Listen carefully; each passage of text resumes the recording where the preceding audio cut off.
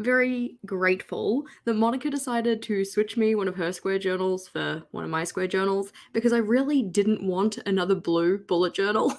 Like, if you've been here for any kind of small amount of time, you'll know that I had this kind of tendency to just be picking up blue notebooks for quite a while. So when it came to my square notebook, I'm like, okay, we need to make sure I don't pick a blue one. But the only two that I had were blue. But thankfully, as said, Monica has switched me. This one is black, and this is going to be my next bullet journal. Now, this design is actually the same as the design I used on my very first Archer and Olive journal, so it's like, oop, little nostalgia kick.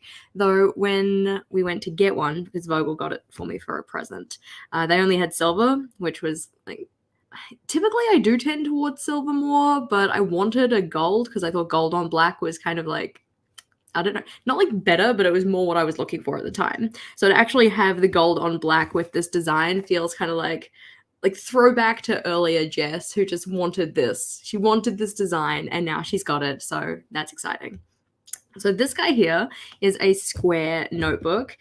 He's a bit wider than an A5. I've actually got an A5 just sitting here, so this is an A5 for comparison, and this is the square. So in terms of dimensions, our A5 is 13 centimeters across for the doc grid. This guy is 18.5 centimeters across. This one is 19 centimeters down for the doc grid. This one is 18.5 centimeters down, which is going to be a little bit tricky because my current notebook, which if we shuffle you guys over a little bit, is a Traveler's. The Traveler's is 19 down, so the same vertically as the A5, but across it's 9.5. And that like weird half has been kind of like a bit of a trip to get used to, but you know, we're getting there. But the fact that I was using the same vertical dimensions in both of these, and now I'm moving to something that has a different vertical dimension, yeah, we'll see how that goes, but I am optimistic. I'm looking forward to experimenting with a new size because that's kind of what this entire process has been about. You know, last year we did the A5, the B6, and the B5, and then this year we're doing obviously the square, the Travelers, and then the A5 to start. So I'm excited to get into it. I'm excited to have a go at it, but I am a little bit apprehensive because of the new dimensions. So as the title suggests, today, yes, we are planning out the new journal. This is the new journal. It will be starting in September, and I'm hoping that it'll last me September, October, November, December, so 4 months. Because it's going to only hold 4 months, though, and I have 160 pages in here, 160 divided by 4. I'm not doing that kind of math in my head because I don't want to embarrass myself. But that's quite a few pages per month. We also have to include the start of journal pages, though. Actually, probably a good idea. We should get out a calculator at some point and do some maths. And I do actually have a new journal page calculator, which I gave away as a freebie last year. We'll probably jump into that and have a look at it. So in terms of my planning process, typically what I like to do is in whatever my current journal is, so in this case it's my Travelers, I make a little new Joe planning page. So new Joe for like new journal. Yeah. So we'll shove this to the side. So you guys are in here with your good maths. I'm just like, absolutely not. I don't want to do that. Like, it's probably really easy, right? Because like 16 is 4 by 4. So 160 would be 4 by 40. Yeah, it's 9 a.m. here in New Zealand. I've only just cracked into my first cola for the day. Also, tink, yeah. So I'm certainly not awake yet, but this is usually how I like to plan out my next journal, though. So as I'm using the journal, I have a space to write down any notes that I have about, my next one. Anything that I'm enjoying, anything that I'm not enjoying so much, anything that I'm kind of like curious about, that kind of thing. And then once I've got my notes kind of sorted to an extent that I kind of know where I want to go with things, I can write out what pages I want and then actually map them out. So I've mapped them out over here, but I actually think I have more page ideas than I have space on this page. Because I also put down here, like I also need my new journal planning page, which I said would be 2 pages possibly. And then a monthly themes page, which will be 2 pages. Yeah, 2 pages makes sense. So 1, 2, so a full spread. Because I was like, 2 pages, that's a lot. But I was thinking spreads. Yeah, again, morning Jess, totally not awake. But so you can see I've already kind of mapped this out. This process of filling this in and doing the brainstorm and stuff is actually coming out tomorrow as a bonus video for our team members in Slow and Steady and Up. So looking forward to that. Hopefully you are, if you are part of our team with a capital T. So what we're actually going to do today, though, is decide on my artistic style, my decorative style, and I appreciate that the people who are here on the live have been putting their votes down in terms of our little decoration style poll. So the options we had were washi and stickers, doodles and lettering, washi and lettering, or all of them. And it seems that team all of them is winning, so that's kind of exciting because a couple of days, I think maybe last week, I put a poll up on my community tab saying, you know, washi and stickers, doodles and lettering, keep it minimal or something else. And the washi option and the doodles and lettering option were neck and neck. Like at the start, washi was kind of overtaking, but then doodles shot up and I'm just like, oh my gosh, I have no idea what I'm doing. So I did, in preparation, pick out some washi tapes though, which I thought might be fun to use in the journal. We'll have a look at that in a bit. But for now, I need to make sure that I have my page order in a way that I actually want it. And although I have started mapping it out here, you can see I already made like an addendum. I decided that that wasn't quite right. So we're going to jump over into Excel because it's just a little bit easier to pull things around. What you can do if you don't want to use like Excel or Sheets or whatever the Google equivalent is, you can just write them on sticky notes and just actually move them around in order and stuff like that. But because I've already gone and typed it up, we're just going to use Excel today. So jumping on into the screen share. Yeah. Hopefully you can see that. Big theories. So in terms of our list of pages that I've got here, these are the ones that I've just taken from my page list over this side. And I just want to make sure that I've got them in the order that actually makes me like pleased in my soul. So this column here, A and B, are just going to describe like the left and right hand sides of a spread. So if we're thinking, left number 1 is the very inside cover of the journal. So that would be like this part here kind of a thing. So that, for instance, is where I'm going to be putting any flip out references because it's the very first like inside cover. So we can drag that one over, looking cute. After that, we have the nameplate page, which I do not think I wrote down. So I'm going to write nameplate. That looks good. And then after the nameplate page, let's see, I'm going to actually shove it into my square journal to make sure. Yep, looking cute. So this first page here is the one where you have the kind of white card on one side and then the dot grid on the other side. So I think that I'm wanting to turn that into a pocket. I haven't actually done that in my journal before. I've done it as part of like an ideas video, but I haven't actually done it for my own journal. So that is going to be the pocket. We'll chuck the pocket there. And that means that the side across from it needs something still because we've turned that first page into a pocket that sticks to the left-hand side. So for that one, I was thinking I was going to put in a key. Now, technically speaking, I don't really need a key. Like I know what my journal is going to look like in terms of the symbols and then the colors and stuff that I like to use. But I also find that if I have an extra page that I want filling up, I can just chuck a key in for page filling purposes. Also, I was thinking that I might want to change up some of my symbols. Not like hugely. I'm not going to like turn a task dot into something different or anything like that. But I found that when I moved into my B5, I did exactly the same thing. I put a key in, even though I kind of know the symbols that I usually use. I just thought that might be good. I might, before we actually set it up, change it to a quote page, but for now, I think that a key is going to be just fine. So, as we said, it's going to be flip out references here, nameplate where it says this book belongs to, then flipping into here, we're going to turn this page into a pocket. So, like, cut the page across and then stick down these two edges on the other side so I can slip things into it. This will be the key or it'll be a quote or something else. Yeah. So And that's what we're going to do. In terms of your question here, isn't the pocket technically the second right page? Yes, but I'm thinking about it more in terms of like finished layout when I'm mapping it out. Hopefully that kind of makes sense. So go back to our beautiful screen that we were sharing because we're making waves here. So we had the pocket and then the key, and then after those two is where I usually would put my future log, and the future log is going to span 2 pages. So what's the button? Is it Control? No. Is it Alt? No. I'm just confusing myself. I've been using my calendar a lot recently, and I'm trying to remember what the keyboard shortcuts are for doing things, and I'm getting myself confused. Let's see. So there we go. Just put that in so it stops ant-lining at me.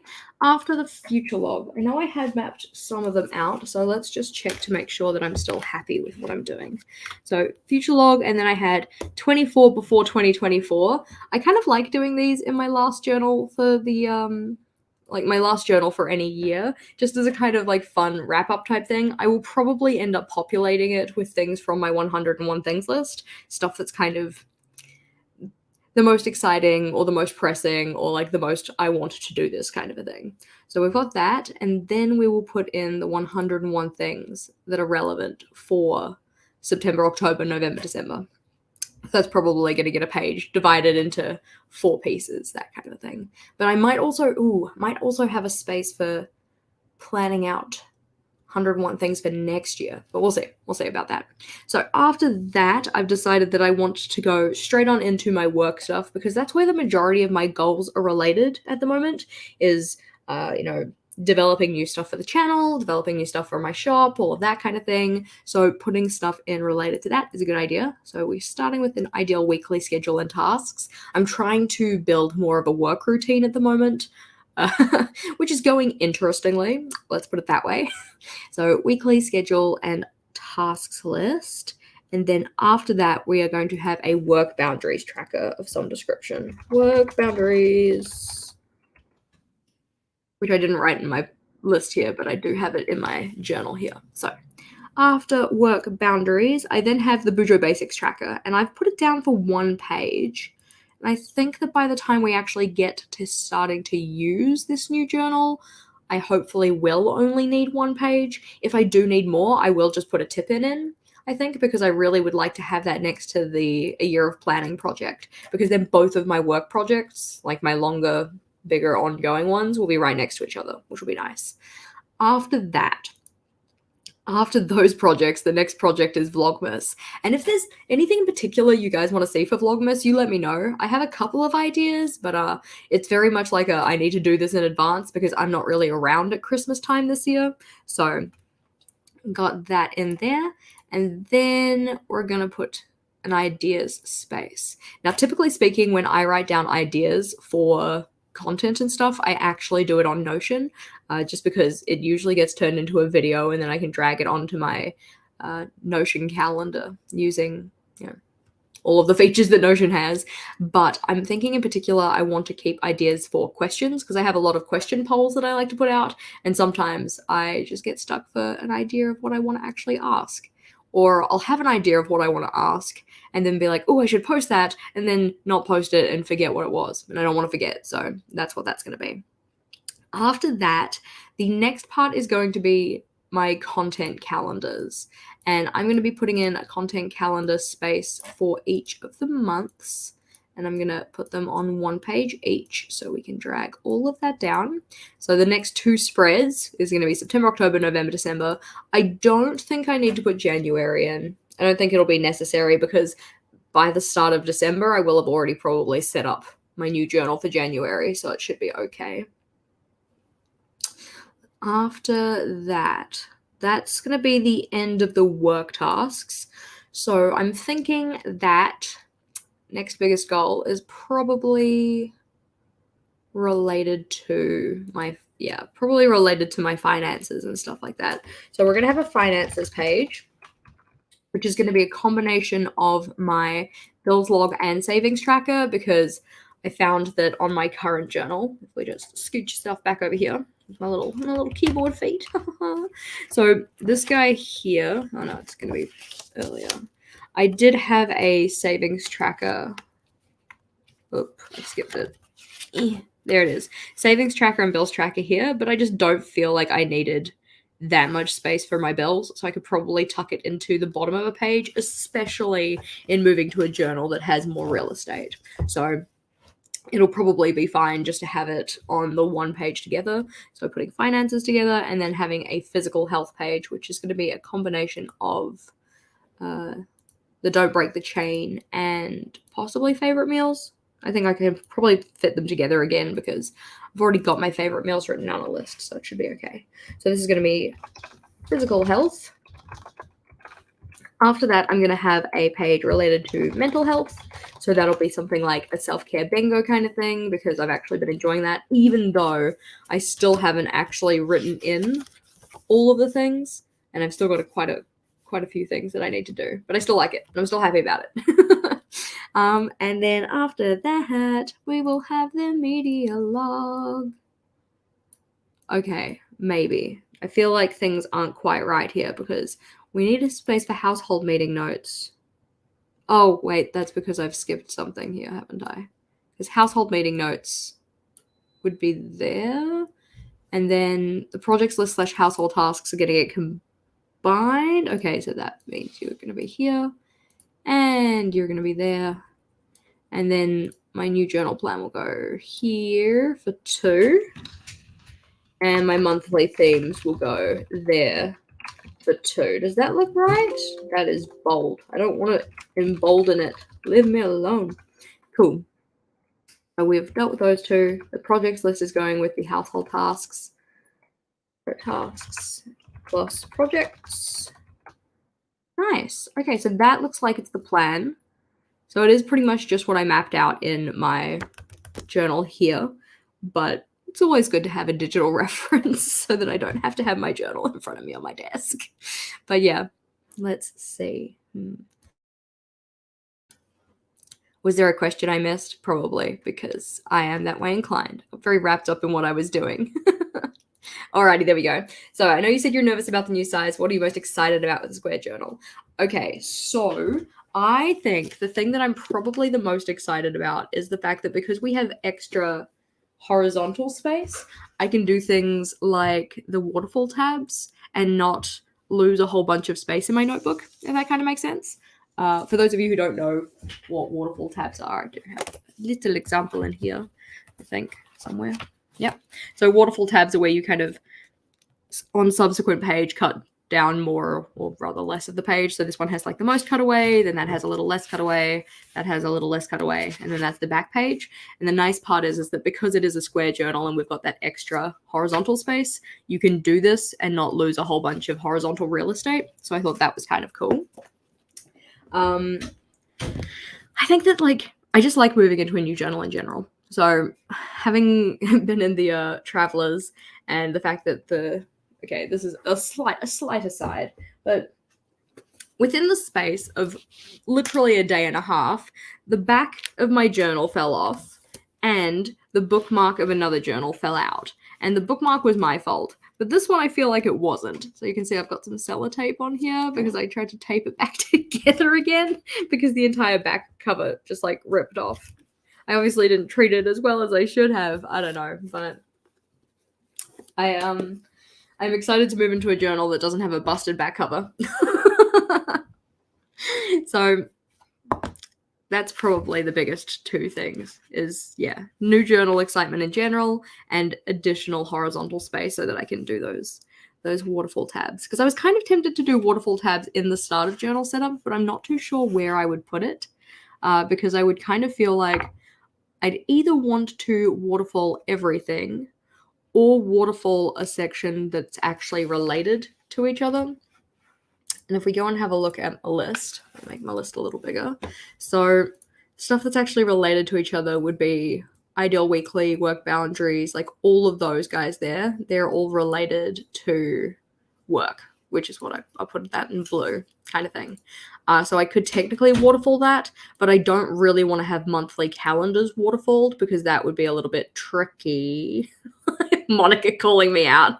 I've seen how you flatten your pages. I'm like, yeah, okay, I'm a little aggressive. I'm not gonna lie.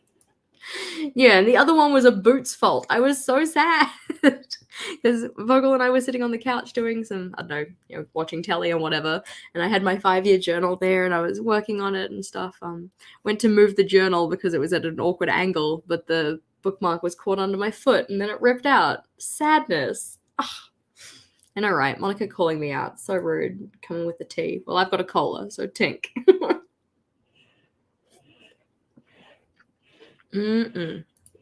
But yeah, so in terms of the waterfall tabs at the front, I don't know if I necessarily could because I would either want it to be like a whole bunch of related pages together, of which I only have like these two are separate goals, so they're not really related. These two are related, but they're right next to each other and they're one spread, so that doesn't really count. These ones I wouldn't waterfall because I don't want them to be as decorated, mainly because the Nujo plan is very much about planning my next journal, and the monthly themes get decorated themselves by having like the colors and stuff associated with monthly themes. So we will see. I might be able to do the waterfall tabs at some point, but as promised, all right, I'm going to show you the washi tape that I picked out because I thought that it might be fun to use on our setup. There we go. We're going to end our little poll. It seems that you guys are keen for all of the things. So the washi tapes that I thought I might use were the ones called the Fairy Nest kind of collection.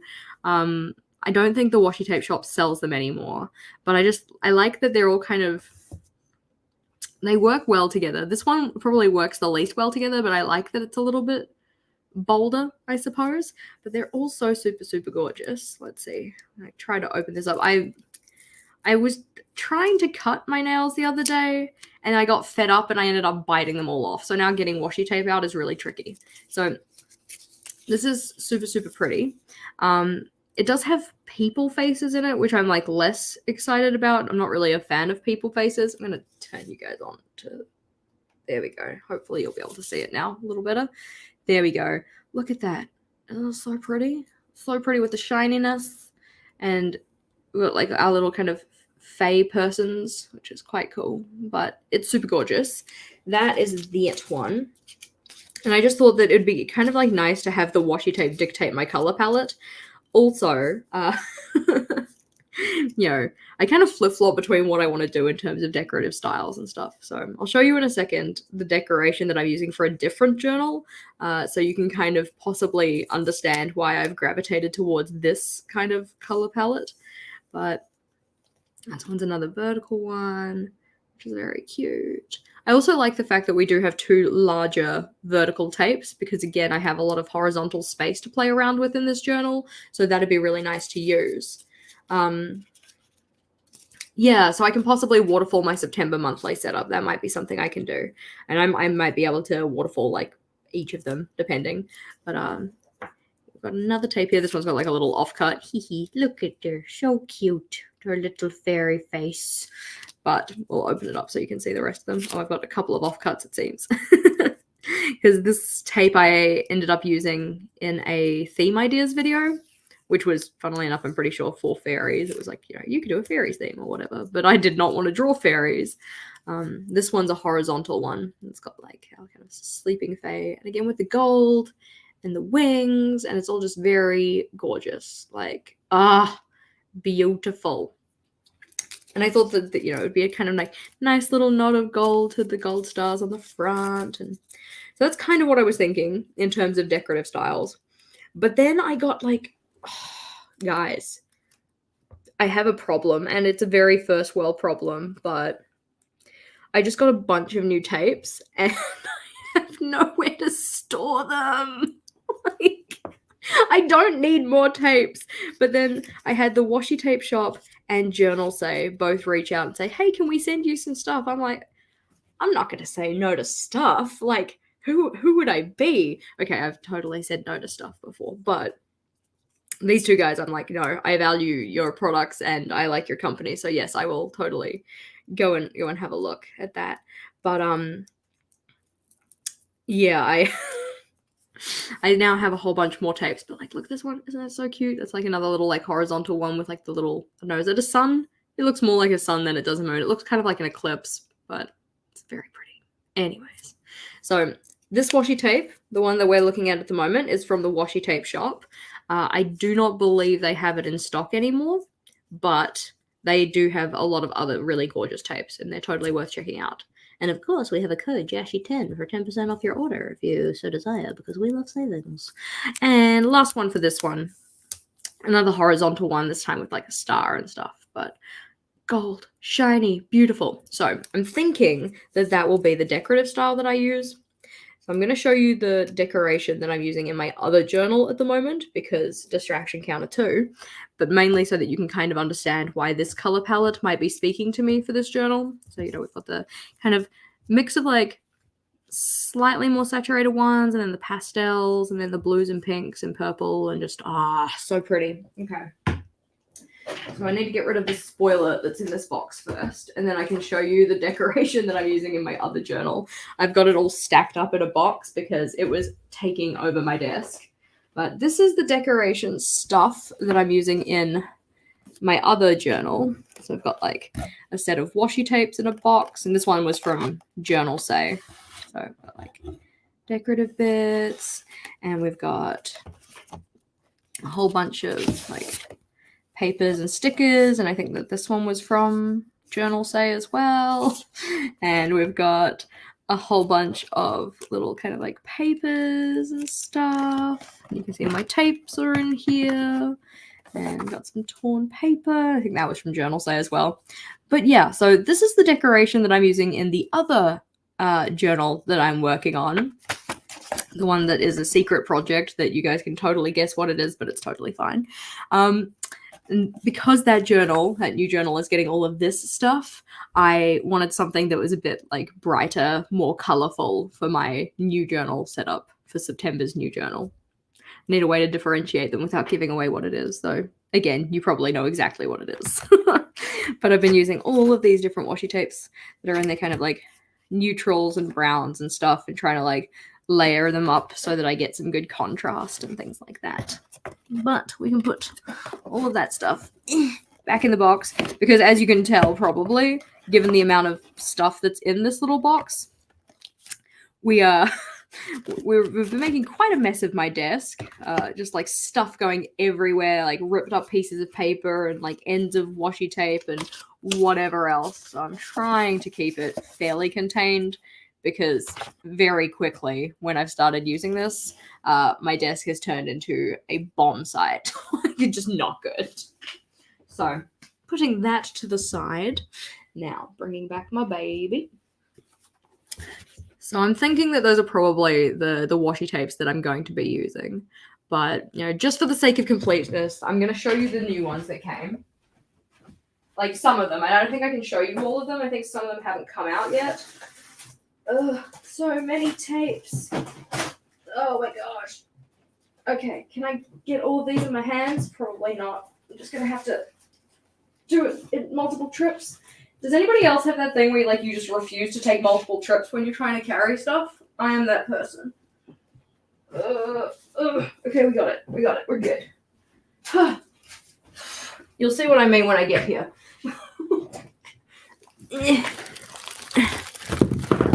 I'm sorry, that was probably noisy. Okay. So these are the ones from the washi tape shop that they sent me. So I've got like a little collection of them over here, which has a whole bunch of loveliness. And then these are the ones that I got from Journal Say. And I didn't realize there were quite as many. I've just shoved them all in this bag because I wanted to keep them separate. But they're all PET, and they're all kind of like drawn elements. And I was thinking that it might be nice if I can kind of work it to combine some of these guys with the tapes that we have, the fairy's nest ones.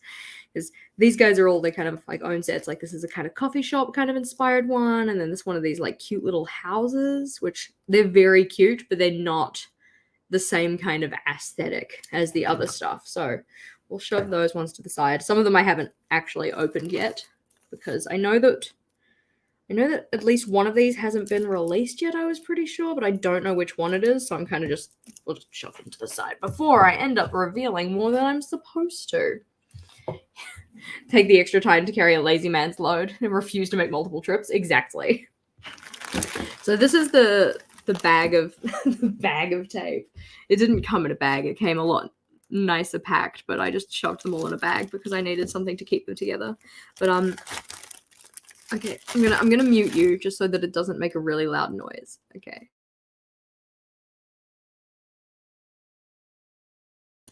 There we go. There we go. So these are the ones that Journal Say have sent me. And I was thinking that possibly I could try and do a little combination, but it might be too different in style for me to make my piece with. But they have some really cute ones. And we'll see if we can open up a couple, just for the sake of having a look. And then we will get into actually sketching my journal out. But you can see that it's got like a whole bunch of different parts and pieces that you could cut out individually and kind of use like stickers. I like the broken chessboards. I think that they just look really quite cool. Because this one almost looks geometric, but it's kind of like a half geometric-esque, half watercolor kind of thing, which is quite interesting. That one's not quite the color palette that we're going for, so I very much know that it's not going to be that one. We're not even going to bother looking at the ones that really aren't part of the color palette. Like this one's kind of reds and blacks and stuff, and it's gorgeous, but it's not the vibe we're looking for. This one's kind of cute. I haven't opened this one, so again, the struggles. Why did I bite my nails off? Because I make poor choices. That's why. I'm not really a nail biter, to be honest. I don't typically bite my nails. I just got fed up with them yesterday and was like, you know what, stuff it. I couldn't be bothered trying to shape you properly. I'm just going to bite you off entirely. And now they're all like small and sad. Anyways, let's not look at my creepy nails. So this one is kind of like bird cages, flowers, timepiece bits. It's very cute. The reason that I got these is because I thought that they would make for very good themes individually. Because this has 1, 2, 3, 4, 5 larger pieces, kind of a thing that are repeated elements. So I'm glad that you guys can relate to your washi tape hoarding kind of thing, because I need to use more of them. But do you guys get like the sticker anxiety? Like you get a sticker and you think the sticker is excellent. You're like, oh, cool. I'm going to use this on something. But then you're like, what if I use it?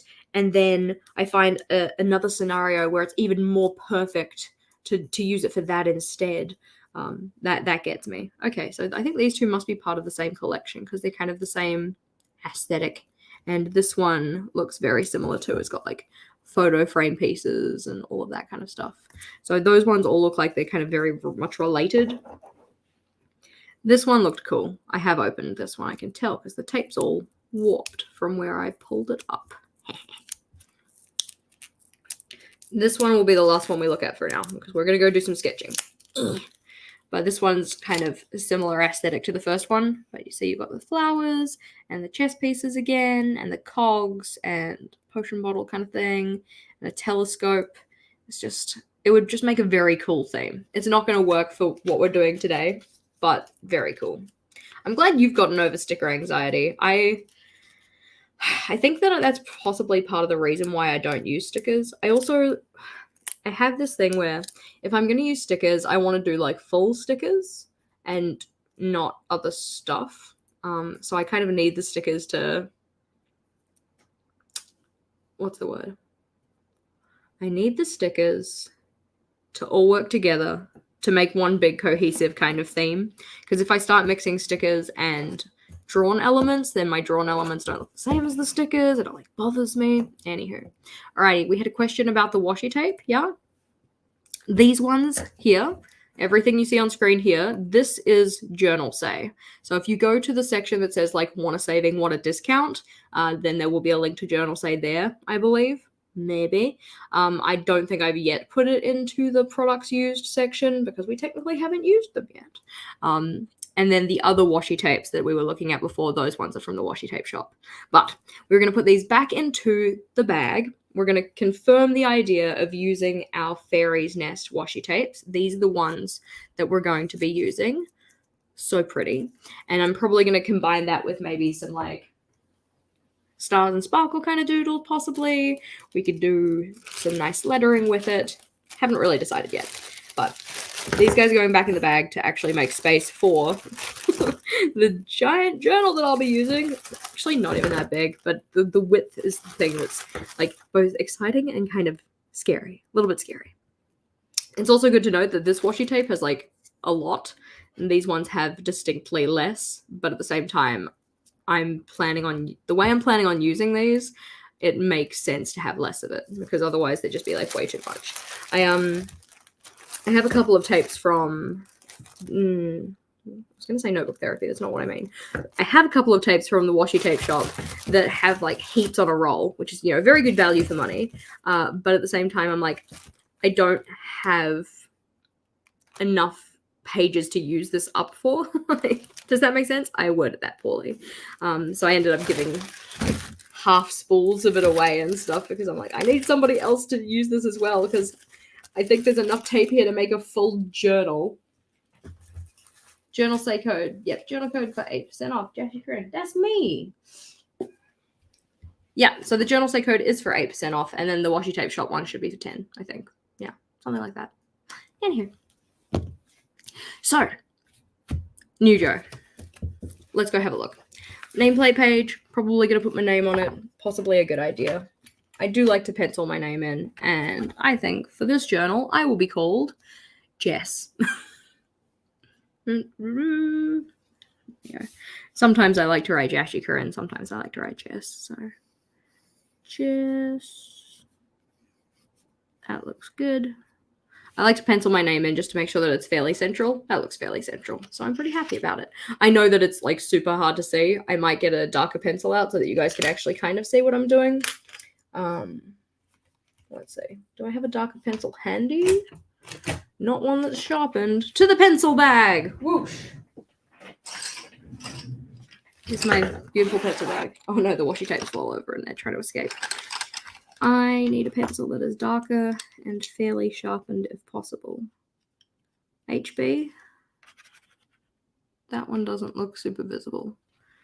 6B is going to be very dark. So 2B. Yeah, we'll do 2B. That'll possibly be better. I'm pressing quite lightly here because I don't really want to mark up my page. There we go. Get rid of those. Just because it's a little bit more fun if you can actually see what we're doing. There we go. Better. And I probably won't decorate the inside cover. Usually don't like to do that. We can fit the journal in. There we go. I thought the back cover on this was broken for a second because I was looking at it in the screen. I'm like, oh my god, that is the elastic closure. It is fine. We'll put that at the back so I don't get worried again. So as said, we are going to turn this first page into a pocket. I'm not going to separate the page because I don't need to, because I'm going to cut across and turn it into a pocket. We might draw out a cut line, and I think I want it to be slightly higher than half. So if half is 18.5 divided by 2, whatever that is, well, it's usually 9.5 for... Is this the pencil I'm using? Oh my gosh, it needs sharpening. We're going to put it here. That looks like a good line for our cutting. And the nice part is that by drawing the pencil on this side of the page, it doesn't actually matter because this side is going to get stuck to that side. So that'll be nice and easy. So we're going to cut across there. We're going to remove the top of the page, and then we're going to stick this side to this piece of paper here. And that'll make us a pocket, and we can put things into the pocket. I mean, technically speaking, we are supposed to break our journals in before we start using them. Probably should have done that. You guys know how to break in a journal, don't you? Like how to prepare your journal for use. Just in case you don't, right? So the general idea with how to prepare a journal for use is that you're supposed to put the journal on its spine, flat like this, and then put the front cover to one side and the back cover to the other. And just kind of gently run your finger along either side here. And then you take a couple of pages on either side and put them down. Just a few. Doesn't need to be a lot. And you do the same thing again. Just like run your finger along the spine. Just a little bit. Doesn't need to be a lot. If you do too many pages at once, it's not really going to work the way you want it to.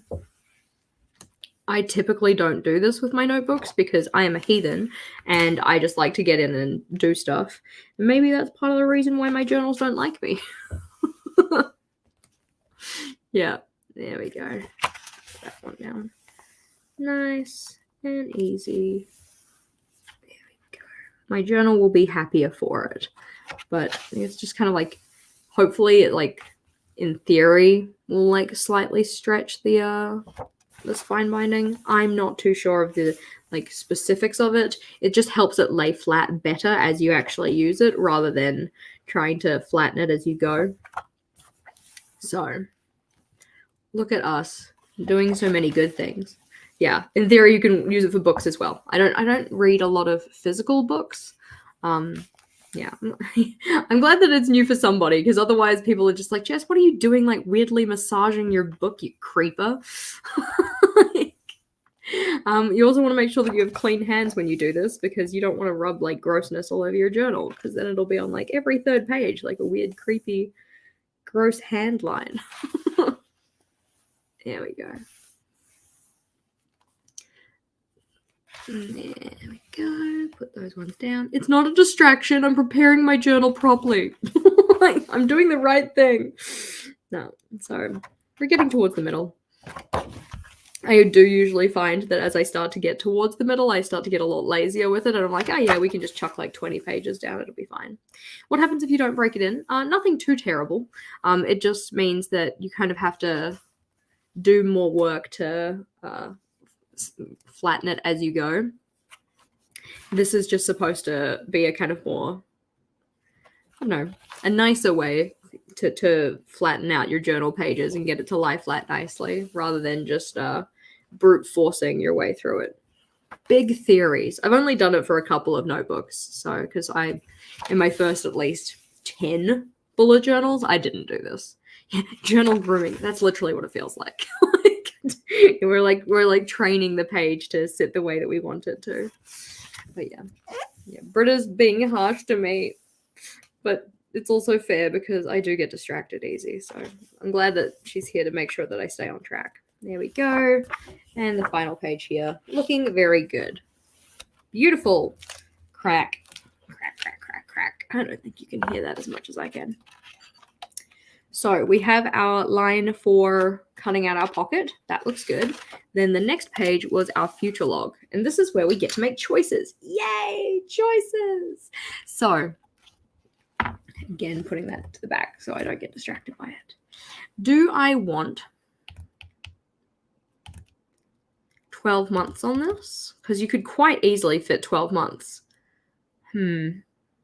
I don't know my grid spacing. Okay, we're going to need to go figure out grid spacing first, and then we're going to have to do this. So let's go get my grid spacing calculator. Grid spacing calculator, yeah. Aw, it's gone. Where is it? It's okay, I just put it in a new folder. There you go, products and grid spacing calculator. While that opens up, okay. So we'll share it with you so you can see what we're doing. Cool. So this is my grid spacing calculator. And this is a product that I sell in my shop actually. So if you wanted one, you can totally grab one if you would like to.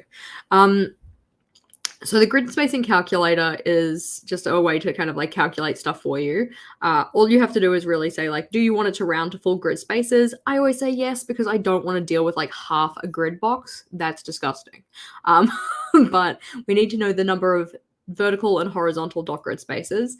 Nicely enough, we're going to be doing the same for both because this is an 18.5 across by 18.5 across.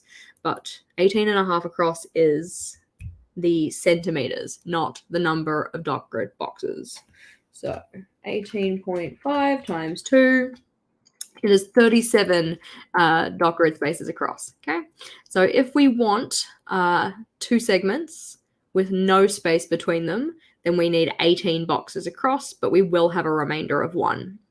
So just in case you're looking at that and you're like, Jess, what the heck are you talking about? I'll get out a piece of paper and explain it to you. Okay, so what that tells us is that in splitting our journal, like if this is a square, yeah? It's beautiful. This is the best square ever. If you want to split this in half, yeah, there we go. You don't actually have to cut it, but if you want to divide your page into half, you're going to need to have 18 dot grid spaces and 18. But if you don't want a gap in between two, you will have one space left over. Okay? If we go back to our little calculator though, what you can do instead is that, alrighty, let's just say I don't actually want it to be one remainder. If I put one dot grid space between them, now I have no remainder, right? So there's no remainder between, like if you split it into two things of 18 and one remainder. Same idea with thirds, but if I do this, it's going to change it so that then I have 11 because it's not going to be enough to put one between them. Okay. Hopefully it kind of makes sense. It's got like actual instructions on how to fill it in and what things actually mean, but the general gist is that I want to be able to split my page in such a way that I don't have any remainder, so I just need to play around with the numbers in here to find a combination that actually works, kind of a thing. So if I want to split it into thirds, like 3 segments, I can either have no space between them, but I will have a 1 box remainder. If I have 2 spaces between them, then I will have a 2 space remainder. If I have 3 spaces between them, I will have a 7 space remainder. Like, that's just not ideal. A third in a square journal is looking like a rough time. Alrighty. Let's have a think. I guess it very much depends on what I might actually want to do in terms of my future log, because there's a lot of different ways you can set it up, eh? Like, I was kind of thinking I'd do like 1, 2, 3, 4, 5, 6, 7, 8, 9, 10, 11, 12. But now I'm thinking I might do something different. Drink break. Tink.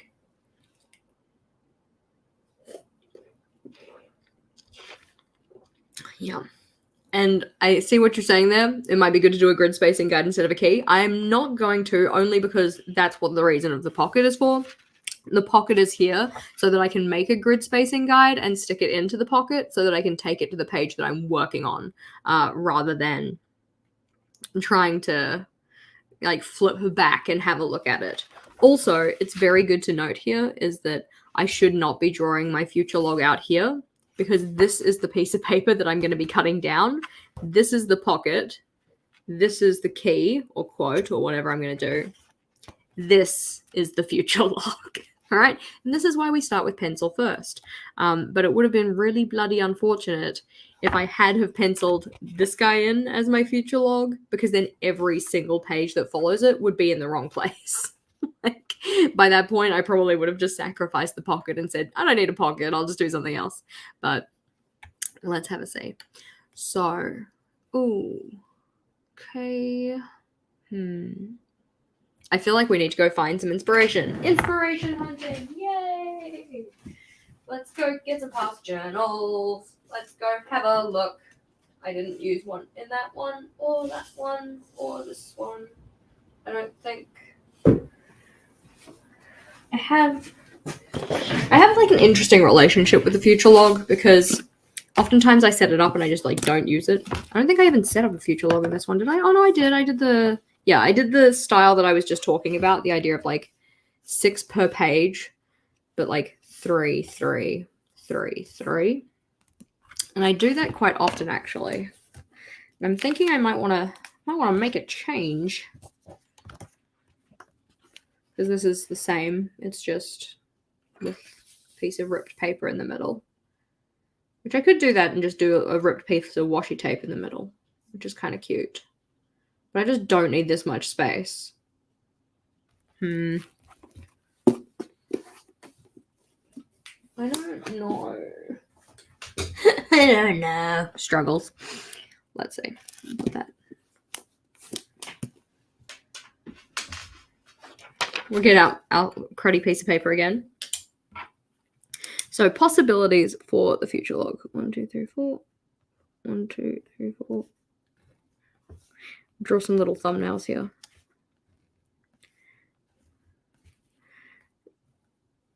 And I'd be curious to hear about what style of future log you guys use, or if you use one at all. Like, do you actually use a future log?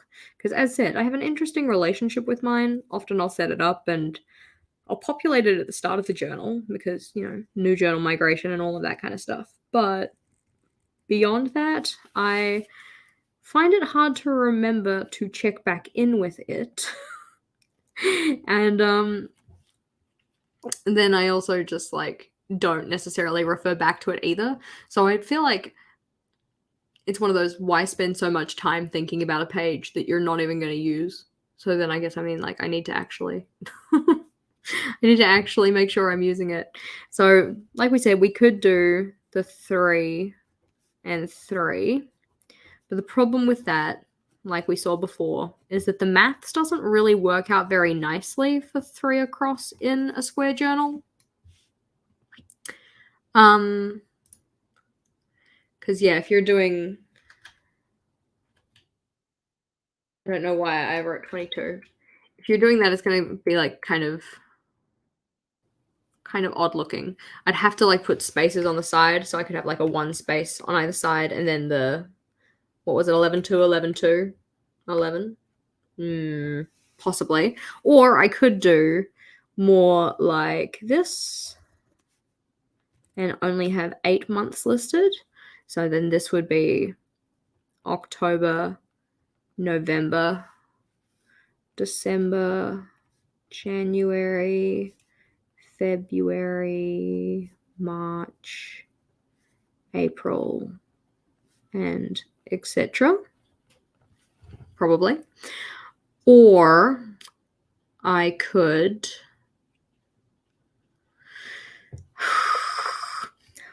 we could make it more of like a 1 2 3. There's supposed to be 4 here. It's just I poorly planned it. 1 2 3 4. 1 2 3 4. 1 2 3 4.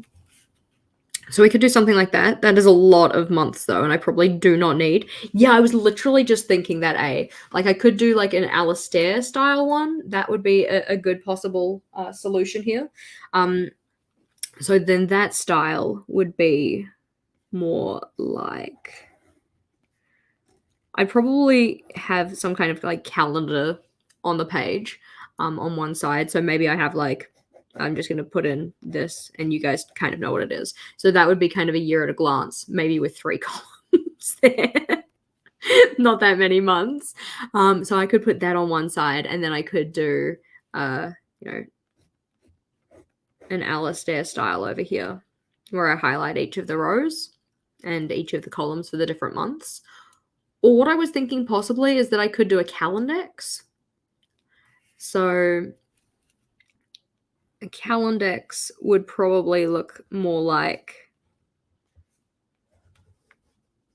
columns for each of the days, like 1 2 31, and then the October, November, December, January, February, March, April, or whatever would go to on that side.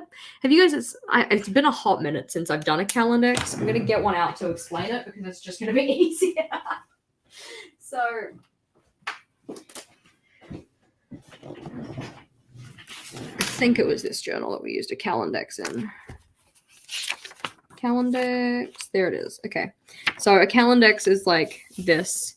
You have, just hide this space for a second.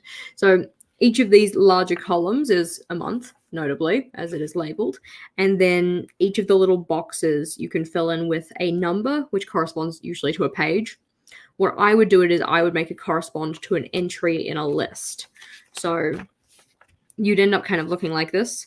So what these boxes each mean is that there's something written on page 5 that's related to January 1st. So I'd go over to page 5, which is here, and be like, oh, January 1st is New Year's Day, kind of a thing.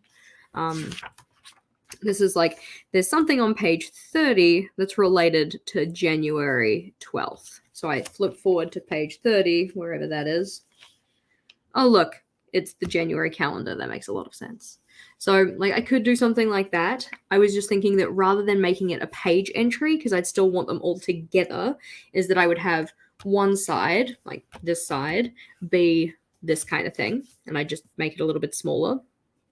And then the other side would be just a running list of all of the different events that I have. Like, it's an interesting change up. Like, it might be a little bit interesting. Also, what I've done in this, as you can probably tell, is that they are color coded. So anything purple is a social event. Anything in green, like that kind of, I don't know, grassy green kind of color, is a birthday, I think. Anything in blue is a work thing. Anything in orange is usually goals related, I think. Something like that. Shrug. But I can also use symbols on here for different things as well. So on this one, a little green dot was school holidays. A little $ here was a like payday kind of thing. So I could also put like the bin schedule in here, which would be kind of cool. I could also make note of upload days. I'm kind of selling myself on this idea. Like, yeah, so I could use it with my dot pens and stuff, which would be kind of cool. Like, I could use dot pens on that as well. So if I was to do that, then I would just need to figure out how many months I actually want to put in here, because I don't really need September, because the journal starts in September, which means I need October. And if I'm going to do October, November, December, January, February. So I've already got an event for next September is the hard thing. And I wouldn't really necessarily want to have like columns all the way up to September for this. How much space do I need per column? I think I only need like, it's literally in your hand. So that, and then 1, 2, 3, 4, 5. 1, 2, 3, 4, 5. 1, 2, 3, 4, 5. 1, 2, 3, 4, 5. 1, 2, 3, 4, 5. 1, 2, 3, 4, 5. 1, 2, 3, 4, 5. Cool. Okay. So that would give me 1, 2, 3, 4, 5, 6, 7. Makes sense. 7 months that I could do. So October, November, December, January, February, March, April. And I think I would want it to keep this page for the events. That is a lot of space for events, though. How many events do I even need? Like, where is my current journal? Okay, so in my current journal, what do we actually got in terms of number of events in here? I don't even have like a full column of events. So I could make it so that I continue this on to the next page. 1, 2, 3, 4, 5. 1, 2, 3, 4, 5. 1, 2, 3, 4, 5. And then I could do possibly 2 columns of events, just for like the safety of having a little bit of extra space. But that means I'd have October, November, December, January, February, March, April, May, June, July, August. I really want to put September in. September. And then I'd have 1 column of events, because there's no way that you could fit more than that. That might be something I could do. And then I could actually refer to it as a calendex and then have the list of just current events here. I do want to have a full page spread, only because if I, just to pop the question up, if I don't have a full page spread here, I need to find something else to do with the other page, which either means decoration, which I honestly CBF, or it means bringing another layout forward. But if I bring another layout forward, it needs to be a standalone, or it needs to be something that is in a collection of like 3 related things. Yeah. So if this was, say, the future log page, then typically after a future log, I like to move into goal setting stuff. So then this would have to be a goals page, but then I'd also want both of these to be goals pages. Because if only this one was goals, I would rather have these 2 pages be next to each other. Does that kind of make sense? Yeah. Why don't you use a ruler for measurement? Because I'm a fickle biscuit, and sometimes I like to do things the hard way. Is really the only reason for that. Tink. So, we could do this. This would be kind of cool. And then we'd just have a section up the side here that lists out what the actual events are. And I could also use symbols to represent things that are like repeated happenings, if that makes sense. So like every date that we have like Boudreaux Wednesday, I could go and put like a little Boudreaux Wednesday dot. Every date that is a payday, not that I have a regular payday, but Vogel does, I could like chuck that in as a little icon, which would be kind of fun. It's not a future log that I've tried in a while, which I also like. A lot of the time when I do a new journal setup, I try new things to kind of get myself like re-excited about my journaling. But I also don't want to make it like too hard on myself. But I also really like the idea. Because 31 is going to be 15 and a half. That's going to go to here. And then I will have the future log header at the top. And we're going to put some washi somewhere, and the washi's probably going to go along the top as well. Because then the numbers 1, 2, 3, yada, yada, yada would go down the side. And I'd probably want them on the other side as well, just so that then I've got the reference there. 15 and a half. 1, 2, 3, etc. Yeah, it's just a bit of fun to try something new, and I kind of just need it, especially like to kind of get me re-excited about, moving into a new journal. Like I like to kind of feed the excitement, because I just get general new journal excitement, but then trying new things also makes that like more, it like amps it up. Yeah. If you guys have read I think it's called The Power of Moments, I really want to reread it. It was a really good book, but it's very much that idea. Yeah, so I have like 6 spaces along the top here to do decoration, and that could be like putting in some washi and then a header, or it could be just the header or something. I'll probably put washi tape in because I want to put washi tape on every single page. And I need to make sure I pick out some pens that make sense for this, but that is not a current me problem. That is a future me problem. So this is a strong contender for my future log.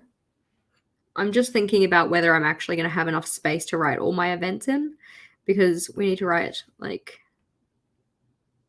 the numbered list. If I take it the whole way up, then I'll have 18 and a half spaces to put events in. I'm wondering, do I actually need 5 across if I'm only giving myself this much space? And then I'm also wondering, if I run out of space here, do I then just like end up adding a tip in so I can add more stuff? Because I am not going to be wanting to write on a tip in if it flips out of my journal.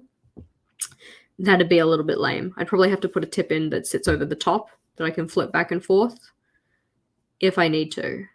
Because yeah, if it flips over the side, I'm not going to write on it because it's going to like hang off the edge of the journal. It's like a small cliff here, but yeah.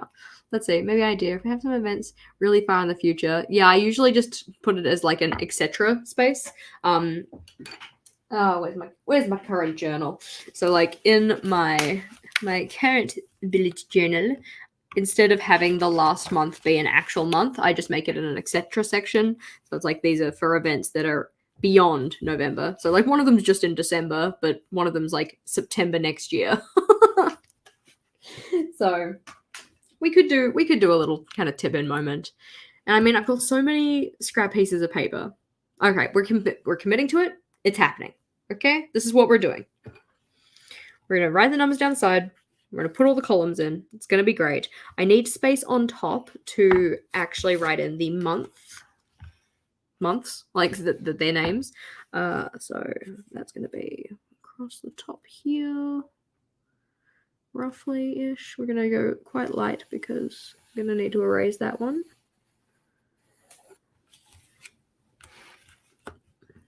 And part of me is going to want to do every second line highlighted for this, but that's also going to distract from any colors that I'm using to put in my events.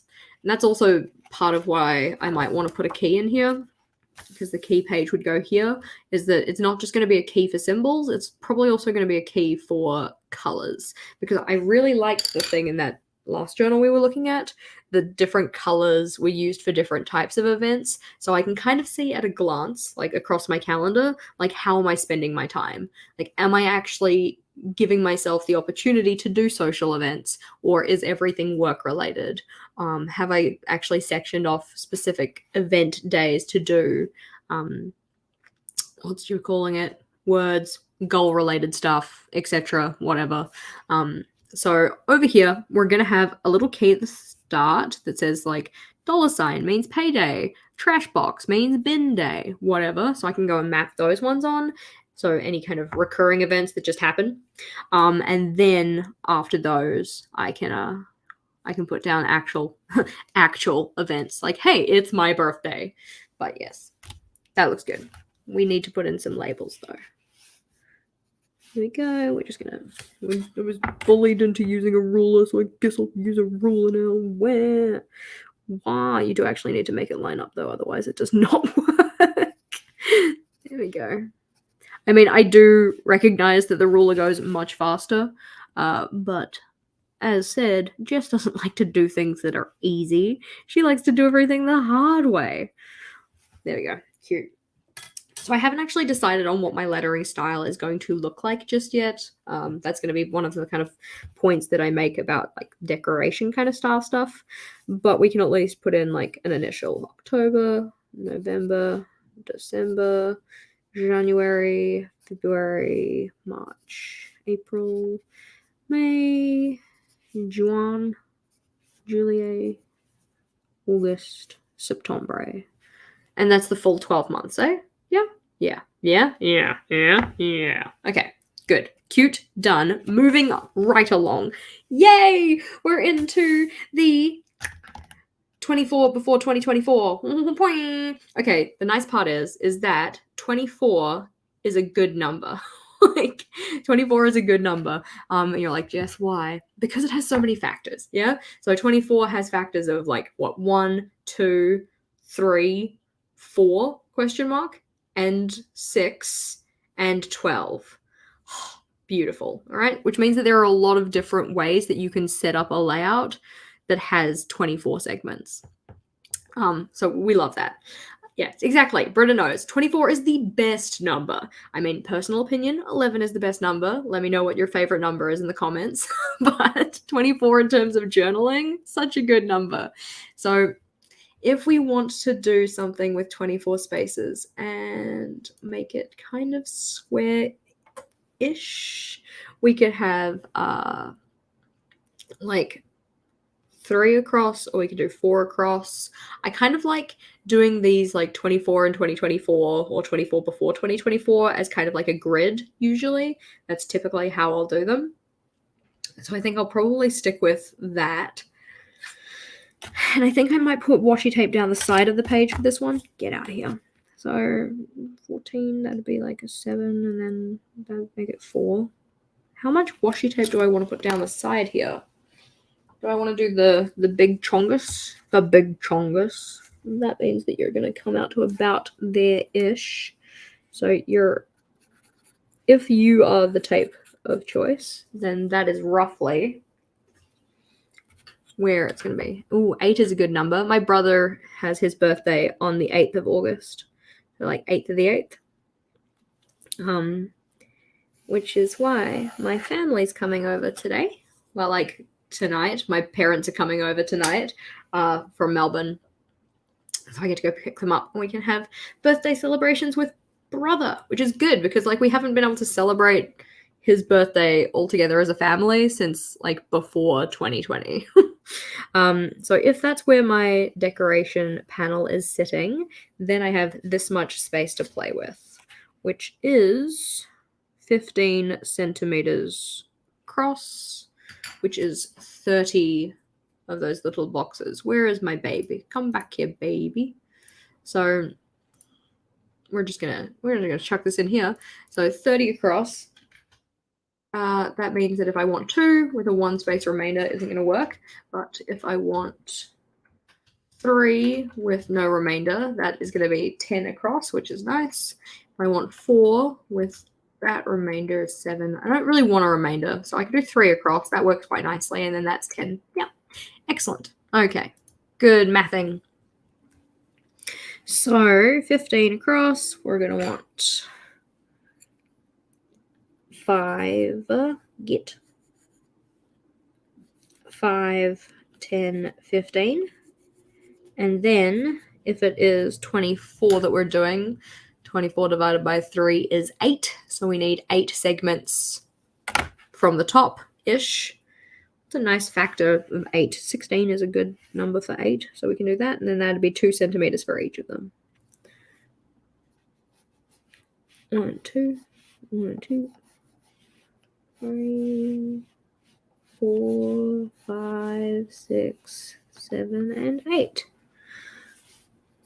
All right, so hopefully you can kind of see where the grid is going to be. We've got the 8 rows and then 3 columns, and then in each of those I can write a task to do for a before the end of the year type thing. I'm thinking that is going to look pretty good, and then that gives me a nice little chunk of space at the top to give like the header for the page, like 24 before 2024, that kind of thing. Yeah, 24 is cool because it can be divided by 12, which is your lucky number. Nice. There we go. That looks good. All right. So that's going to be that grid. A lot of the time when I'm sketching out my journal, because you can kind of see we just have like the little horizontal ones here and then kind of little cross marks along here. I don't often draw out a full grid in pencil, mainly because I don't need to. And then it's also like a lot of erasing, which is not the business.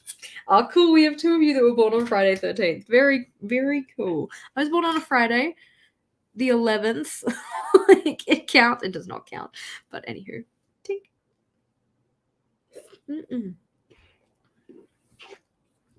So, after this, we are then into the 101 things. And for my 101 things, I want to have spaces to map out what I'm going to be doing for each of the months. That includes September, though. So September, October, November, December. It's also a place to just record what I achieve in each of those. And then I want a space to map out potential 101 things for next year as kind of a list of stuff to get done. So I'm thinking I either want it to be like, okay, what I actually think I possibly wanted to do would be like 4 on this side and then 1 running list on this side, so that then I'd have all of the different spaces for each of the different things I'm doing. Yeah, so the 4 would be for the months and then the 1 would be for the running list. But I'm possibly thinking like I could make it divided into 6 and then just combine 2 of them. So then I get a little bit more space for each of the months to kind of hopefully incentivize me to do a little bit more on my 101 things list. So if that was the case, I'd kind of want it to come up to roughly the same space, but 16 isn't a great number for this, unless I'm dividing it into multiple sections, which I might do. So if that's like 5 and then break, and then 5 and then break, and then 5. So I could do it like that, and then come across, not the whole way. I feel like I want to have more tape on this page, and I might, I guess that's the problem is, like, do I do the same tape or do I do different tapes? Like, do I want to do the kind of reddish one down the side here and then the purplish one down the side here?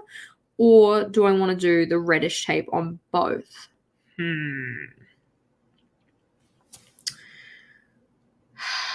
Choices. What do you guys reckon? Do you reckon I do the same for both, or do you reckon that I change it up? Because I kind of want to, if I do the same for both, I just worry that it makes the pages look like they're a continuation of the same thing. Whereas if I do different ones, then they do stand apart as their own separate things. I think as far as the palette goes as well, this one is certainly the odd one out. Though I do like that he's the odd one out. Bruce like, give me a pole. So it would be kind of like that down this side, and then this one down this side. Alrighty. Okay. I'll make you a poll because you asked so nicely. So the poll options are: do we use the same tape both sides, or do we use different tape on either side? Okay. And I'm just gonna put the question as tape because I'm typing with my left hand and it's awkward. So vote in the poll. Let me know your thoughts. If you are here on the replay, you guys get to find out what it is that we chose, and you can yell at us in the comments to say we picked either the correct or the incorrect one. Okay. Was it nicely? Was it? I don't know. I like to assume that everybody asks their questions with love, like even if their questions are odd. Actually, talking about questions, while you do that, we did have some questions through our Q&A poll on Insta. So I'm going to go and jump into that and have a look at them. Alrighty, our first question was, "Hi Jess, how are you? I am okay. I'm actually quite hungry. I probably should have eaten before I started the stream, but I didn't, so that's a future me problem. But otherwise, I'm feeling pretty good. I'm excited about my parents coming over. I'm excited about spending time with the fam this week. I'm also feeling good about like the fact that we're making progress on the bullet journal basics series. That feels good. So hopefully you guys have been enjoying that. So secondary question. Alrighty. Have you used your Cricut at all yet? First of all, rude, calling me out much. Nah. Second of all, yeah, I mean, I used it to make labels for my pantry containers and stuff. But since like first having used it, like last year, I have not used it again, and that's because it's sitting in a corner that doesn't have a it's sitting in a corner that doesn't have a PowerPoint, like an outlet, which means that it's kind of like, oh, okay, I'm sorry. I just saw the two of them together and I think they look really cool. Don't you guys think that they look cool? Like, especially if we put the faces in roughly the same places. They look like they're cousins. And I kind of love that. Okay, but yeah, I do need to use more of my Cricut. I also used it to make some paper pieces for quilting. My mom came over and we designed a pattern together and like designed the pieces for it and stuff, and used my Cricut to cut it out. So that was good. That's gonna look so flicking cool. I think you guys are on the same page as me. It's the idea of doing different ones, right?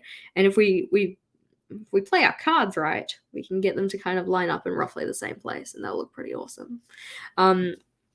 I would like to use my Cricut more. I'm kind of tempted to, oi, excuse me, rude. I'm kind of tempted to try making some stickers, but I need to get a better printer because my printer sucks. It's a piece of shit. Anyways, so I really need to address that first before I start attempting to make stickers. And these would not be stickers to sell, so do not get excited.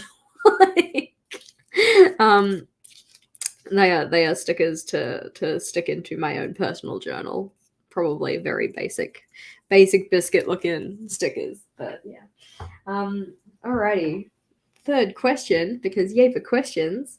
We had alrighty. Okay, this is actually quite a good question. So this one comes from Meg. And do you think you'd spend as much time bullet journaling if you didn't have a YouTube following? I like that question because before the stream, I was kind of having a look at the questions that came in, and that one stood out to me as like oh, I don't actually know. Obviously a lot of the journaling that I do is for the channel. So that would be things like making different layout ideas and stuff to share. Also just like, doing my own journal and that kind of thing. But I think that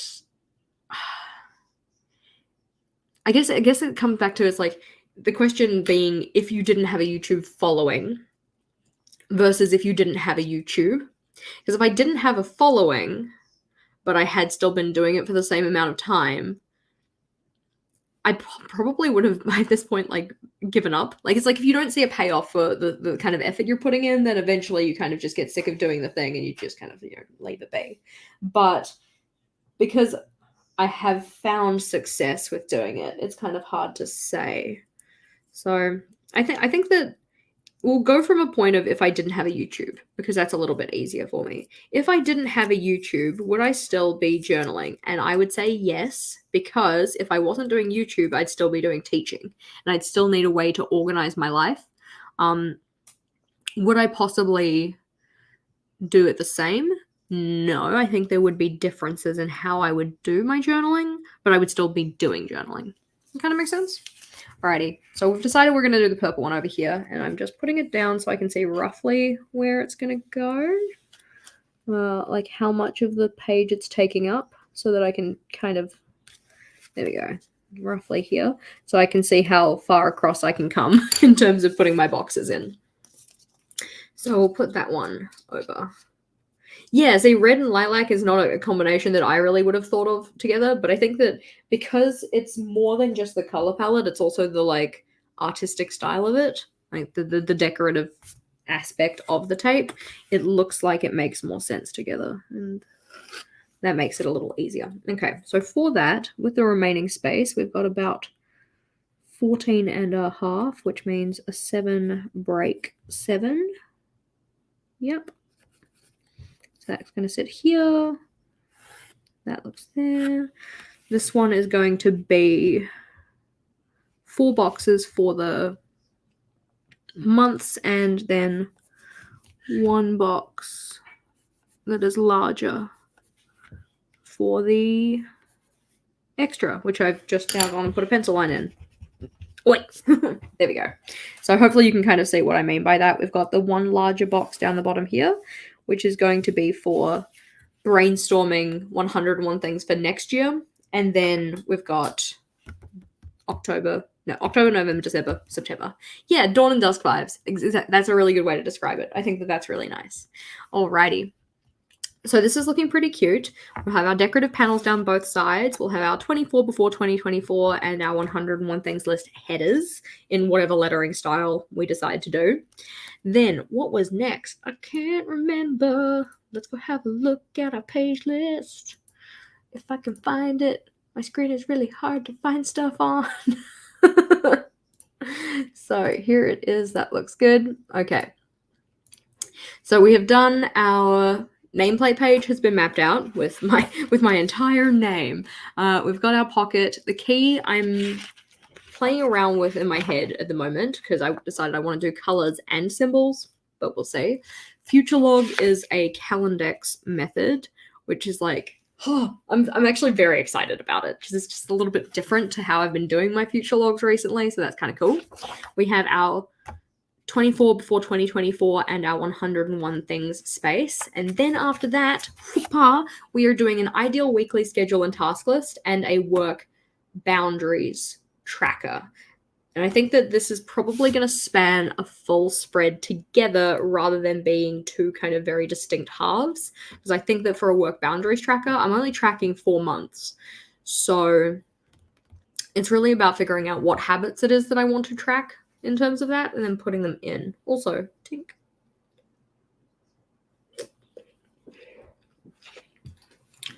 So, ideal weekly schedule and tasks. I also need to be mindful of how much space I'm leaving at the top of each of these because I would like it to be roughly the same. 1, 2.5, 1, 2.5, 1, 2.5. If I write the header in very small. Okay, that's good to know. Because leaving consistent amount of space is something that is important to me. Okay, so if this is 1, 2.5, okay, whatever I'm using is going to start here. 1, 2.5. You can start there. Ideal weekly schedule and tasks. So this is very much about mapping tasks to blocks of time. I think my idea for this layout was that I was going to have a number ladder down the side that says, like, you know, from, I was going to say 6 for some reason. I'm like, I ain't getting up at 6, but we'll put it in because sleep is important. So from 6 a.m. to like 11 p.m. possibly, and then map out kind of chunks of time and roughly what I would use them for on a typical week. Yeah. So if we go with that, how much space do I have down the side here? I've got 16. I must have done something wrong. No. I'm okay. Oh my gosh. Okay. I have 16 centimeters down the side here. So if that's like 6, 7, 8, 9, 10, 11, 12. 1, 2, 3, 4, 5, 6, 7, 8, 9, 10. Okay, 6 to 10 or 7 to 11. 7-11 sounds way better. So we're going to start at 7 a.m. at the top. And then we'll do 8, 9, 10, 11, 12, 1, 2, 3, 4, 5, 6, 7, 8, 9, 10, 11. That looks much better. 6 a.m. Ridiculous.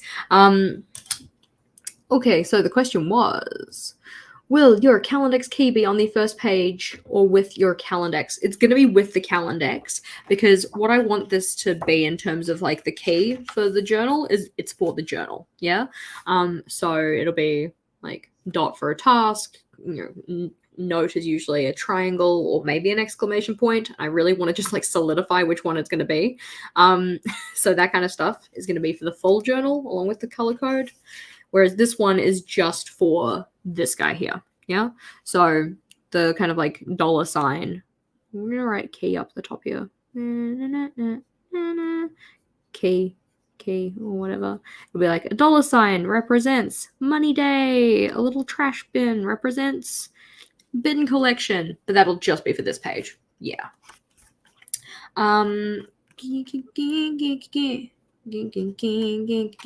Okay.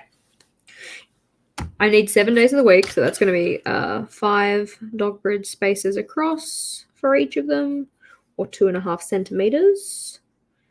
So that one goes there, that one goes there, goes there. Nope, that's lies. Lies, slander, salamander. That looks better. We need to erase that secondary line, otherwise we will confuse ourselves. So it's going to be like a regular kind of vertical timed calendar, where we have the times down the side in that very faint pencil, which you can kind of see. And sorry, I got my pencil in my mouth. Pick this up so hopefully you can see. Each of those numbers is between the dot grid. Yeah, it's not in the dot grid box, it's between the actual dots. And that's because I want that row of dots to represent that time. Yeah, so by writing it in there, it's just going to make it a little bit easier for me. And then what I can do is actually map out what I want an ideal week to look like, so that I have kind of blocks of time dedicated to certain things. For instance, I have decided, yes, I have very formally decided that I want Wednesdays to be my filming day because Vogel's not here. That's literally the reason. Vogel actually works in the office on a Wednesday.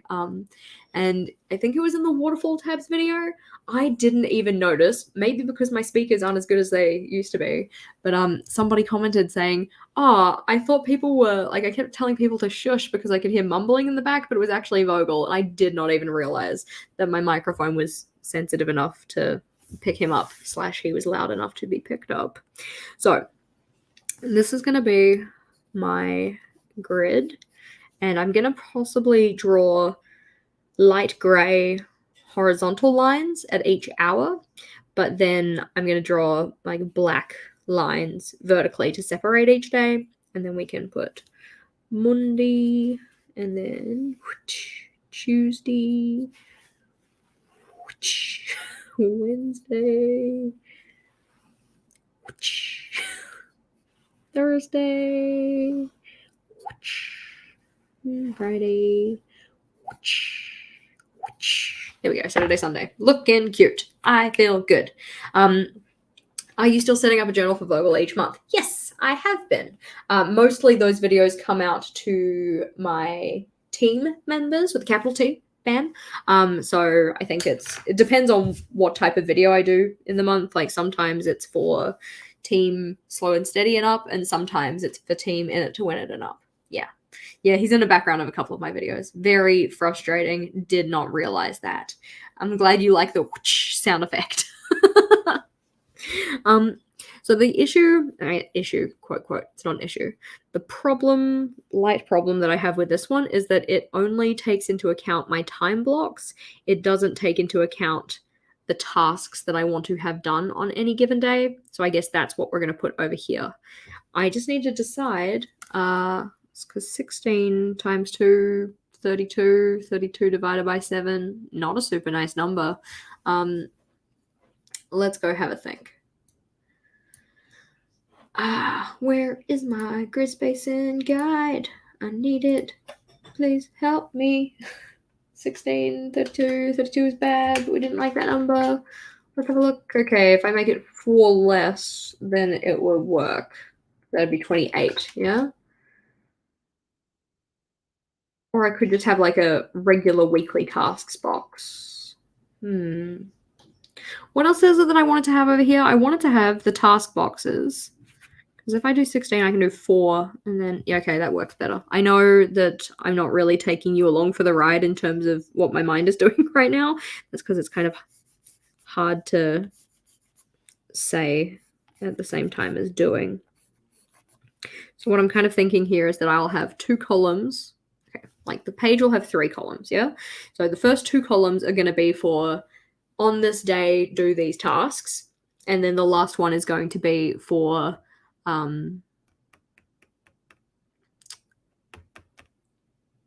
work boundaries. I got distracted from chatting. Yes, Vogel is my partner. Vogel is, his real name is Vaughn, but I call him Vogel, like a little bird, So if we do it that way, we do tasks like that, and that can be about 5 and 10, and that can be my little task box. And then this could be like Monday, Tuesday, Wednesday, Thursday, Friday, Saturday, or it could be Monday, Tuesday, Wednesday, Thursday, Friday, Saturday, Sunday, Monday. No, this would be like every week. Like at some point in this week needs to happen. Work tasks. Because this is all supposed to be related to work. Like, do I actually need that much space? I guess is the question. Or is it actually necessary? Can I just schedule them and do it that way instead? And how am I going to decorate this page? Decoration is important too, because we can't just use the vertical ones. We do have to use some horizontal ones as well. And I don't really want to use the horizontal washi tapes vertically. So having a look at them again. These 2 are the vertical guys, the ones that can kind of go up the side. Yeah. And these ones are the horizontal ones, the ones that the pattern is supposed to be viewed horizontally, like this. Yeah. So that could be like down the bottom or up the top, that kind of thing. Yeah. It is also it's also a bread brand. The Birdman. There we go. My little burb. So I know, right? The washi is beautiful. So I'm going to leave this one for now because I think that it needs a little bit more thought as to how I actually want to map it out, which means that we are going to flip over to here and start the next one. And I can't remember what that was. I'm pretty sure it was the bullet journal basics one, wasn't it? Let's see. Let's go do a share. Let's go see if I can find. Can I do a find? There we go. Okay. So the next one was going to be Bujo Basics and a year of planning. Good. Okay. Well, the nice part about the bullet journal basics one is that it's literally going to be the same format that I'm already using. Because it works, funnily enough. Where do I have it, though? I think I put it in here. Okay. So bullet journal basics is just like all of the tasks that I have to do to prepare a video. I say all of them. It's technically not. Like, I've at least thought of maybe a couple more, but it doesn't matter. So these are the tasks that I do to prepare a video, and then these are the videos. So I can go through and tick off the parts that I've done for each of them. But as you can see, given I didn't have enough horizontal space, I had to turn this one into a Dutch door. Obviously, some of these videos are already finished. I'm not going to put those ones into this list, so I really just need yay much space plus yay much space. That much space. Yeah, that'll be totally fine. So I will only need 1 page for this, but I need to write out all of those things down the side here. And I am going to be doing the every second line highlighted because that's really how I'm able to actually see this. Question about where I got the washi tape. I got it from the washi tape shop, but I do not believe that they sell it anymore. Sad face. I think it's sold out. But it is gorgeous. The washi tape shop, I believe, is having a sale at the moment as well. So I think if you use the code SCHOOL at their shop, you get 18% off, which is pretty sweet. Or if it's after the fact, you can use code JashiiCorrin, I'm pretty sure, for 10% off or something like that. I don't remember what my codes are. If they were all the same, it would be a lot easier, but they don't make them all the same, so I have no idea. But yeah, so if you wanted to get something in the washi tape shop at the time of viewing this, I think that the best code to use is SCHOOL, and it saves you 18%. But if you still want to support me in doing your beautiful washi shopping, then you can go through the code that I have in the description. That's always appreciated. And also, we love savings, so make sure that you grab yourself some savings, because savings are important. So, we love savings. We've got 15.5 down, looking cute, and then the top section is just for writing out what the stuff is. I've given myself 3 centimeters across for that, so that's probably going to be enough still. Like, I fit everything in. And then we have all of these are going to be columns for videos. Shopping is my other boyfriend. I love that. So that's going to be, 15.5 is good.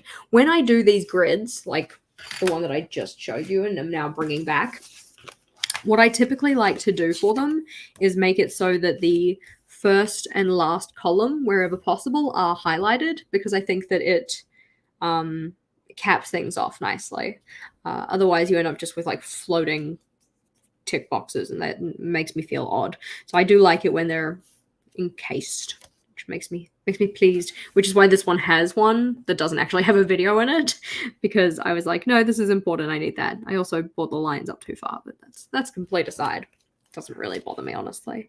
But we can put that to the side. I'm not going to write in what each of those videos are, because that just seems like a little bit excessive.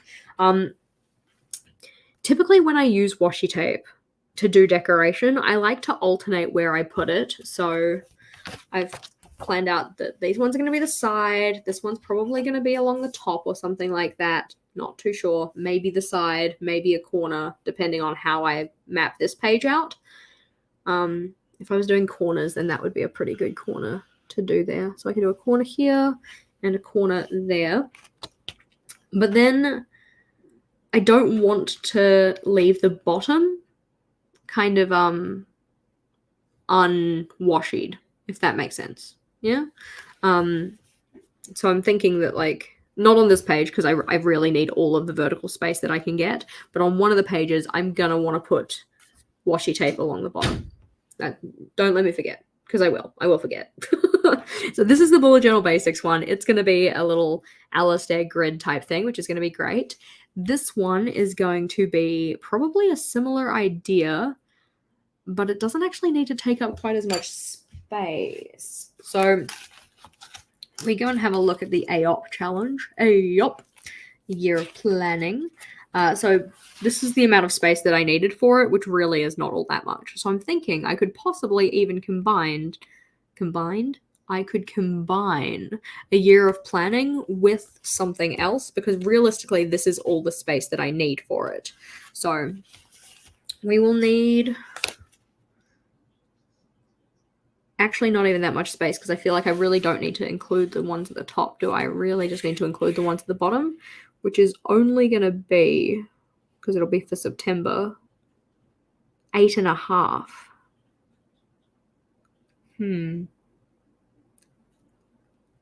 I might hold off on drawing this one out as well, just in case, because, okay. So each of the columns on here represents something in the process of preparing this piece of content. So while on this one, the bullet journal basics, I'm going to write all of the steps down the side and all the videos along the top. For this one, I have all of the steps along the top and all of the posts down the side. Okay? But currently, we're at the start of August. Yeah, we've just published books to read over on the Instagram and whatever else. And then next week, I have the pictures ready for each of these. Like this column here means pictures are ready, but I do not have the copy or like the writing or like the caption, and I haven't posted it or scheduled it in any of the places. So those things need to be done. But I do have what's the word for it? Like a draft. I have a draft of the writing for every single one of these. I just need to actually go back through it and make it sound not lame. I need to go back through and put it into words that I actually kind of more commonly use and stuff, rather than just bleh. So I want to, at some point in August, batch go through and write those ones out, but I haven't actually set aside a time to do that. It's also really warm, so I'm going to go turn the heater off, and I'm going to have a think about this. I'm not too sure how I want to proceed with it. Okay. For anybody who's wondering, it is winter here. That is why my heater is on. Oh, thank you for saying that I'm not lame, Amy. I appreciate that. But yeah, so I'm not really too sure how I want to, or if I want to put it in. Because if I get all of this like done, ready, scheduled, then there's not a lot of point in putting it in this page. But if I don't do that, then what will I do? What will I do? Let's have a look at my page list.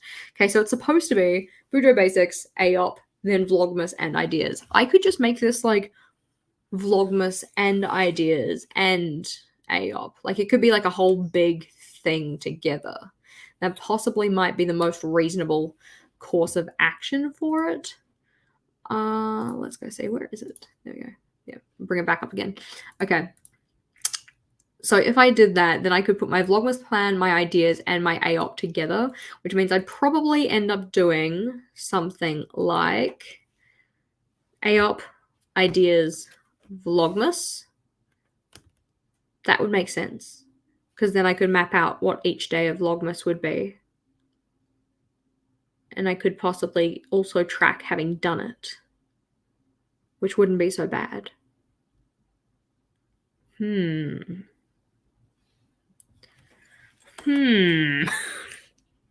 Let's see.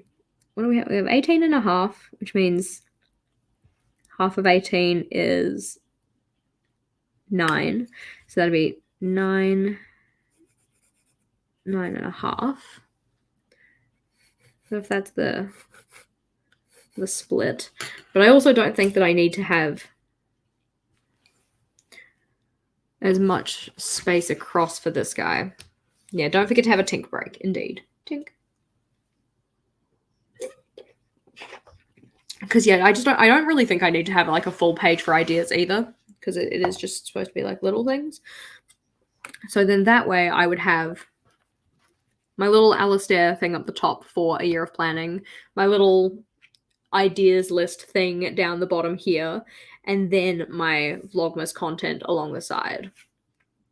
Are we going to do a video every single day in December, or are we only going to go up to Christmas? What do you guys reckon? Should we do one every single day in December? Or just up to the Christmas? Just up to the Christmas. So if I'm going to get this back out. We've got for September, because I'll only do it up to September. So September down to year in review is 8.5. So 8.5 plus header.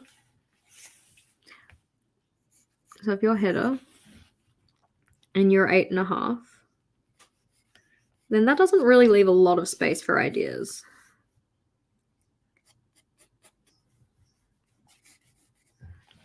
Okay, we've got 2 for every day. That seems reasonable. Yeah, I do like to try and get ahead on planning out at least what I want to do for Vlogmas, because Vlogmas last year was like, it was fun. Like I had a great time with it. I thought it was a really good fun challenge. But what we had the 12 by 12, so I had like 12 videos that each had 12 ideas for 12 different topics.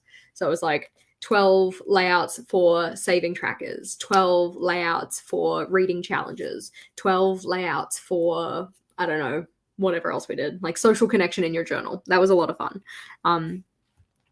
I just need to figure out what it is I want to do this time, because I was thinking of doing maybe like a whatchamacallit? I'm sure it'll come to me. I was thinking of doing something along the lines of like an end of year decluttering series, or like end of year reset series. So rather than one big end of year reset video, which I mean, like I could probably turn it into that as well, but like we would have it sectioned out. So it's kind of like a how to reset series, if that makes sense. Because this year with my reset, because I did it so close to New Year's, I didn't actually get to get it up in time for like a do it with me kind of thing. So I was hoping that it could be kind of like a broken down into steps, like a here's how to reset your physical space. Here's how to reset your digital space, like for the new year. Let's get all clear, cool, calm, and collected is kind of what I was thinking as a possibility. I have put this in the wrong place, haven't I? What are you? No, you're 15 and a half, so you're supposed to be here, which means that you have come. You're too far down. Where's my eraser? Swear to me. Where is it? Jess just getting like way too aggressive about it. It's gonna be okay, Jess. It's gonna be okay. There we go. Yeah, I like doing the monthly resets. I actually have just filmed a weekly reset because I felt so inclined yesterday. I was like, I feel like doing a weekly reset like fully and properly, and I feel like filming it for literally no reason. So I was thinking that that would be a video that would come out soon, just cause why not? Just felt like it for the lols. But yeah. So that's what kind of I was thinking, possibly as part of a series that we could do during December. But if I section up my yearly reset, I don't think it's going to last the entire of December. So that would only be part of it. So we could do like part of it could be a reset with me series, and then part of it could be like a different type of series kind of thing. Typically when I do my new journal setup videos, I like for the new year, I like to do them quite a fair bit earlier. Quite a fair bit earlier. Was that English? Maybe. A fair bit earlier. Quite a fair bit earlier. That seems weird. Anyways, I like to do them earlier than other things because I know that people start on their journals quite a bit earlier when it comes to the new year compared to like other times in the year. So I know that there are people who have already started planning out their 2024 journals, which is awesome. More power to them. I'm doing this one at the moment though. So I like to have that one up earlier. So that one's not going to be in December. It's going to be like at the start of November probably. But anywho, so this one is going to be my Vlogmas. 1, 2, 3, 4, 5, blah, blah, blah, blah, 31. And then I will have different stages possibly mapped out here. So it could be like the idea, and then which we'll put as a little light bulb. And then after the idea, we could have like the scripting of it is written out. And then we could have the filming is done. And we could have the editing is finished. And we could have the upload is finished, and the release is done. 1, 2, 3, 4, 5, 6. And then I'm also going to have the promo of some description so that it's actually like shared, but I don't know how to show shared. What's the share button? I don't even know. Question mark for the shared button, and then this will be the title of the content. Because again, if I'm going to do an Alastair method, I like it to be an odd number of columns. So then like this one's colored, that one's colored, that one's colored, that one's colored, kind of a thing, which you can hopefully kind of see what I'm doing here. It's very blurry. There we go. See? So we have our little icons to represent the different stages, and then we'll list out the content. And then each of those is going to be, it's like a curved arrow. Oh yeah. Okay, well, I'll make sure that I put that in because that'll just make a little bit more sense. Because, yeah, it's like an arrow for share, isn't it? For sure. See, Jess just not sharing enough stuff to know. Actually, I just don't pay enough attention to the buttons. But then that can be our second line highlights. That is going to look cute as heck. Love it for us. And then this one here will be the A Year of Planning challenge, and I'll just map out the same stuff as before. Though the question here is, what type of decoration do I want to use on the page? Because I am actually quite tempted to just like narrow this down, because I do not think it needs to be this wide, and put another panel down the side. But I don't want to just rely on vertical washi. The end of December is typically super stressful. Yeah, exactly. I mean, yeah, we start early so that then we can actually, like, having that much video content out in December is quite a push, but it's also, like, it's a fun challenge. I enjoy it. But that's why the pre-planning is so necessary, to make sure that I can actually get ahead on the scripting and filming and editing. But that's a future me problem. So, what were you? Boudreaux Basics. That's cool.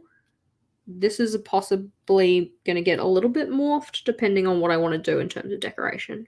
I think that's kind of what I'm thinking about right now. Like, this page is going to have some decoration. I was possibly going to do some washi tape along the top of the pocket, and I'm probably going to use a horizontal one. We do have some really nice wider horizontal ones, which are very cute. But I don't know if I want to use that one or if I want to use a different one. And then we're also going to need some for the key. And I think for the key, I'm going to do a top and a bottom one. So it can kind of like box off. And then I could do it both on here. We can go the whole way across. That'd be kind of nice. Because this one, I don't have any planned at the moment, but I might do corners for it. So top corner, bottom corner. Just so that then it doesn't interfere with the box down the bottom here, and it doesn't interfere with the key at the top. So it'd be like here and here. Yeah. Which I'm gonna use my lighter pencil for this, because this one's really just for me. If I can find my lighter pencil. Can't find anything. Everything is a mess. There we go. So this will be like across here and across the bottom here. There we go. And then this one, like we said, are the panels at the side, not with this tape, but side panels. And then this one is possibly going to be another corners type deal, or it could just go the whole way along the top. I think we'll do the whole way along the top, because I feel like we just did corners. And I can possibly look at doing the headers as kind of like a printout type thing or something like that. This guy, we're going to do, I think that we've had enough time now that we could do a side panel, so we're going to put a side panel in, which is either this one or this one. I think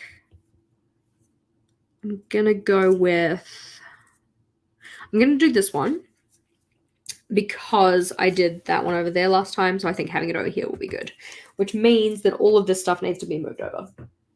Does that all make sense? I know I'm kind of rambling to myself. There we go. We're going to put it there, which means it kind of comes to about here-ish, which means that's roughly where our box needs to go, which means that we need to move this over quite a bit. But in terms of the amount of space that the AOP challenge actually took up, it's like really not that much. It is 7.5 centimeters. So 7.5 is about here. Here. That goes here. Which I'm going to move it over even more, because it doesn't need that much space. It really doesn't. And that's even if I actually like really need it, because it might be completely mapped out and finished before the end of August. Big maybes, but you know, still. So that can go here. And then the Vlogmas schedule can come along to here. Love it. Happy for me. And we'll just draw a little line in here so we know where things finish. And I'm not even sure if I'm actually going to draw the box lines in, like the grid into this. I might, or I might not. Only because I know that I won't do a box around this one, so I could just leave them all as freestanding boxes. which would be kind of nice. But I know that on this one, for instance, I will be drawing a grid in, so shrug. We will see. There we go. Go. I'm glad that it makes sense. Thank you. Also, dink.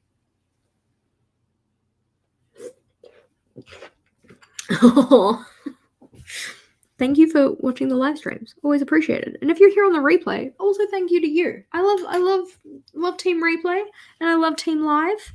You guys are great. 1, 2, 3, 4. I declare a thumb. 4, 5, 6, 7, 8. We appreciate.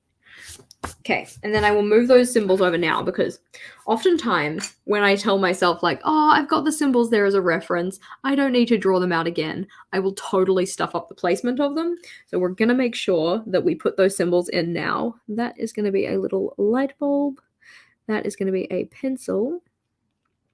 That is going to be a little... It's interesting. I draw a film projector for filming. I think it's a film projector. I don't think it looks like a film recorder. I don't actually know. Can't say that I have actually seen a film projector in real life. So it's hard to say if that's actually what it's supposed to look like or not.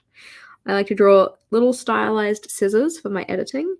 And then my little upload button, my little YouTube button, and the little share button, which is that like curved arrow thing, which I will look at a reference of. I got my pencil in my mouth again. But I will look at a reference of it before I put it in my journal. There we go. That's better. I will look up a reference of it later. Content. And I might see about, like, I'm going to put the washi tape on this page first. Let's be real. Which means that it might not actually come all the way out to this line, which means I might have a little bit extra space for writing in the content, which I would probably prefer because that space is relatively small, but it'll be okay. Yay! That means that there's going to be some kind of like a header along the top. And then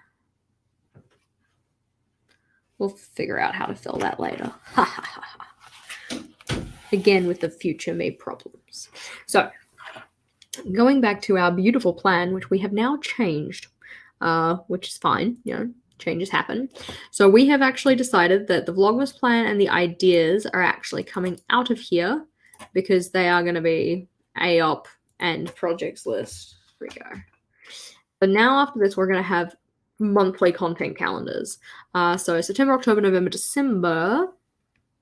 A tiny paper airplane. That's a cute idea. We could totally do something like that for the share. I just need to figure out how to draw that small, which is probably not that hard. It's just like a triangle with some extra lines, but that, again, is also a future me problem. So September, October, November, December, which means I need to actually go and have a look at what these calendars look like because I'm going to do it a month per page. And I would like the spacing of those to be correct. Otherwise, you know, that's not great. So we're going to do September 1st, which I do Monday start calendars because I like, it irks me. I'm not a person who does paper planner, like physical planners anyways, so it really, like, it doesn't matter. But I don't like it when the calendar on a monthly view starts on a Sunday and the weekly starts on a Monday. Like, that would just confuse the ever-loving heck out of me. I'd like them to be the same. And personal preference, I would like them to both be Monday. It's odd because when I was a kid growing up, Monday start calendar was weird. Like, Sunday start was the kind of normal, but like, yeah, it's not the way that I do it now. But yes, anywho, interesting how preferences change like that when we move into different areas of our lives. I am going to do bottom washi tape on this one, and I think that I am possibly going to do these two because then I can keep the width consistent across both of the pages rather than doing this one, which is wider, which is beautiful, but it's wider. Let's see. Your teen Sunday start monthly and Monday weekly. Well, I'm glad that it is there to service some people, even if that person's is not me. I can't deal. And it would throw me off because I would get so used to the first box being a certain day. And yeah, I think a lot of the time for me, my weekend days are kind of interchangeable in terms of what I'm doing. So, not always, but a lot of the time they are. So I prefer to have them together on a calendar so that then there's that.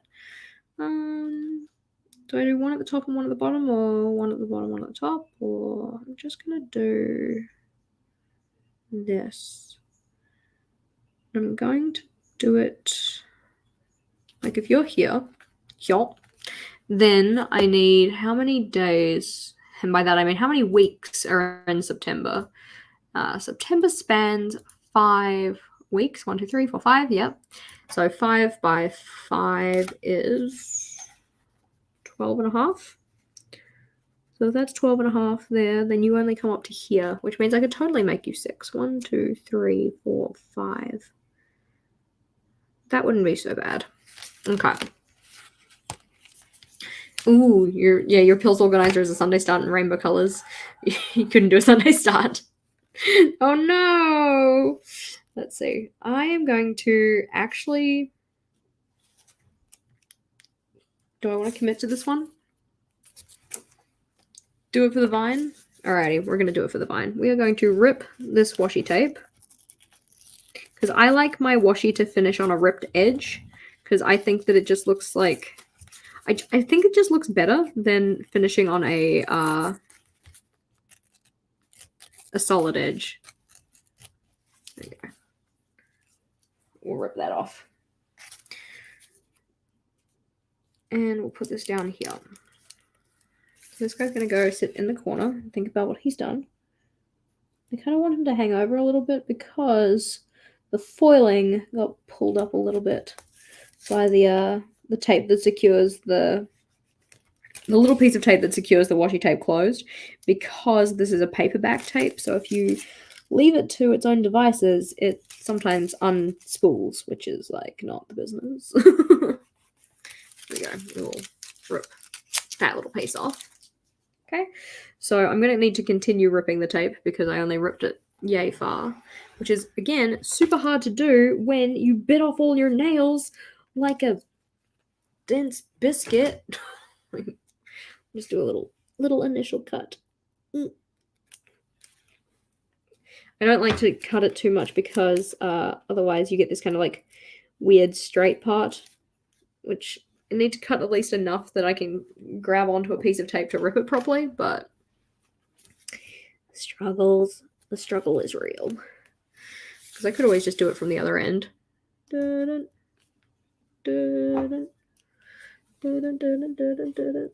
Schneep. Alright. We'll wrap our tape back up.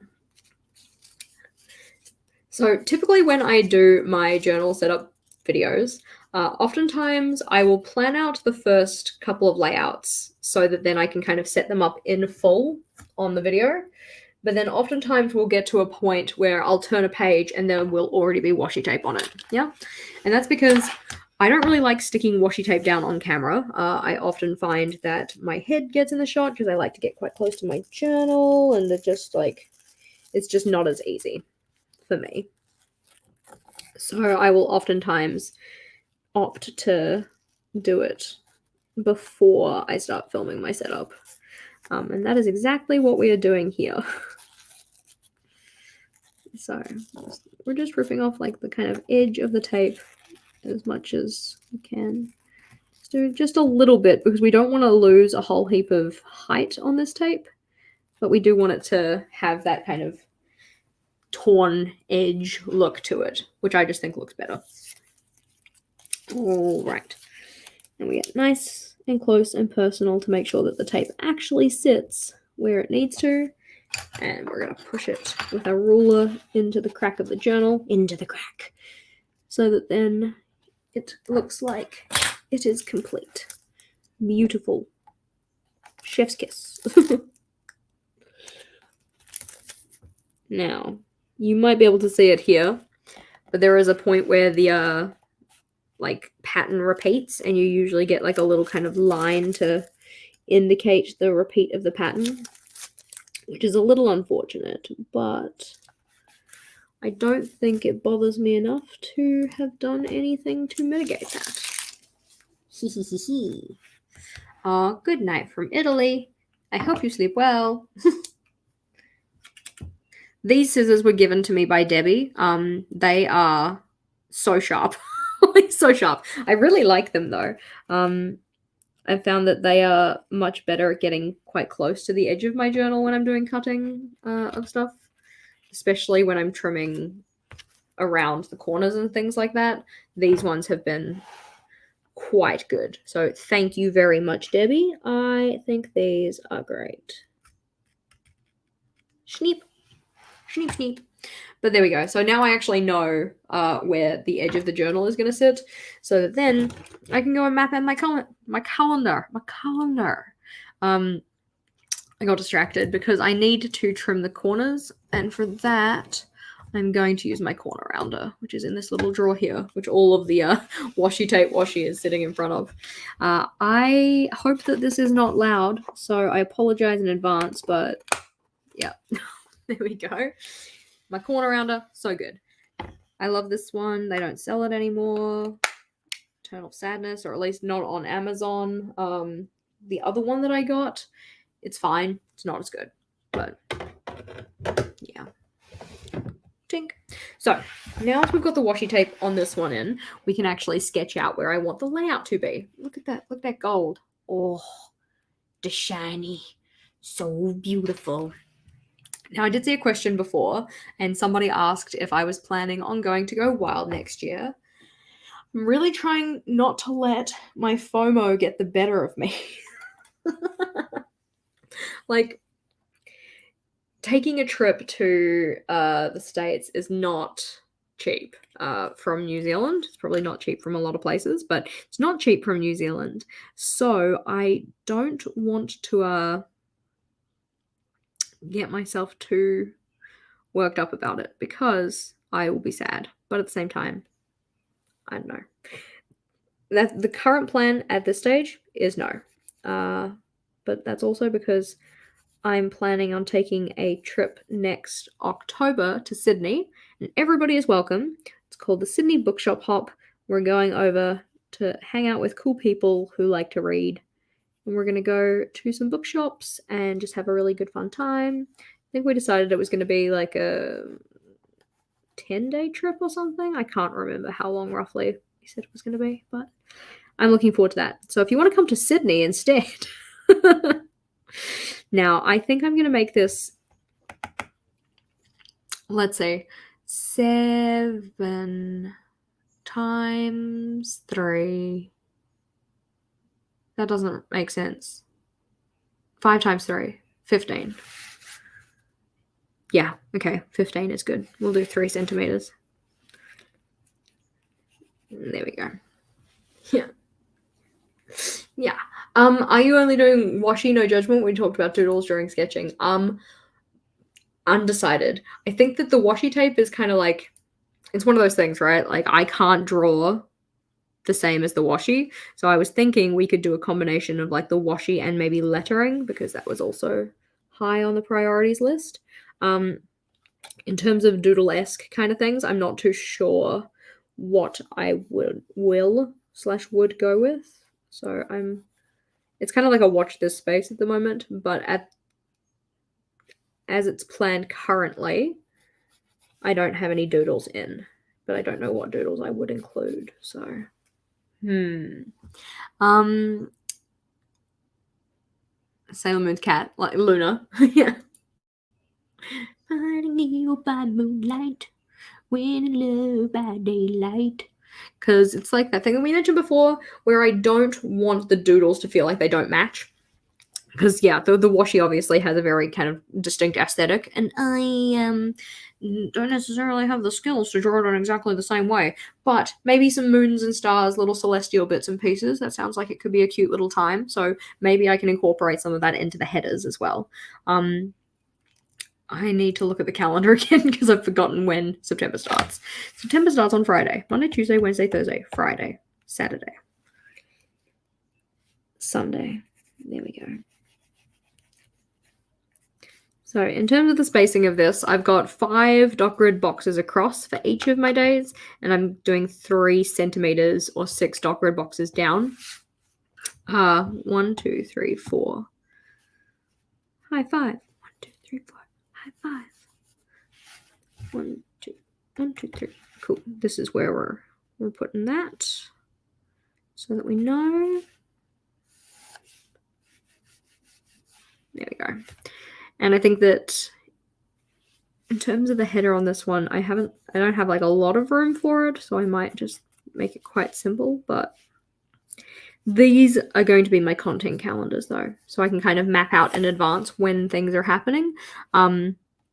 While this one here was just Vlogmas content and only for December, these ones are going to have like everything. So they're going to have my like team member perk calendars. So like when are the special videos coming out? When are the printables coming out? All of that kind of stuff. They're going to have my Discord posts. They're going to have my Hangouts, whatever else. All of that goes on here, along with videos. Because I have so much space in this journal that I'm like, I can afford to use some of it. Ha ha ha ha. So this calendar's looking cute. That's for September. And then we will do little labels at the top to say like Monday, Tuesday, Wednesday, blah, blah, blah. And then in this top part here is probably where I'll write September. And the placement of it might just change based on which month we're looking at. So if you are my good friend October, 2, 5, 7.5, 10, 12.5, 15, 17.5. Oompa. There we go. Looking cute. What about the goddess symbol? What is the goddess symbol? I don't know what the symbol looks like. I might have to look it up, but possibly. There's a strong possibility that could work out well. October's going to be fun, isn't it? Because I'm pretty sure it like finishes on a Tuesday or something dumb. Yeah, Tuesday. Tuesday or something dumb. Tuesday. Get good. There we go. 6, 9, 12. So yeah, I've made them to fit it on an individual page. It is a little bit narrower than I would typically like it to be, but it is also going to be a little bit like better in terms of maximizing the space. Also having multiple lines for each of the day boxes is good for when I post, multiple stuff on the same day effectively. Because if we do an example, we'll just have a look at my calendar from last month, say, which is it's obviously a little bit different because it's in a different size, but these ones were wider than they were tall because they were 1, 2, 3 wide, which is usually the narrowest that I like to go, because you can even see that feels like it's kind of using a fair bit of space. It feels quite packed in, but it wasn't as tall, so I didn't have enough space to write multiple things, which means when we get to this month where I have a day that's like, hey, heaps of stuff, like there's technically more I need to write on here, but I can't because I only have 5 lines, whereas on this one I have 6. So that's good. Okie day, that's going to come over to 5 because it goes to Tuesday, and then it's going to start on a Sunday. So we'll put that in there. There we go. Cute. 1, 2, 3. That looks good. So I'm not too sure where I'm going to put the October header for this one, because obviously like September fits quite nicely in there. Have I done this wrong? 1, 2, 3, 4. 28, 29, 30, 31. And you're 1, 2, 3. Okay, we're gonna look at the calendar again. Oh no. Yeah. I have a tendency to sometimes add extra lines to my calendar where I don't need them. So just double checking. So this one has 3 days, then 3 full lines, 1, 2, 3, and then 7 days. Yep, nope, 6 days. I can count. She can't. She's lying.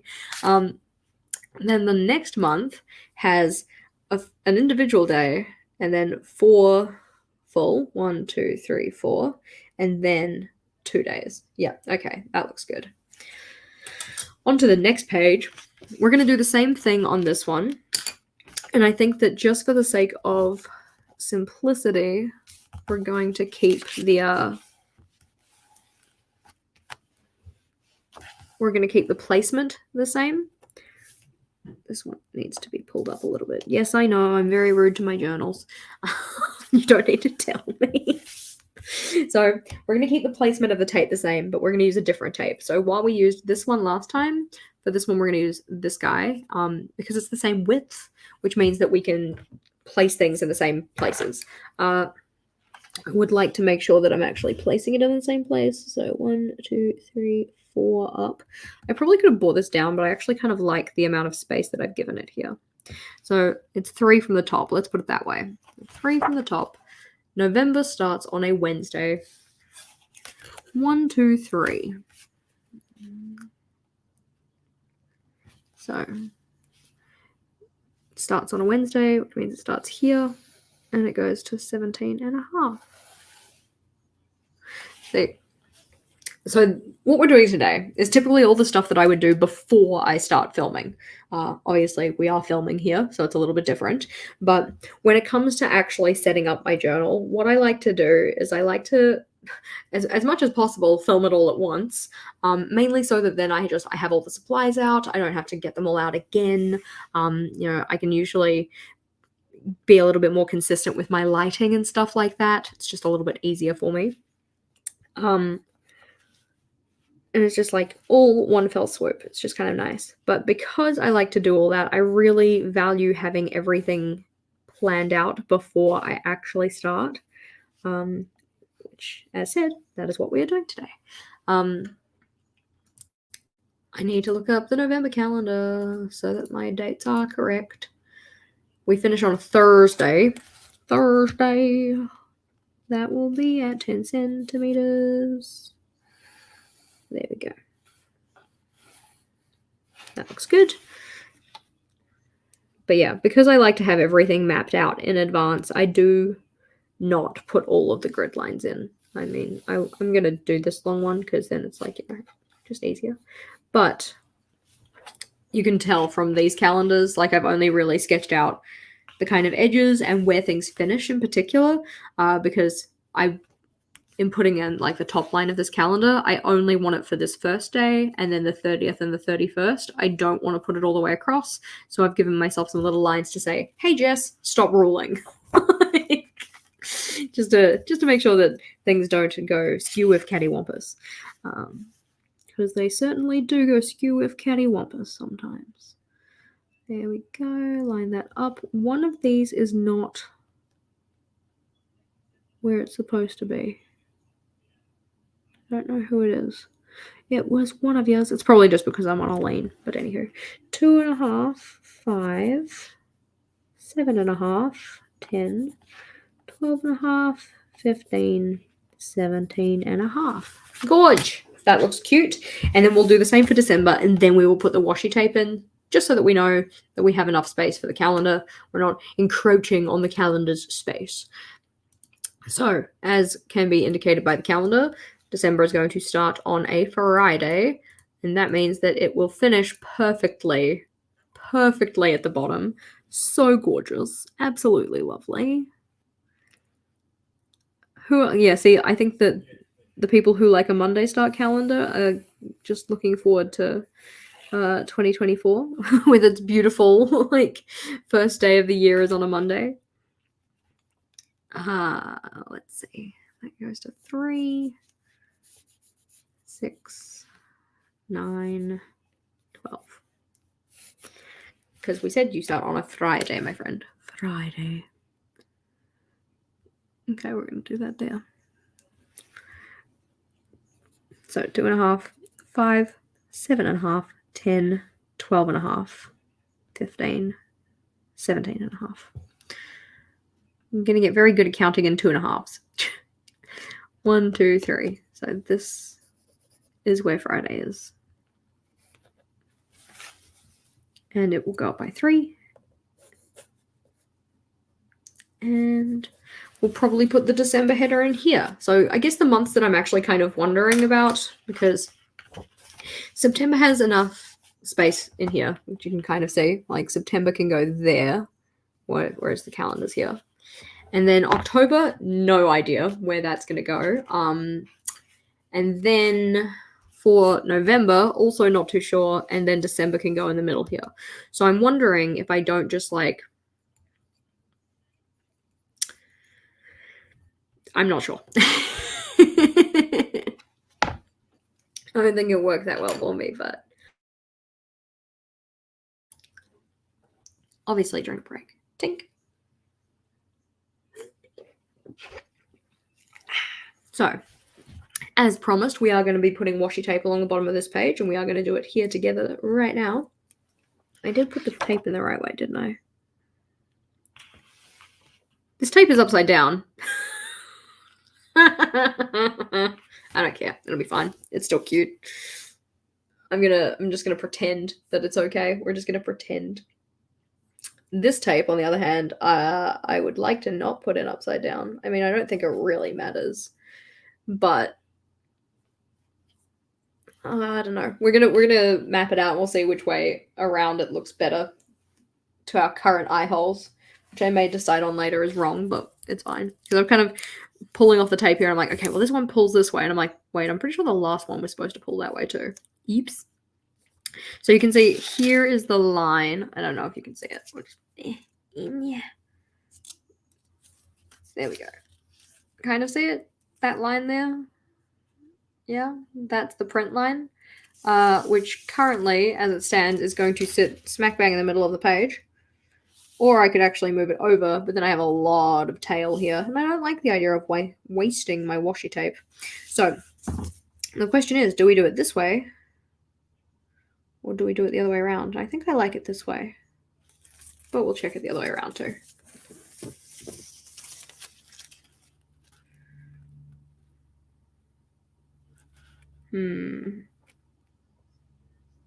I think either is fine. We'll just do it whichever way is easiest to lay down the tape. Yeah, the sign of the family is black moon. Well, I'm glad that makes sense in your mind hole, because I was kind of looking at it and I was like, oh, I kind of saw it as the sun, like the eclipse. Like, it doesn't really matter. It's just more like I thought the clouds should come from the bottom rather than from the top. Like, but this one, the clouds come from both directions anyway, so it doesn't really matter. I think possibly I'm just wiping off some stickiness on the tape. I'm going to do it this way. Am I? She said.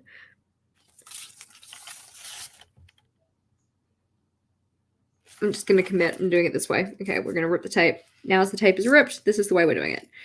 The reason that I picked this way is because the placement of the stars is either smack bang in the middle or slightly towards this side. So if I'm ripping this off, I would like to have as much star visible as possible. So there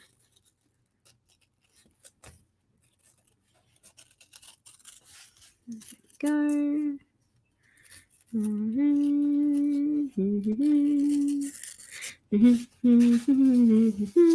Whoa, we're making a mess. Da-da-da-da. We'll just cut some of this off. Where's my snip? Where's my snip? There we go. And then we can wrap this tape back up so that it doesn't make a curly mess. Yeah.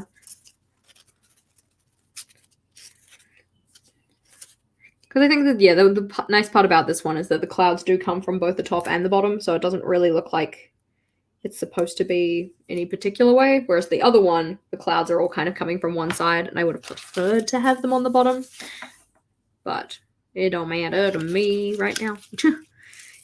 It might matter to me later, but it doesn't matter to me right now. There we go. And again, we're trying to keep our tear here relatively small because we don't want to sacrifice too much of the tape. Yeah, let me play that good washi tape ripping ASMR. ASMR is really not my vibe, to be completely honest, especially when videos are just like journal ASMR kind of things. Gives me the heebie-jeebies, and I know that that's literally the point, of the ASMRs, but I am not for it. But I mean, like, I'm also the kind of person who doesn't really enjoy watching journaling videos if people aren't talking.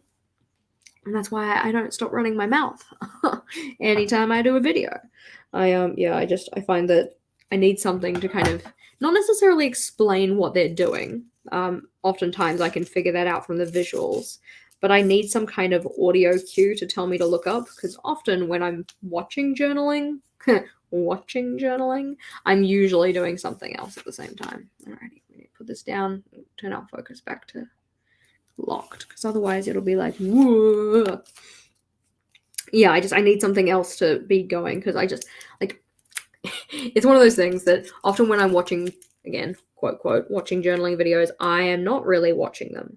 I'm just kind of listening to the person who's talking, and if they're just playing music, given the fact that I'm just listening, I'm like, I would rather just go to Spotify and listen to the music I actually like, rather than the peaceful stuff that you picked out for me, you know? Personal opinion. But I also value, though, having different types of journaling content out there, because I'm all about people doing what works for them. So if ASMR videos and lo-fi music or like peaceful piano stuff with no talking is your kind of party, then more power to you. It's just not Jess's vibe. There we go. Beautiful. I love it. I love it more. So I did pull off a little bit extra than I needed to, just so that then I knew that I would have enough. Probably could have played around with my centering a little bit better, but I didn't. So now we're here. It's cute. It's cute. Rest in pieces. Tiny piece of washi. I sometimes like to make a washi graveyard at the back of my notebook, or like, usually it's a pen testing page, but ooh, stuck. Scandal. Monica, you sold me a lemon. I'm kidding. You didn't sell me anything, but I'm just going to stick some washi over it. Done. This is the washi graveyard now. So that's where all of my little washi offcuts will go and live. Here we go. And we will cut that one off. And it can go in the washi graveyard as well. It'll be interesting to see if I actually remember to use the washi graveyard, and if so, how much tape is actually there at the end of doing my journal. That would be kind of nice. So I do appreciate having the tape stuck in here, though, because it looks nice. Makes me happy. There we go. I like that they both have tape on them, but they kind of, like, you know, same amount, like, size. You can kind of see, like, the sizing is good here, but different style. That's cute. We need to trim the corners, otherwise I will forget, because I am that way inclined. I do this every time I do, like, penciling in. I'll, like, partially erase it, and then, like, forget part of it, and then come back, like, several months later and be like, Jess, what the heck? You did such a bad job of this. Click. There we go. Get the little pieces out, throw them in the bin. This is looking good, though. I'm very excited about moving into a new journal, as already said. And I'm excited about trying a new size and all of that. But this tape is kind of just, like, sealing the deal. It's so freaking pretty. Ah! Why are you so gorgeous? So that's good. Okay. September, October, November, December. After that, we were going to do something else. We were going to do finances, physical health. Okay. I think that the finances page is going to end up being a kind of similar-ish style thing to what we did before with this guy here. So having different sections, we're going to do different sections. The size of this journal, this one is an N square. This is N square. A square notebook from Archer and Olive, so it's 18.5 centimeters by 18.5 centimeters for the dot grid. But yeah, after these guys, we're doing a finances page here, and we're going to make it kind of like little satellites, little bits and pieces, methinks. And then this guy was going to be physical health, and it's going to have a don't break the chain tracker and my favorite meal sections. So that's probably like also satellites, probably vertical. It's probably the way I want to do it. I shouldn't have said favorite meals. I'm so hungry. I'm hungry. So in that case, when was the last time we did vertical ones? We did vertical on here. So I'm thinking I might do vertical here and then like a top corner or something like that. A top corner or a bottom corner. So if I do a bottom corner like this, then I could just do like a little rip across here type deal. So pretty. Shiny, shiny, beautiful.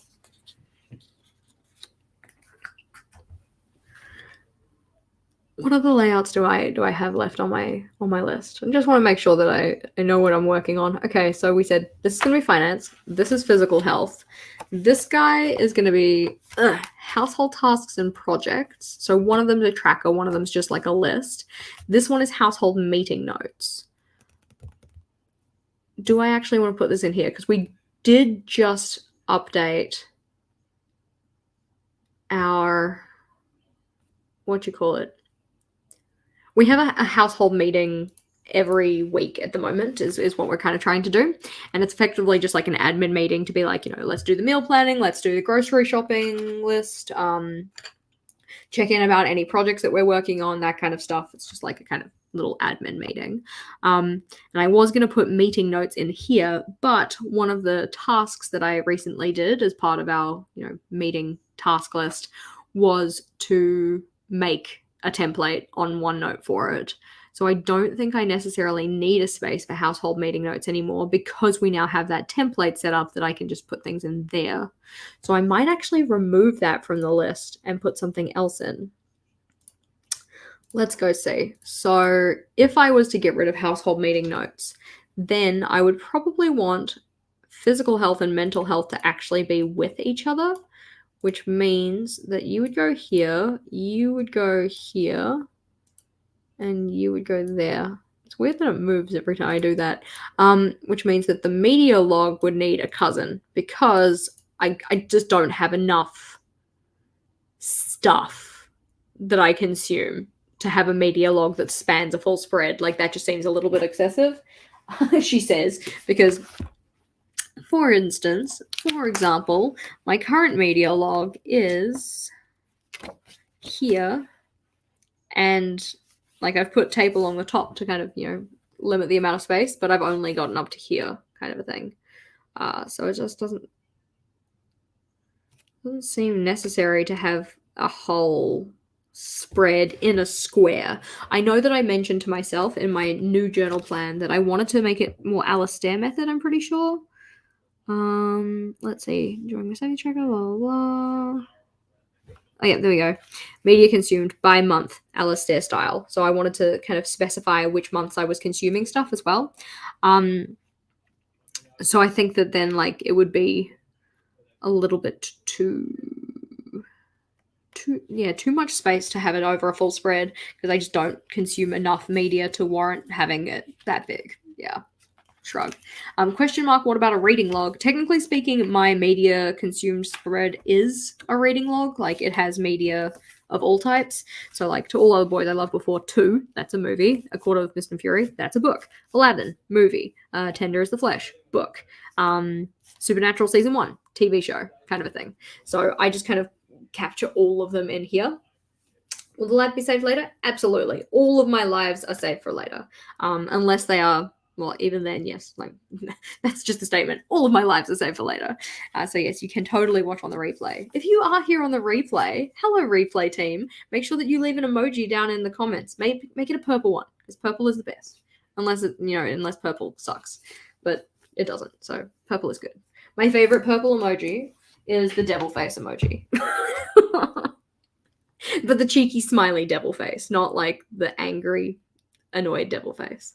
Anywho, So yeah, no, don't be sorry. In terms of the reading log, I just like to combine them all together. But as said, we do have the secret project, which doubly confirms why I do not need a reading log. But also, it's a secret project, so we can't possibly say what it is.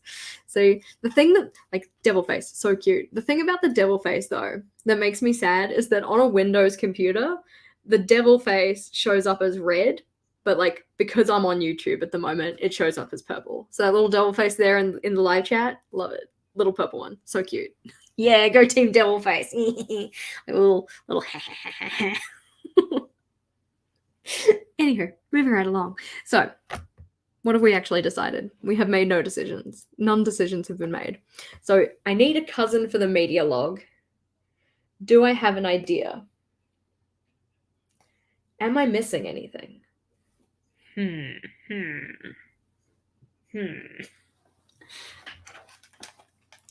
Okay, so this guy here, let's just check. So, before 24, done. 101, done. Flip out for the weekly and monthly reset, we're putting that in the front. Favorite meals, doing it. Don't break the chain, doing it. Bills and savings, doing it. Projects list is on the home media thing. Media log. We need something. Okay, so media is very much like fun entertainment based. So I guess I would like it to also do like a fun entertainment kind of thing as well. Vlogmas plan, we've done. So you can see that these like colored dots that I have here, which you can't see because I'm very far away. These colored dots here represent different types of kind of, I guess you could say like topics or themes about things. It was very much planning this out in such a way that means that I could actually have like things together or stuff that's related to each other together. But yes.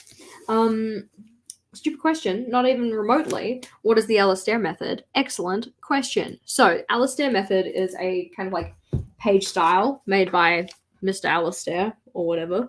That kind of, it was typically used for daily logs and also monthly, like future logs. I'll kind of show you on this piece of paper that I've got here. I will need a pen. I'm going to use this one because it is old.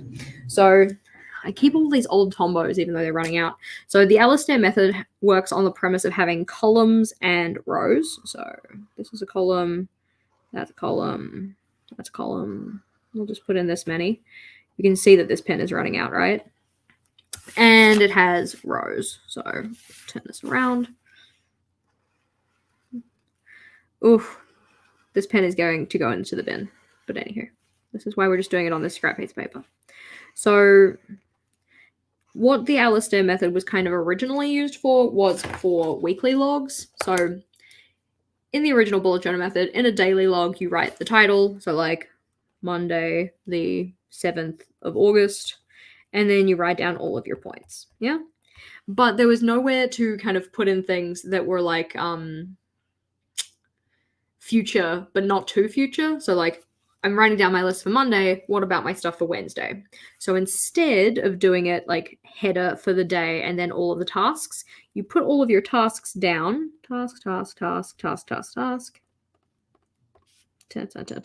Tasks. And then each column represented a day of the week. So this would be Monday, Tuesday, Wednesday, Thursday, Friday, Saturday, Sunday. So then if this here was a task that you wanted to do on Monday, you'd put a dot underneath Monday to say, hey, I have like scheduled that task, or that task is now intended for Monday. If I have a task, the next one is like, oh, actually, this is a task for Wednesday. I can put a little dot underneath Wednesday. One of the nice parts about this is that you can also indicate when you've worked on things across multiple days. So let's just say one of my tasks is like put away clothes, all right? Because I'm notoriously bad at actually putting away my laundry after I wash it. And let's just say on Monday, I put away some of it. I'm like, cool, I did part of this task on Monday. And then I didn't finish it off. And we get to Tuesday. And I'm like, okay, I put away a couple more of my clothes. So I can mark off, okay, you partially did this job on Tuesday. And then on Wednesday, maybe I get lazy. On Thursday, I'm like, Jess, this is getting ridiculous. Please put away your clothes. So I complete that on Thursday. So you can kind of mark off there that you've done that task. So that's kind of what the Alastair method is. I do have a separate video of it on the channel which you can check out, which goes into a little bit more detail and shows kind of examples of how to use it.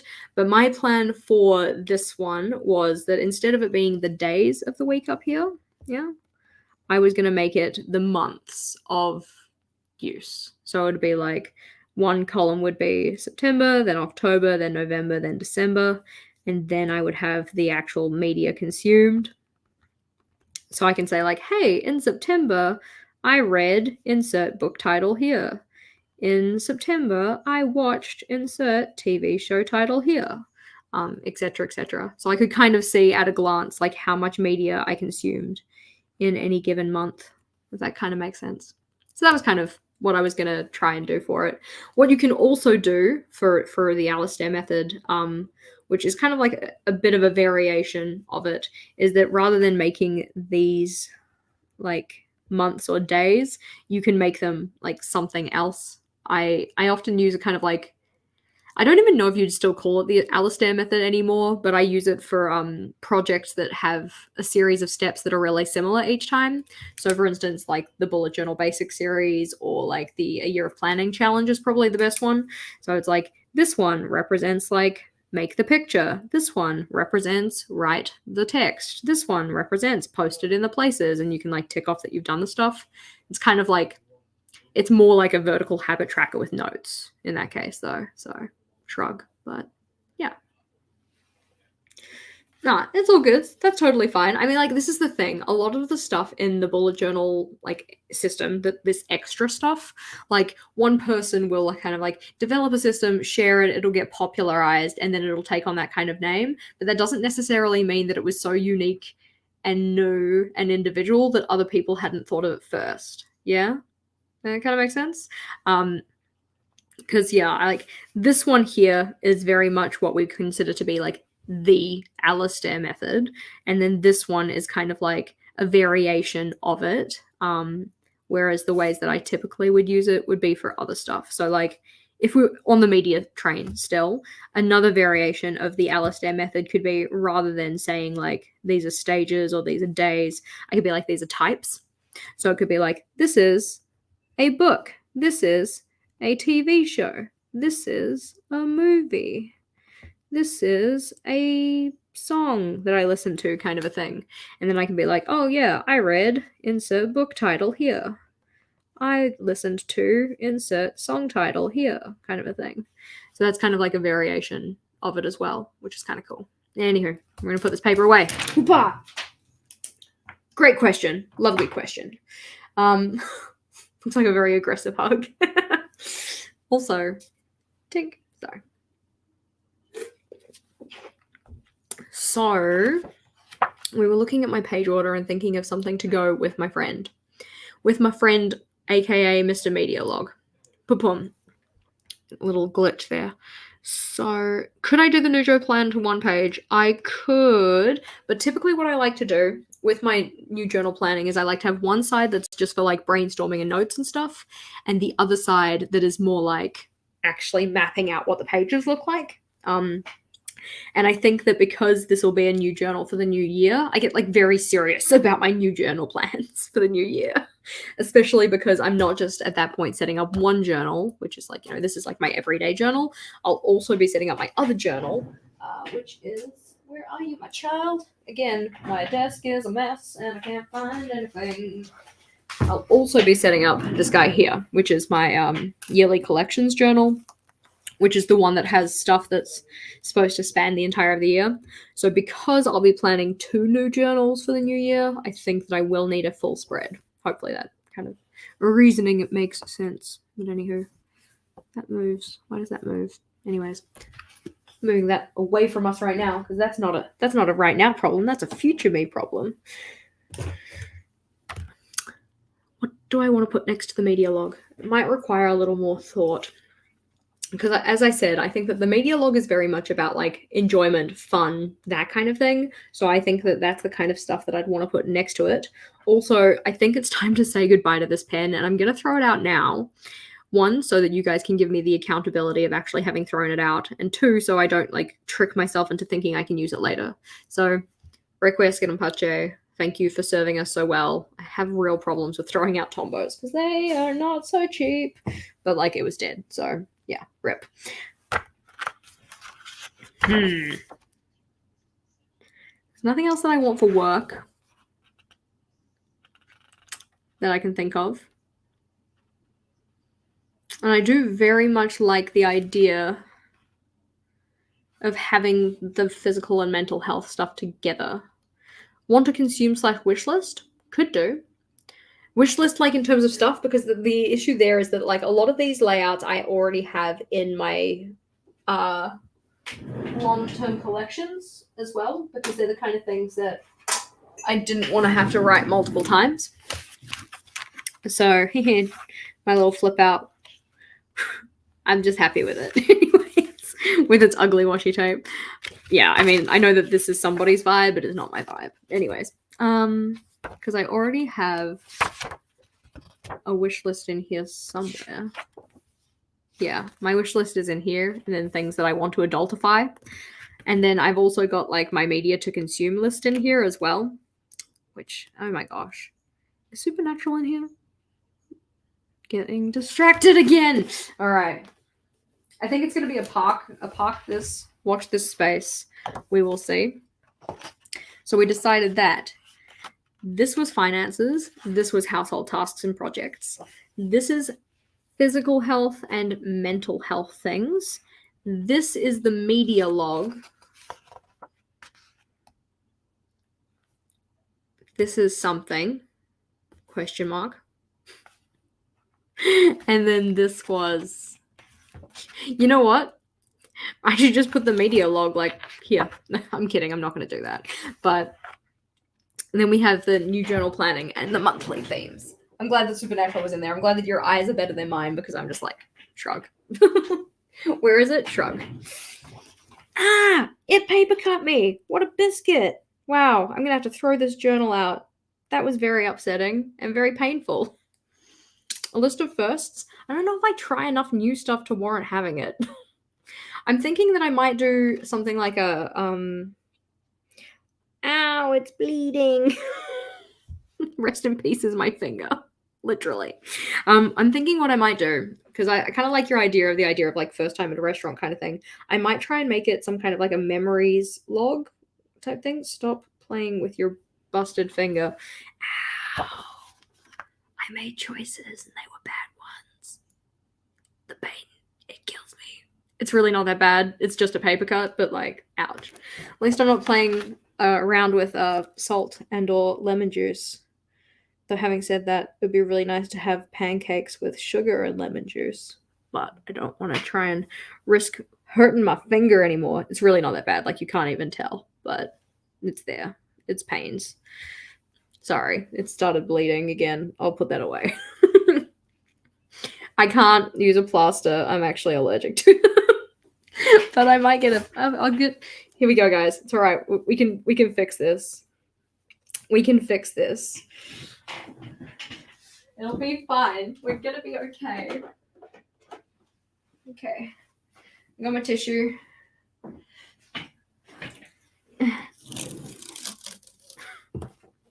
There we go. Just there you go. Safe. Safe, safe, safe.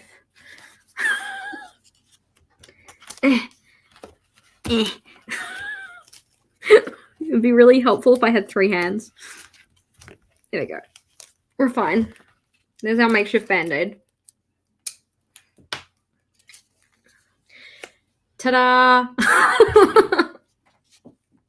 So yeah, I am allergic to plasters. I'm also allergic to latex. Yeah, 101 uses for washi tape. Dun da da da. It's gonna be really fun writing with this, considering that I am right-handed. But at least it's a nice kind of thing that I can slip off as well. Like, it slips on and off quite easily. Anywho, my finger looks like a tampon. We're just going to ignore that. But anywho, that's why I'm a Libra. For those of you who don't know, Libra is a tampon brand. Anywho, so moving right along. Yeah, I'm allergic to the adhesive that a lot of plasters use, and I'm also allergic to latex. And I wish I was allergic to cauliflower because it's freaking disgusting. Anywho, so moving right along, or at least attempting to, because last time I sliced my finger open. We decided that this one, it's very hard to move things with a weird finger, is going to be finances. Okay, so I think that I would like to possibly do another down the side piece of washi tape here. And I will do this one because the last down the side piece that we were going to use was the dark red one, yeah? Because, yeah, this was the dark red. Dark red. Yeah, I know, right? You left for a second and I maimed myself. This is why you can't leave me alone. Why did you leave me? I was rooting for us. If you understand that reference, please let me know. Anyways, so we are going to... gnarly ass finger. We're going to put this tape down the side here, and I really wanted to save this chickadee's face for that front one. So I'm going to cut off here so that then I am going to have some beautiful tape for this page here. We're going to cut along the print line. Cute. Okay, so this piece here is going to be for my first iteration of using the tape, and then the next piece is going to come off for this part. So I need to put this somewhere safe so that I don't accidentally use it. It's very hard to do this with a busted finger. It's like barely busted. Like, it doesn't really hurt that much. It stings a little bit. But it's more like, yeah, I don't really want to get any kind of blued on the journal. Not that I expect there will be that much. Stop playing with it, Jessica. Just keep your makeshift band-aid on and do your journal work. Yes, Mom. There we go. So we're going to have this down the side. Beautiful. We're gonna have her cheeky face poke out again. Yeah, I just don't want to. I don't want to cut off the top chickadee's face. So I'm going to have the bottom one's mouth. Can I get both? I don't think I can do both because I like her little fringe. If you can't see who I'm talking about this little lady up here. I want to make sure that she's still there. So we're going to do a little rip because I like to have the ripped edge. But I don't want to pull too much away because I actually quite like the width of this tape. We just need to pull it down to chickadee. Then we need to lay some tape down. So we're going to turn the journal so that we can put it nice and close to the side. Over here, I'm going to move around in my chair. This is the thing about the square notebook, is that it's just like a really inconvenient size. Like, for moving it on my desk, that is. The desk maneuvering only. There we go. That's good. Yeah. I sometimes I can take off a small piece quite well. Oftentimes it takes a little bit more than I intend. But more often than not, because I'm trying to rip so close to the edge, the tape just ends up like ripping off the edge, like, which means that then I have to try and find like another way in, which is usually tricky. That's the tricky part. Get out of here, Noodle. Noodle. Oh, it's so cute. I love this tape so much. Wah! Wah! Jess just having a cry about how beautiful her tape is. Just leave me and my tape be. It's fine. There we go. Okay, because I didn't want to rip it down too far, because then if this piece of tape here that I'm using next is actually supposed to be on the other side, then I want a straight edge. So we're going to have to try and cut it off. I'm going to have to take off my Band-Aid, like nasty Band-Aid, like, so that I can actually fit my fingers into my scissors. Wish you luck. You're trying to get your sleep. Well, good night and thank you for being here. There we go. So she's just like peeking out from the corner, being like, hey there. It's your good friend washi tape. There we go. Seems that the bleeds have subsided. All minimal bleeds that they were. There we go. So we have to rip this tiny little piece off, making sure not to encroach on our beautiful lady's face, because that would just be kind of rude. It's gorgeous. And I think that, like, you can hopefully kind of see why I was tempted to do the, whatchamacallit, the waterfall tabs with this tape, because I just think that they would look really pretty together. But I am also glad that we didn't muck around with that for the start of journal setup, because it would have just been, there's a lot more planning that goes into having waterfall tabs, because you have to be aware that, like, the width of your page is not consistent with each of the different pages you're using. I am so worried that I'm going to end up slicing my finger again. Constant fear. Because pretty much every time, the technique that we do where we have every second line highlighted, which we love, absolutely, totally gorgeous. Just a nice way to add some color to your page. But oftentimes, because I use my journal as like a hand rest, I kind of like use the side of the journal as a guide to when I'm, doing this part.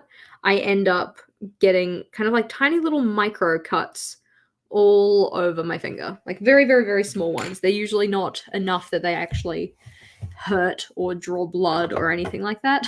But I kind of go back and look at my finger and I'm like, ew, why are you all flaky? Oh, because I've cut through the first couple layers of my skin. Ew. Anywho, that beautiful note aside, we're gonna trim the corners. Love it. Oh, no, my washi graveyard, you're right. I forgot. Oh, and I've thrown it away. Disappointing. See, there we go. That's 1 point against Jess, because she already forgot that she's supposed to put things in her washi graveyard. Click. I'm glad that you remembered, though. I did not. I'm seeing if is it on the top of the bin? Could I get it out? But, like, it's a mess down there. I can't see anything in that. We'll just have to remember for next time. But, okay, now as we know where our tape is, and it's beautiful, I'm going to stop putting my corner cutter back in the drawer because I keep using it, so might as well leave it out. We are going to have to, Rick, where's got a puncher? We're going to have to map out where I want my financy bits to go, and also what I want to track in terms of my financy bits. So the current things that I am tracking, just in case, the current things that I am tracking are my savings, and like I have a little graph for my savings, which I think is quite cute. And I'm also sorry, I only just read this, but yes, lol. And I also want to keep track of bill payments and when things come in. Some of them I don't need to keep quite as much track of, but yeah, I think I'm just going to split it into two halves, and I might have a section down the side here for bills, and then the savings tracker can go here, and the savings tracker is going to be larger. What did you do to yourself? My journal sliced me, Emily. It got me. I went to turn the page, and my finger went, and then it was all like, haha, this paper is sharper than Knife. So, alas. Amy worded it much nicer. She got a paper cut. So yeah, that's what happened. My journal bit me. Rude. So rude. So I think what we're going to do is we're going to have, I've lost my dark pencil. There we go. A half and half kind of situation going on here. A little bit of a situation. And that's 15. So 1, 2, 3, 4, 5, 6, 7.5. Well, you could just do 7.5 from there, but that's fine. Okay, we're gonna go here and we're gonna go there. I think that looks pretty good, and I think that'll probably be enough. And if we're doing 16 for 4 months, yeah, because we just listed out for 4 months. Do I need a? I did like having a space for regular bills, which means I'd need 5. Unless the first section is just bigger in general. Yeah, it feels a lot more dramatic this way, doesn't it? Like, I'll, like, tape a pencil next to it and, like, make a splint because I'm like, "Oh, yeah, I can't move my finger now." Like, I almost lost it. They had to amputate. No, absolutely not. So you're 1, 2.5. So you're the cap, which means you're a header, and you're a box. And I want 4 spaces for each of the months and 1 for, like, an overall typical regular expense kind of thing.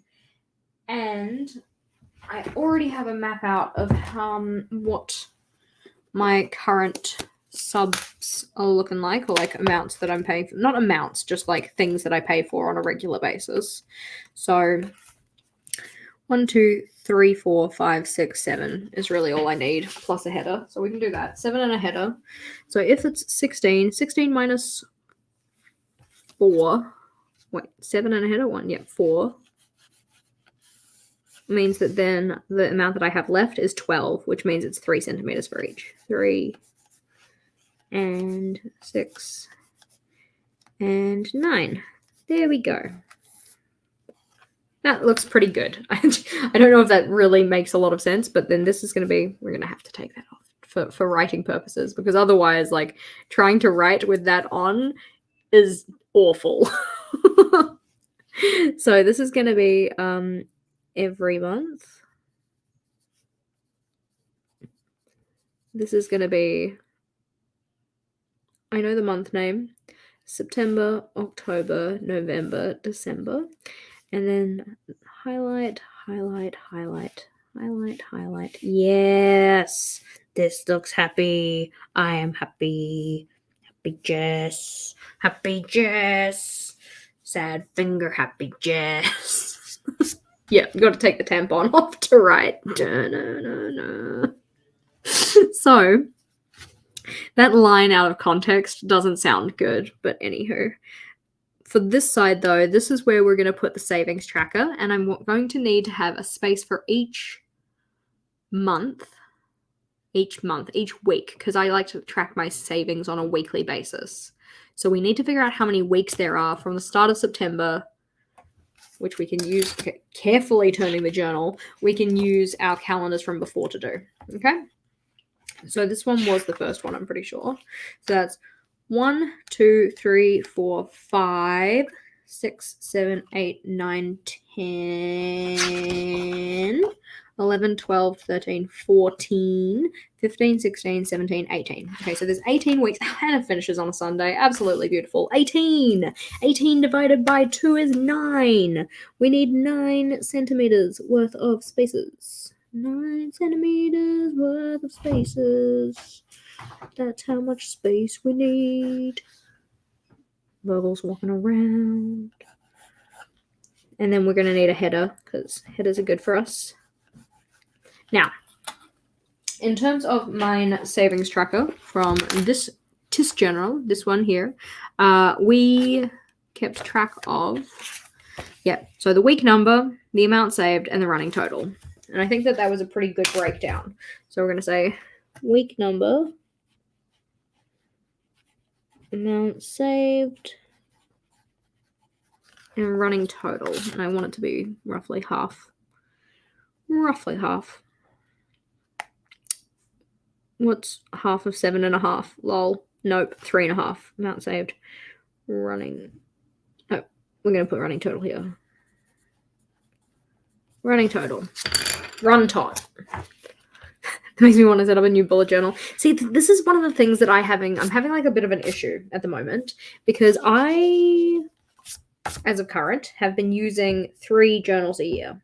But that means that my new journal setup isn't at the time where most people are doing a new journal setup. Like, wow, I don't know if you could hear that, but Vogel's making noises.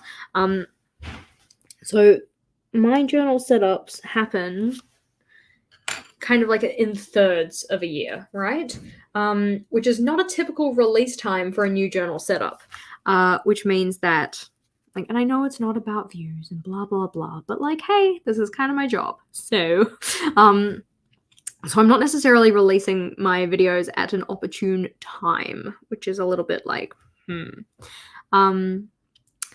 So I'm kind of thinking, like, do I try and make it so I'm doing one a quarter? Because that just seems like way too much new journal setup time. Or do I just try and make it so that it's like one every 6 months? Or am I just going to continue on with my like one a third kind of thing? Because my first journal for the year, which was 160 pages, lasted me comfortably 5 months. But 5 months plus 5 months plus 5 months does not a year make. So I'm a little bit like big shrug at the moment. It is also, again, very much a future me problem. I'm excited that you're excited for it to be your next one. So yeah, I'm just kind of it's just a bit tricky. So anywho, running total. This is usually where I like to put my graph. My graph. I say usually as if I've done it multiple times. This is where I will be putting my graph. The problem is that I have 9 centimeters worth here, and I do not have 9 centimeters across for said graph, which means I could cut this down and make this smaller so I can do like one per week, or I could just make it a little graph for the months that are actually in the journal, which I think I might just do that because it's easier and I'm lazy and I couldn't be bothered moving everything over. Anyways, me just wailing to myself. Please excuse. So 6 months, 6 centimeters goes up the side here.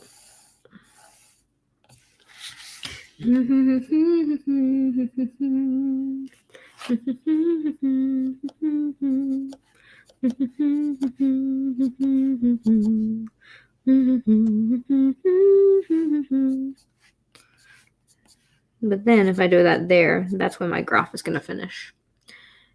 No, I hate that. It needs to come one. It needs to come one over. No, not there, not there. It's going to be a lot easier to explain to you what I'm doing once I've actually done it, just for what it's worth. So I'm going to keep scribbling here. But the idea that I'm thinking is that if I'm not doing it based on week, I'm going to do it based on month. And I'd like a way to track both the running total of my savings and also the amount saved on a monthly basis. So what I thought I would do is that I could have a bar graph to show like how much I've actually saved in any given month. And then I can have a line graph over the top of it that shows my running total of my savings.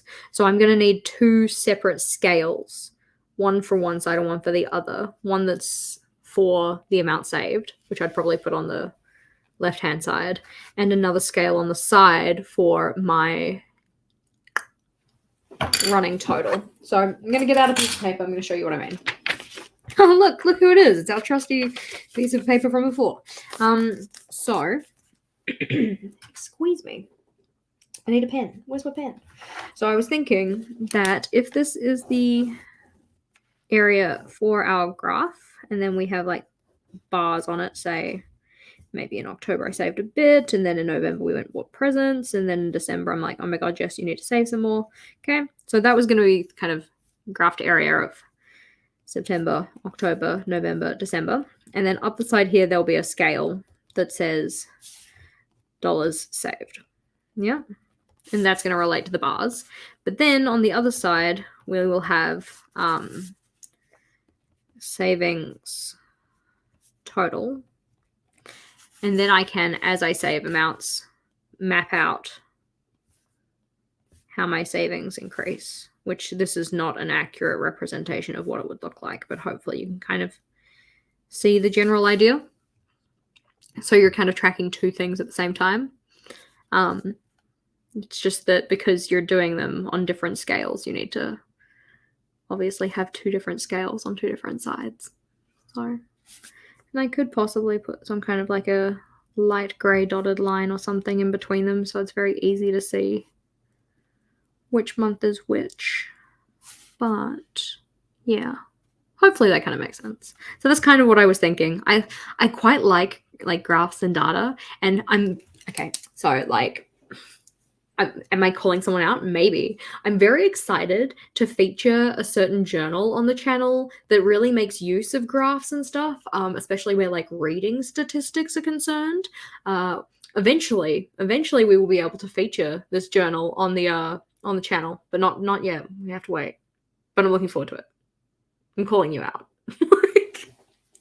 I don't even know if you're still here, but I'm calling you out. Anyways, so I was thinking possibly something like that. Like, yeah, we could do like a different colors kind of thing. I could do like, especially if I'm picking a color palette from the tapes as well. So something like that. This is kind of what I was thinking though. I just would need to decide on my scale, and I would need to decide, but both on scale based on like amount saved and scale based on savings total. But this one I really have to wait until the end of August because I want the starting point to be actually what my starting savings are. It would also be kind of a bummer if I made my starting savings here and then like had to dip into my savings for something. Oof, hopefully not. But yeah, amount saved, negative number. Should be fine though. So that's kind of what I'm thinking for that. I'm just thinking that if I am going to do that though, I might need a little bit more space. 1, 2, 3, 4. I just need to put an X in it so I can actually see my bars. There we go, that looks good. I might need to bring it up a little bit and over a little bit if I want to have a space to actually write in my headers. So then this bill section might actually need to be a little bit skinnier. So in that case, I want to have a space to write in each of the numbers and a space to write in the label. And the label would be here, and the numbers would be there. So that would move it over 1 centimeter. And then on this side, I'd want an extra centimeter. So I need to move it over 2 centimeters from where it currently is, which means it would need to go there, which is still fine. Like, I got plenty of space for that. So September, October, November, December, and then up the top is where we have every month. E for every month. E for every month. Cool. There we go. That looks good. And this is why we pencil first, so that we can make all the choices. Now, if we're moving that over, then I also probably want to change some stuff along the bottom. Because, like, I could include an extra column for something. Possibly. Yeah, okay, I'm going to include a date column. So a week number and then a, like, Sunday date for the end of the week. Date. And then that'll be to here. And then the remaining space can be split into 2 for those two different things. So that'll be 4. So that'll be here. So that was the running total. Love it. And that one is the amount saved.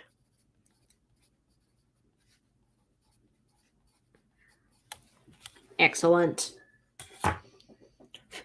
My finger feels much better now. It's already healing. This entire thing needs to be redone so we can get rid of that. And I was like, do I want to move it up so that I can put a label underneath for each of the months of the year? Probably. But then I still also wanted to finish at the same point, so I don't want to bring it up too much. My eraser is being such a difficult biscuit because I've been having some troubles in another journal I've been working on with regards to pen and or pencil smudges. And I thought the eraser would help, and it didn't. So, hey. Okay, so if we're gonna put a label along the bottom to say what it is. So this one's gonna be dollars saved. And that's gonna be number. And then along the bottom.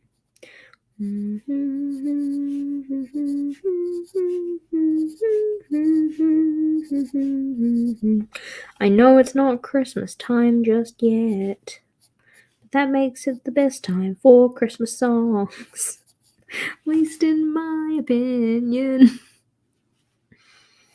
There we go. That looks cute. And then that will be September, October, November, December.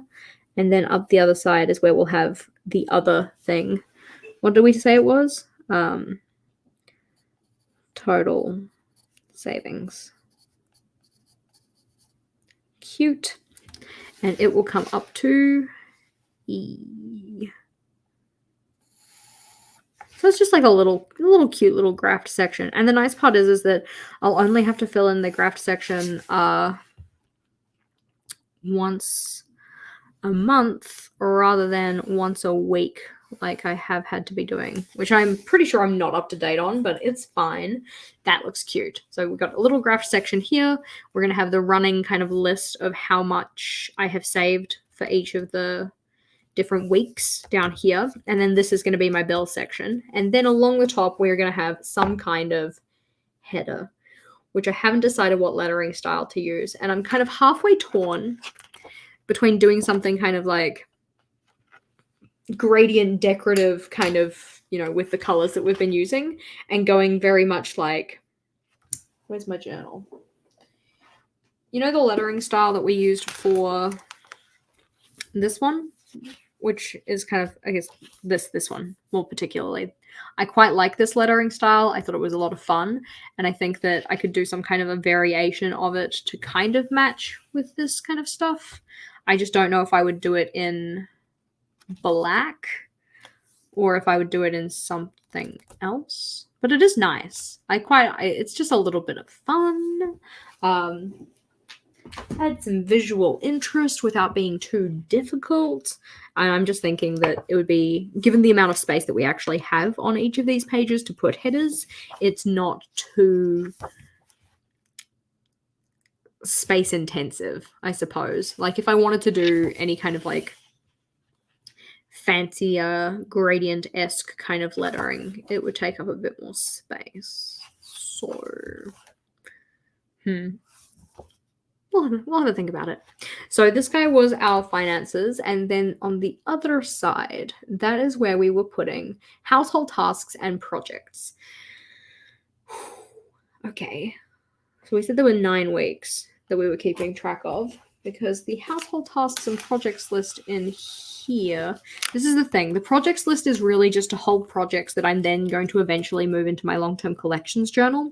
So I don't necessarily know if I'm actually going to be moving these projects across, or if I just want to set the projects up. Where is it? Nope. Yeah. So this is the projects list. I'm thinking that eventually I'm going to be moving this into my long-term collections journal. So I'm kind of wondering, like, do I bother making this? Or do I... Gotten myself very distracted again. Do I bother making this, or do I just move it into my long-term collections journal and just call it a day? Also, do I keep track of my home tasks, or do I just like come to the general realization that I'm very, very not good at actually contributing to the household? Much to Vogel's dismay. Because technically speaking, I do already track at least some of this stuff in my yearly collections journal. I just moved it into here because I noticed that I wasn't really doing it, but it doesn't really seem to have helped being in here so far. So we're just gonna close that up and think about it. But also, if I do that, then if I got rid of my household tasks and projects and just moved my projects into my if I move my household projects into my long-term collections journal, then I have a free space. And that's where possibly something like, I don't know, that guy could go. Which he's like not technically related to finances, but I really liked the idea of physical health and mental health being together.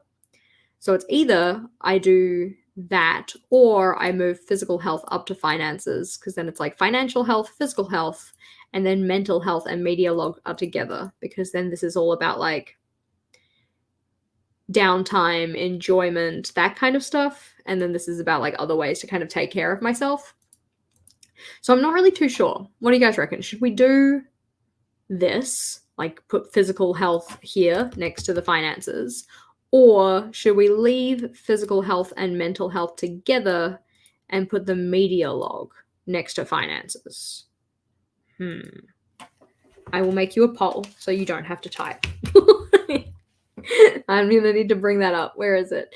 Okay, it's poll time. It's poll time. So, do we do healths together or split healths? Okay, I'm gonna put it that way, but just to remind you what I mean by that, because that doesn't necessarily make a lot of sense. So, splitting the healths is where we put physical health next to finances, or keeping them together is where we put physical health and mental health together. So those are our options. We either do it like this, or just kind of put these over here so that we can kind of see them. It can be a little easier. Or do we do it so that this is physical health, and then mental health goes here, and media log goes there? So this is them together. This is them split. Choices. Because, like, I do kind of like the healths together, but then the media log just does not really make sense next to finances. Like, that is weird, you know? So then I was like, yeah, like you said, does media help you relax? Yes. Because that's usually what I use it for. It's usually a relaxation or an enjoyment thing, which is why I was kind of like, it feels like it makes sense being with the other one, but then I also I like the symmetry of the healths together. You guys like media costs money.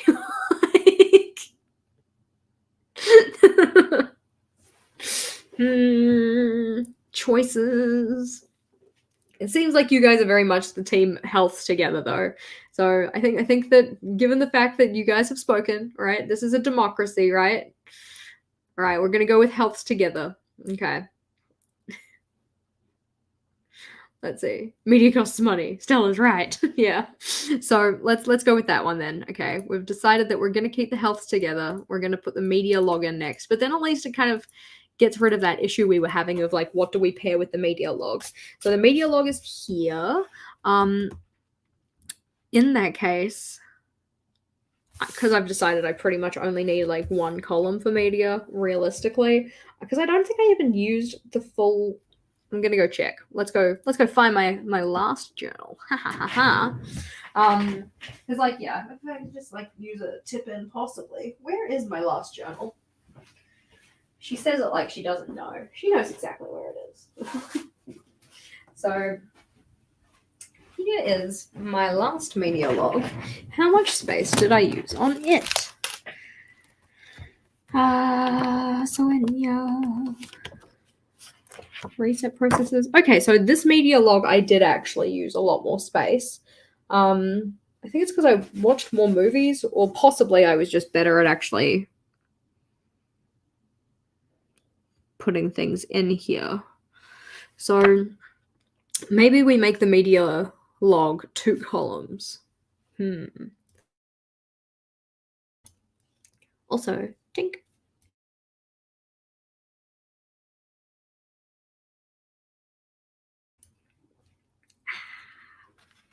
If we make it 2 columns, because we're just doing it for months, we're not doing it for media type. This is kind of what I was talking about before with the media type Alistair method. So if we're doing it with months, then we only need September, October, November, December. So 4 columns for that, and then 1 column to just mark off having actually consumed it, I guess, is typically how I like to do that. And we'll come up to the same level. We'll make that a header. So that'll be 1, 2, 3, 4, 5. Yep. 1, 2, 3, 4, 5. Yep. So that'll be September, October, November, December, and then dot, and then media. And we can do 2 columns for it, and then we can do the washi tape down the other side. I still kind of like the idea of having the symmetry. So we could put the red one in on the other side here. And then that will show us how much space we actually have. We kind of like the idea of the... Because I can't put the chickadee's eyes down the bottom here because then the tape isn't high enough. So we're going to have to at least have... Where's that other piece of tape that I had? Okay. So that's where my chickadee's eyes were last time. So I want the eyes to be roughly the same height for that last page, which means I need to cut the tape roughly here. It's effectively along the line. It's like effectively the same kind of positioning as it is on the other one. So that's kind of good. And that should be long enough to go down the whole length. Oh, absolutely. And do not let Jess forget, and I know you won't be there when I set up the other page with putting the washi tape on, but don't let me forget that I'm supposed to put things in the washi graveyard. All good. You're not late. You arrived precisely when you meant to, or something like that. I don't actually know what the quote is. But the nice part about these lives is that you don't have to show up right on time, and you can stay for as long as you want. So this is kind of what Chickadee's doing, which is cute. And then we have eyes here too, which I kind of like the idea of the symmetry of them both being there. Absolutely beautiful. Cute. Okay, so the washi graveyard, thank you. Don't let me forget. See, the thing with the washi graveyard is that it's really for offcuts. So like this little piece that I'm about to rip off here, I'm probably not going to put in the washi graveyard because it'll just be too hard to actually like stick it onto the page. But for the offcut that is going to come off the side of the journal, that one I do very much want to make sure that I'm actually... See, this is what I was talking about. Like it rips off the side. We have to be careful. More, thank you. Better. Whew. That was a worry. We don't want to rip off her eye, so we need to be careful there too. So, stuck to my finger. So yeah, this little noodle piece is too fiddly to put in the washi graveyard. But the part that hangs off the side of the page that we're going to cut off, that will go in the washi graveyard. Okay. So, in terms of positioning, I love it. See, it's very dawn and dusk, like you said. Like this is like little Solaris kind of thing, like with a little moon over here and then the sun over there. It's just very cute. Very cute. Okay, we're gonna stick the tape down with great carefulnesses, and we also want to make it so that her eyes show at the end. I know that you can't see what I'm doing. I want to try and position it so that her eyes are still on the edge here, which means that we need little lady and her crown to be slightly off the edge. Everybody's saying they're sorry they're late. You don't need to be sorry. Don't be sorry for that. It's cool. It's not like it's one of those things. Like I enjoy doing the live streams. I love it when people can show up live. It's great because then there's people to chat to. You guys are my social hangout. But at the same time, people have lives. People are busy. They got stuff to do. So I understand, if they can't make it on time or if they can't make it live or whatever else. It's all good. And again, I am very aware that because I like to get really up close and personal with my tape, I am very much not in the frame here. There we go. Oh, it's beautiful. I was a little apprehensive about using this color, like we talked about before, but I think it has turned out very well. Now, this part doesn't get any fancy offcuts or anything because we trim all the way to the edge because we want to savor the tape. But this end, that little piece, that's going in the washi graveyard. You cancelled your night early to be here. No regrets. Well, I am glad that there are no regrets, and I'm glad that you could be here with us. That's excellent. Yeah, I know. I like being at home and just chilling in my space and doing my journaling and stuff. It's a good time hanging out with good folks. All right, that's so flippin' beautiful. Oh my god. Okay, yep, graveyard time. That's right. So we cut off the piece, and we do not throw it immediately into the trash box receptacle. We put it the back of the journal in the washi graveyard. You pay for the washi scraps. Oh, I don't think you really want them. They are usually pretty dang scrappy. There we go. Washi Graveyard. Edition 3. 1, 2, 3. I do have pretty washi. I am just bad at using it. Bad at actually making sure that I actually use it. But that's looking good. We need to trim off the corners so that it looks all good, and then we can measure up to see where we actually want the loud noise. And loud noise again. We can measure up to see where we want the divide to be for our second edition, or second half of the media list. So this goes to about there, which is 15 centimeters, half of which is, insert number here, 7.5. That should be SOND dot media. Nice. So then we have 2 columns, so I can write heaps and heaps of media, which is, I kind of use this as a combination of like kind of like a TBR, TBW, whatever, like stuff that I want to consume and also things that I'm consuming. So for instance, for example, my current media list, which is somewhere, shrug, I have like just a highlighted column at the start, which I can use to check things off, and then I can just write in the titles of stuff that I want to check out or whatever else. And then once I actually do consume it or watch it or check it out, all that kind of stuff, then I can tick it off. Yeah? Yeah, TB all the things. To be something. So it's really like a TBC, like to be consumed. I'm glad that you find the videos helpful. That's what I aim to assist. That is what I try to do. So the media list is looking cute. We don't need a header just yet because we haven't really decided on our lettering style. Oh, it's so pretty. I like the symmetry. I think that the symmetry of this is something that really speaks to me as well. And I think it's going to be nice having it on this page and on the one a couple ago, but reversed. I think that's kind of nice. So next, though, was physical health and mental health. Ooh.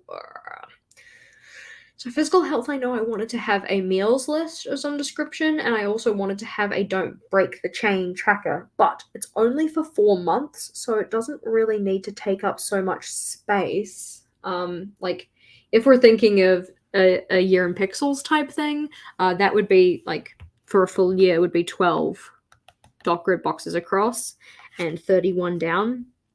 I don't need I don't need a full year. I only need 4 months, which would only be 2 centimeters across, which really just doesn't feel like making it a year in pixel style would actually be beneficial. I think what would probably be better or more useful for me would be something like a like days of the week across and then weeks of the year remaining down. But like we said, I only actually need 9 spaces if I'm going to do that for this. If I make it 2 across, though, then it would be 18. That wouldn't be too bad. Okay, I'm just going to draw something up here, and I'm going to see if I like it. If I don't like it, then I obviously won't use it, but just humor me for a second. We're going to do 7 across.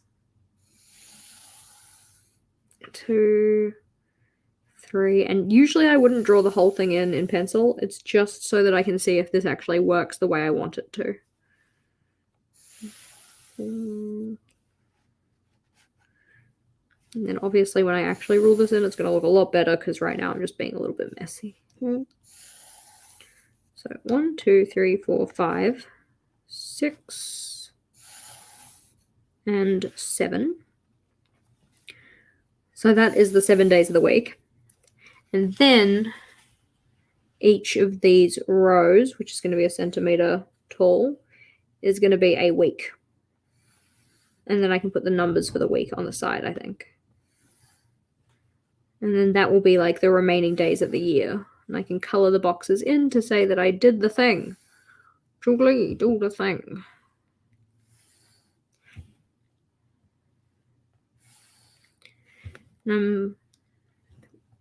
because at the moment, I haven't decided what I want my don't break the chain to be for. I don't know if I want it to be like for water intake or if I want it to be for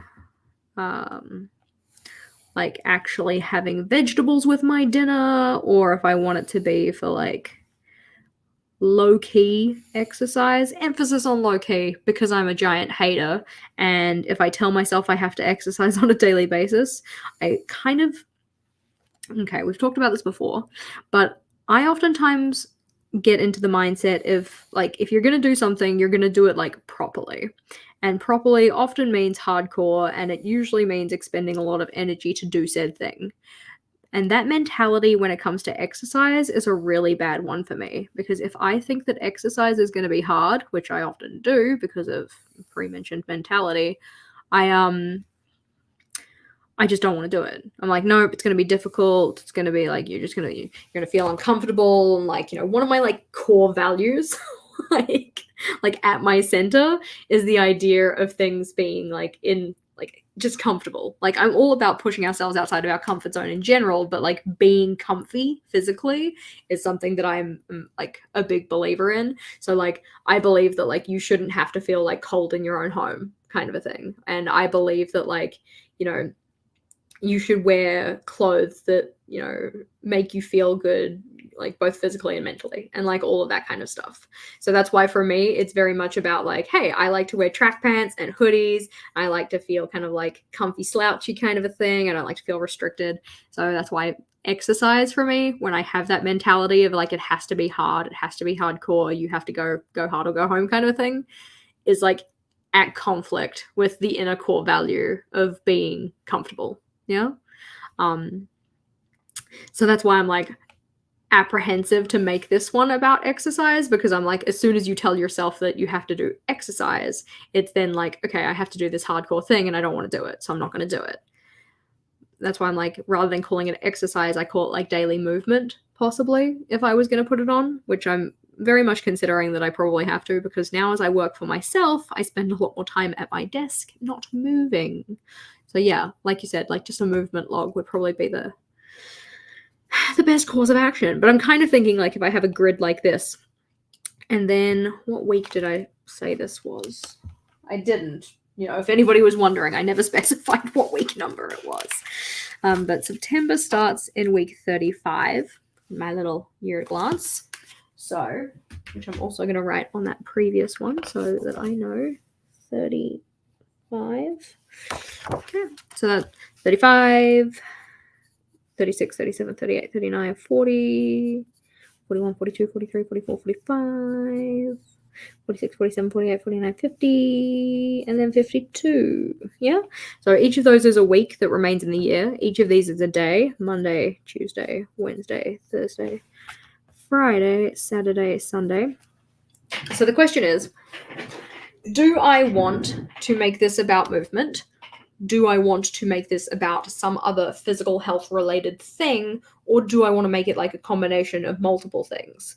I do kind of like the idea of one tracker, one thing, because it helps keep me focused on that thing. For instance, like if I made this about, I know we're not done with August, but this is for September, so I need it. I need to have it set up. And so like I could do it so that then it's like one box, one thing, or I could make it so that I use the box for multiple things, either by taking the box and dividing it like in half and saying like, oh look, this is about like, movement, and then this is about water, or I could do it in terms of like a color code. So it'd be like, this was neither, this was movement, this was water, and this was movement and water kind of a thing. Or I could do it like, again, depending on how many things I want to track, I could do it like a box. So it's like, oh yeah, I did this, and I did that, and I did this one and that one. Or I could do it like a box that has, like, there's a lot of ways to do this. Can you kind of get where I'm going with this? So if I did it like this one, it's like, this is, you did some movement, this is, you did a lot of movement, this is some water, this is a lot of water, kind of a thing. So haven't decided on that yet, but I think that I'd probably be more inclined to go with one thing per tracker. And I think that I only want to track one thing. Possibly. Alrighty. Question. With the health tracker, do you have a way you can do it digitally? Like, yeah, for sure. I don't have an Apple Watch. I have a Fitbit, but like, it's not so much about hitting a certain step goal or anything like that. It's more just about like, did you actually do something movement based that was more than just like, I walked to the fridge and got another Coke Zero, tink. Because I find that if I start focusing too much on the like step number, it kind of works against what I'm actually trying to do, which is just like get myself moving more in a way. So if I just give myself like, it's kind of like that idea of like partial credits, like you did the thing even if you didn't do the thing hardcore. Like if I actually start tracking things in terms of number based stuff, it doesn't necessarily focus on the fact that I actually just moved. Does that kind of make sense? I feel like I'm explaining myself poorly. But I also like, I don't necessarily keep my watch charged as much as I should. So it's not necessarily always useful, I guess, as a metric. But yeah. So on this page, I wanted to have my tracker and I also wanted to have my favorite meals list. So I'm guessing I might just put both of them together. I am going later than usual. I don't have a meeting today. So I'm just kind of, you know, still chilling out with you fine folks because you're groovy peeps and I want to hang out with you. Plus I need to get this done, so might as well do it here with you. I think I need to check and see how many favorite meals I actually have. So I showed it to you guys a couple of streams ago, possibly. At least I think I did. But I made Vogel and I a list of our favorite meals. I'm gonna share it to you now. So this is my favorite meals tracker. And so we've kind of put it down as like who does or who doesn't like it, or like what are their kind of feelings about it, what type of meal is it. So it's like, you know, is it a stir fry, is it like what I consider to be like, quote, a fresh meal, which is usually like, you know, uncooked vegetables for the most part, and then like what type of protein does it have, what kind of time restraints does it have, like is it a long, a medium, or a quick meal, and then that kind of stuff. And then this is all about like common ingredients, so that if I need something that has pineapple in it, for instance, I can then say, okay, well, these are the other things that also use pineapple to use up pineapple. Are you going to sharpen your pencil? Absolutely not. Because I'd have to go find a pencil sharpener and I really do not know where I have one.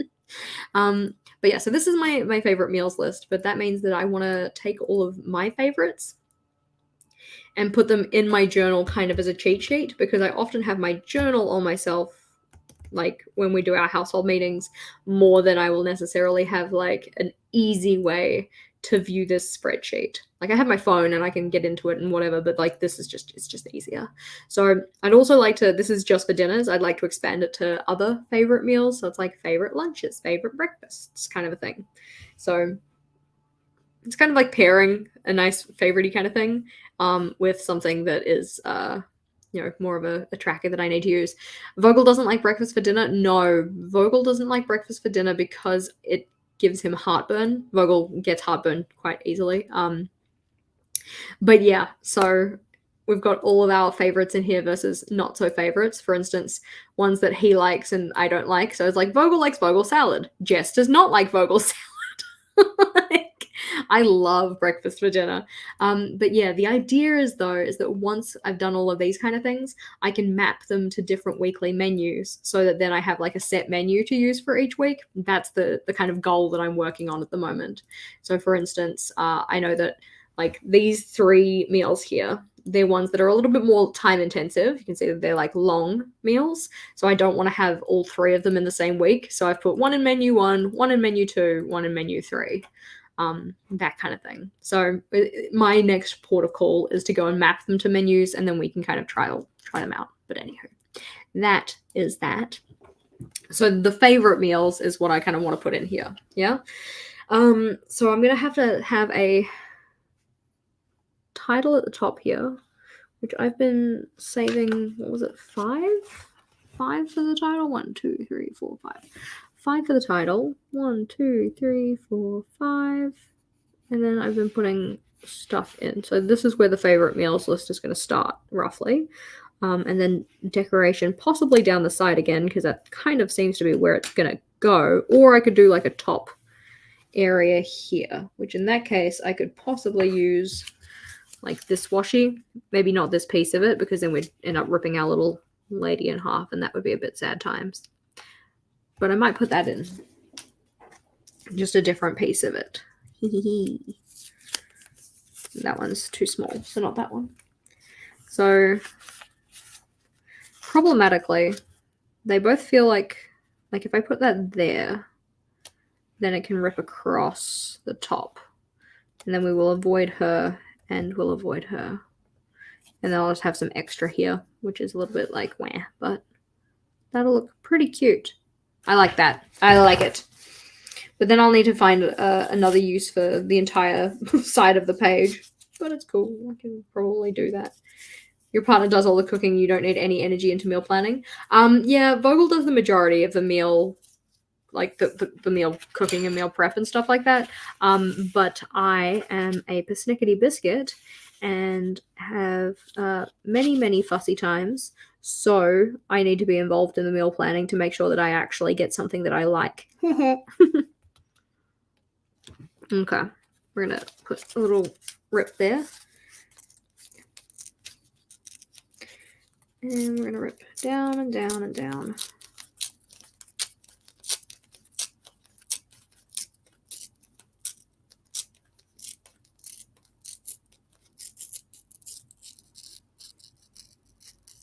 There we go.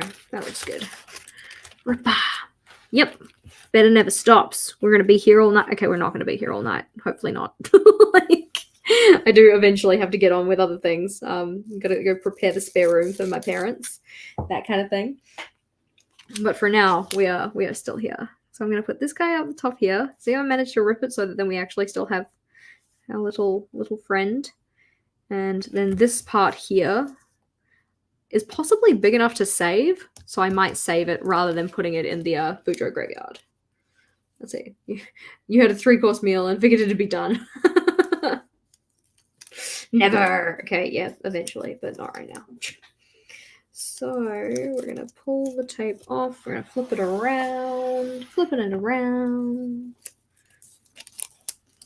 So we want to put this in the corner here. So then the rip is at the edge. That looks cute. That's too far over. Don't hang off the edge. Oi, sit where you're supposed to, miss. I have plans for you. Those plans don't involve you hanging off the edge. That's cute, though. Ah, it's gorgeous. Squick, squick, squick. But yeah, because this is the thing with the horizontal ones is that, like, as I said, we have a lot more horizontal space than we have like vertical space. We've lost like one, we've lost one thing, one dot grid box, and I'm just like, oh my god, I feel so restricted. But because I'm so used to dealing with notebooks that are longer than they are wide, most of my default kind of layout ideas go with that kind of a dimension, which means that making use of this space is going to be an interesting change. So this is where the favorite meals are going to go. It's a very large space for favorite meals, but I will make the best use of it that I can. We're not going to have you go all the way over there. Where is my eraser? Brains. There we go. Cute. We'll put a divider in here so that then I can see where I'm going. I may end up doing this in 2 columns. So just in case I want to do that, I will put in a divider here. Because I could do like dinners and lunches, breakfasts and snacks or something like that. Have a little divided up section so that then I can plan out some foodie foods. But that's looking pretty cute. I do have this like weird little washi tail now, which I could technically use down here. But I think if I'm going to do a bottom corner, I'm going to want to include the little lady as well, who has not been ripped off. So I do like the symmetry of having both of those on there, eh? And they are both health related because we decided to put them together, eh? So maybe that could be something that I can do. I'm gonna do that.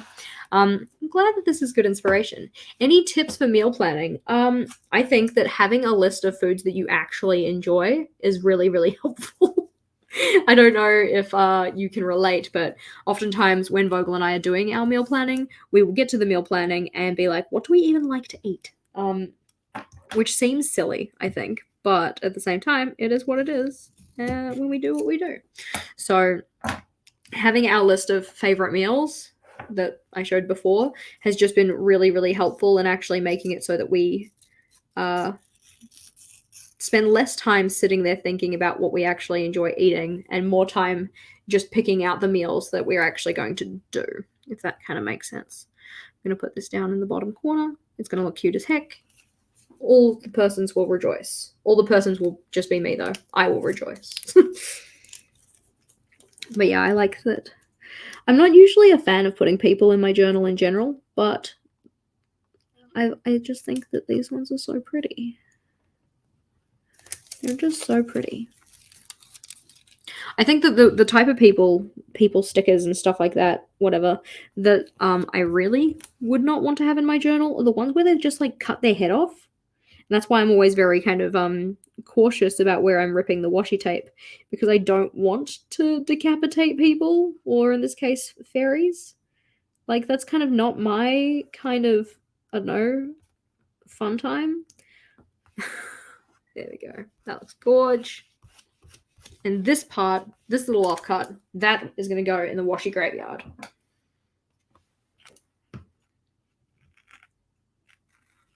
There we go. So we don't want to forget about our washi graveyard because we started it up. And it's now a thing.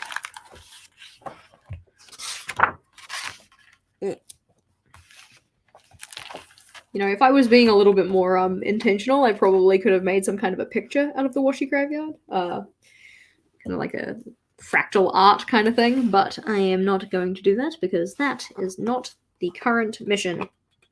Click. So cool. Excellent. I am also appreciative that we finally have some corner pieces in, because as I mentioned before, when I'm doing this kind of washi decoration type thing, I like to alternate where it's placed. Otherwise, one thing that happens is that you end up with a lot of bulk in the same place in your journal, which is not ideal. And two, it just adds a little bit more visual interest. Yeah. So like we've got the one running along the bottom of these pages. We've got the ones running along the sides of these pages. We've got the corners of the pages. Yes.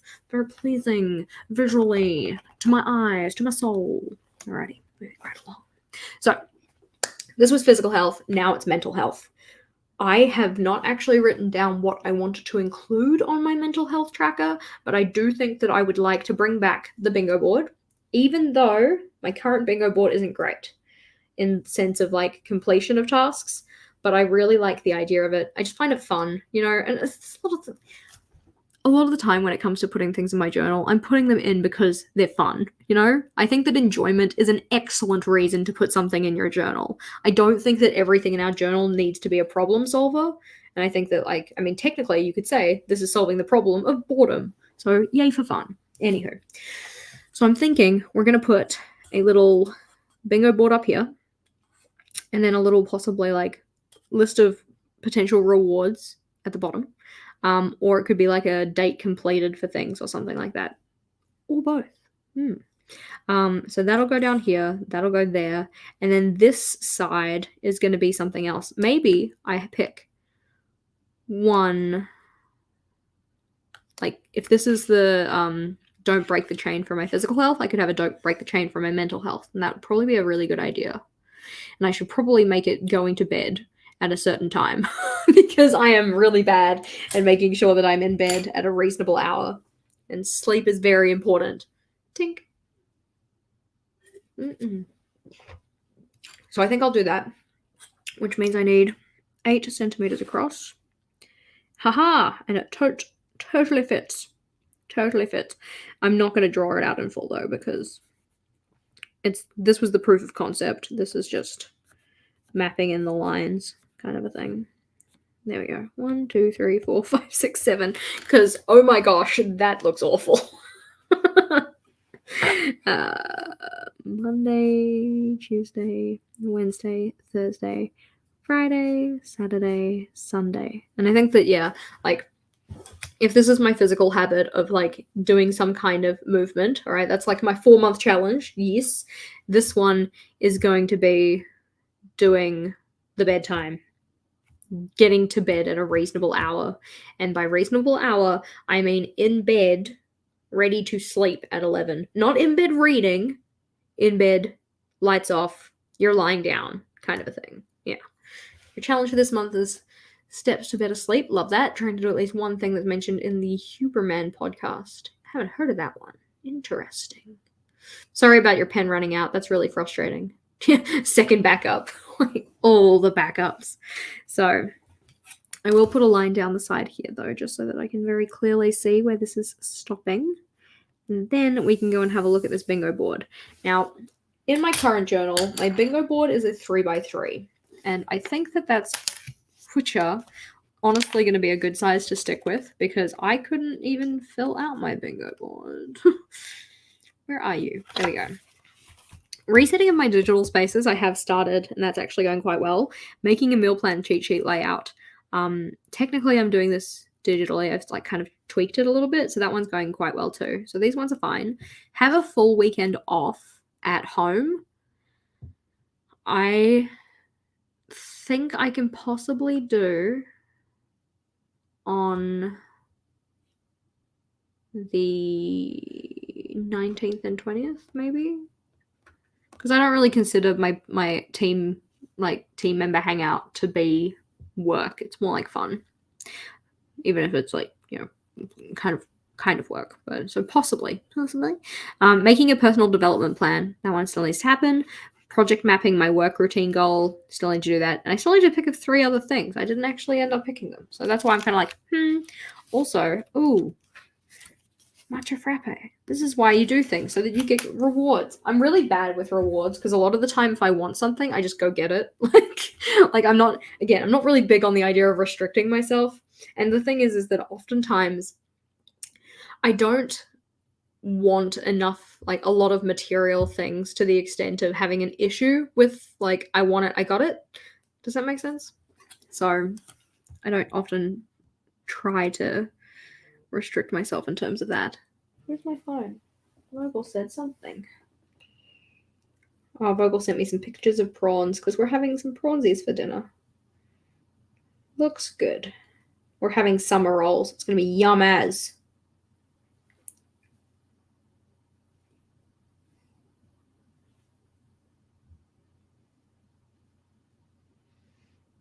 Sorry, I started reading a text from my dad. That's why I'm just like really quiet all of a sudden. Because like I said, my parents are coming over tonight, so my dad was messaging me just saying that it's really nice not having to rush to get ready in the morning. And I'm like, that is very true. Hope packing went well, or is going well. There we go. I'm going to respond to him. His dad doesn't message me very often, because we have like a family group chat that we have on, what's the word? I know what it's called. Facebook. So I usually we message through that, but okay. I'm gonna do a 4x4 for my bingo board, only because I have enough space for it. And also the last one was like 3x3, which made sense because we had 3 months, and this one can be 4x4 because we have 4 months.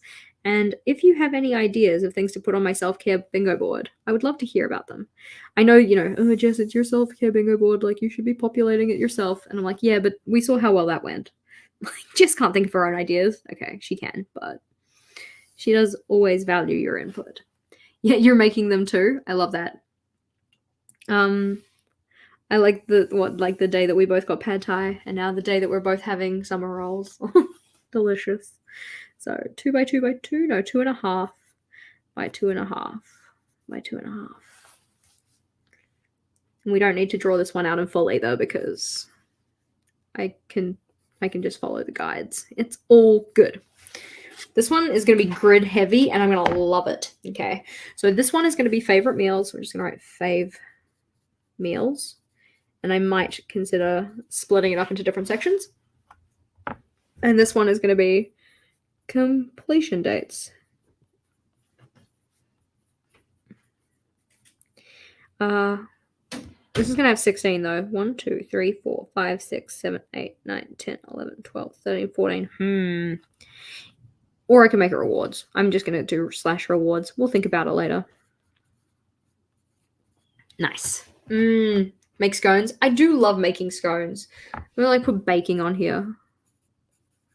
Because I want to make cookies so bad. Yeah. Oh, yeah. Prawns and shrimp. I think of a shrimp as like a small prawn. Like a prawn is like a heifer, and a shrimp is like a little baby, little small guy. So then I don't know. Can we look up a picture of a prawn? Excuse me while I go and look up a picture of a prawn. Let's see. Prawn animal. Let's see if I can show it to you. There we go. That's what a prawn is. Yeah? That's it whole and then that's it cooked. There we go.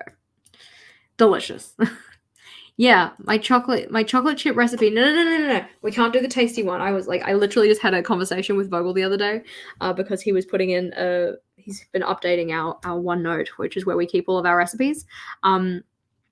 And he was updating the chocolate chip recipe, chocolate chip cookie recipe. I'm like, do not touch that recipe. That is my mother's recipe. It's not my mother's recipe, but it's the recipe we used to make. It's from this book called Beautiful Biscuits. And it's just nostalgia bomb. Must be that recipe. Otherwise, scandal. Self-care journal. Yep. Self-care journal page. I like this. See, you've got all of the good ideas. And I'm just I don't know. Do something, I guess.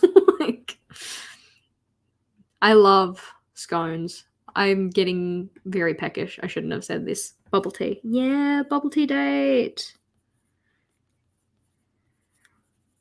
We've planned a readathon, which I'm quite excited about.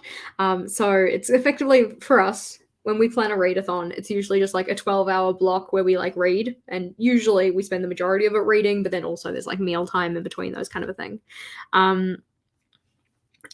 Self-help book. Love it. Have you read Decisive by Chip and Dan Heath? So readathon for us is going to be on the 19th of September. 19th of September. Nope. Lie. 19th of August. And we're going to spend the whole day reading, and it's going to be totes cozy vibes, and I'm very excited for it. I am very looking forward to it. Alrighty, you guys have got all of the good ideas, so I'm not moving. No, it must be Decisive. That can be one of the rewards, right? If you finish the bingo board, you get to read Decisive by Chip and Dan Heath. Yes, the Beautiful Biscuits book is the best. My mum got me a copy of it, a secondhand copy of it for Christmas. I love it. Self-care. Did you see the sky catch a sunbeam? Oh, I'm gonna watch I'm gonna say a sunset because that is more of a self-care, and I'm gonna make it so it's an actual kind of conscious effort, because a lot of the time okay, over to this side is where my window is. I usually keep the curtain closed because I don't know if you can really tell, it probably didn't change too much because it's super overcast today, but there we go, we'll just put that back. I usually keep the curtain closed anytime I'm filming, so I don't really see outside as much, so that's a good idea. Get a massage, actually have a bath, because we have a bath time, and I do find it very relaxing, and I just don't necessarily put it on. Alrighty, I'm gonna do make a feel good playlist as well.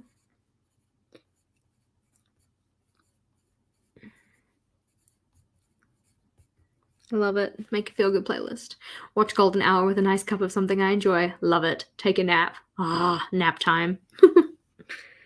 Nap time. I also value that we're gonna have the majority of this board filled filled in with stuff before I actually start in the journal, because we've talked about it before, but I'm very bad at actually like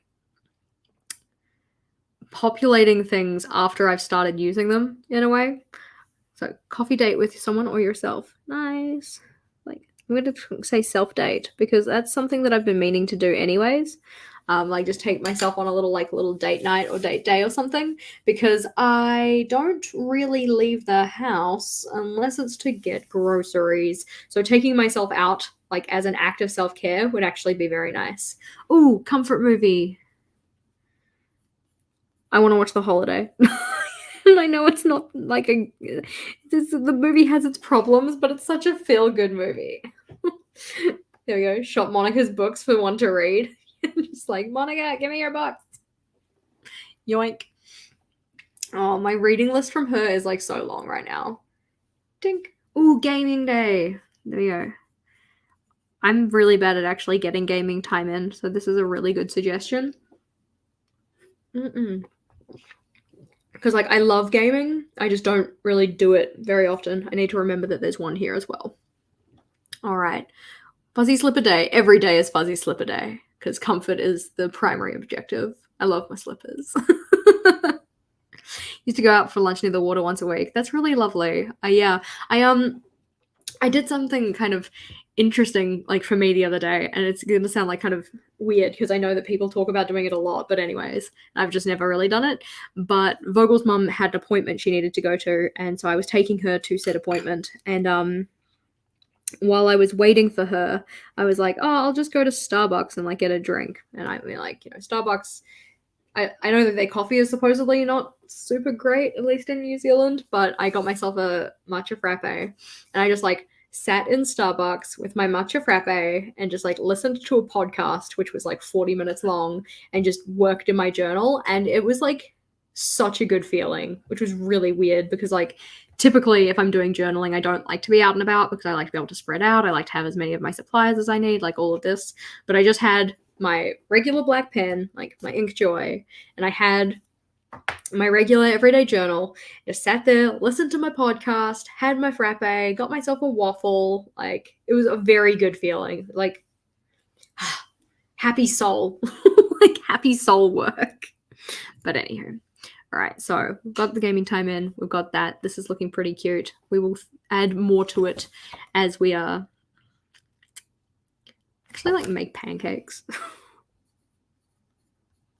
Because pancakes are feel good too, and I just never get around to making them. Okay, done. So, what was the next page? I do not recall.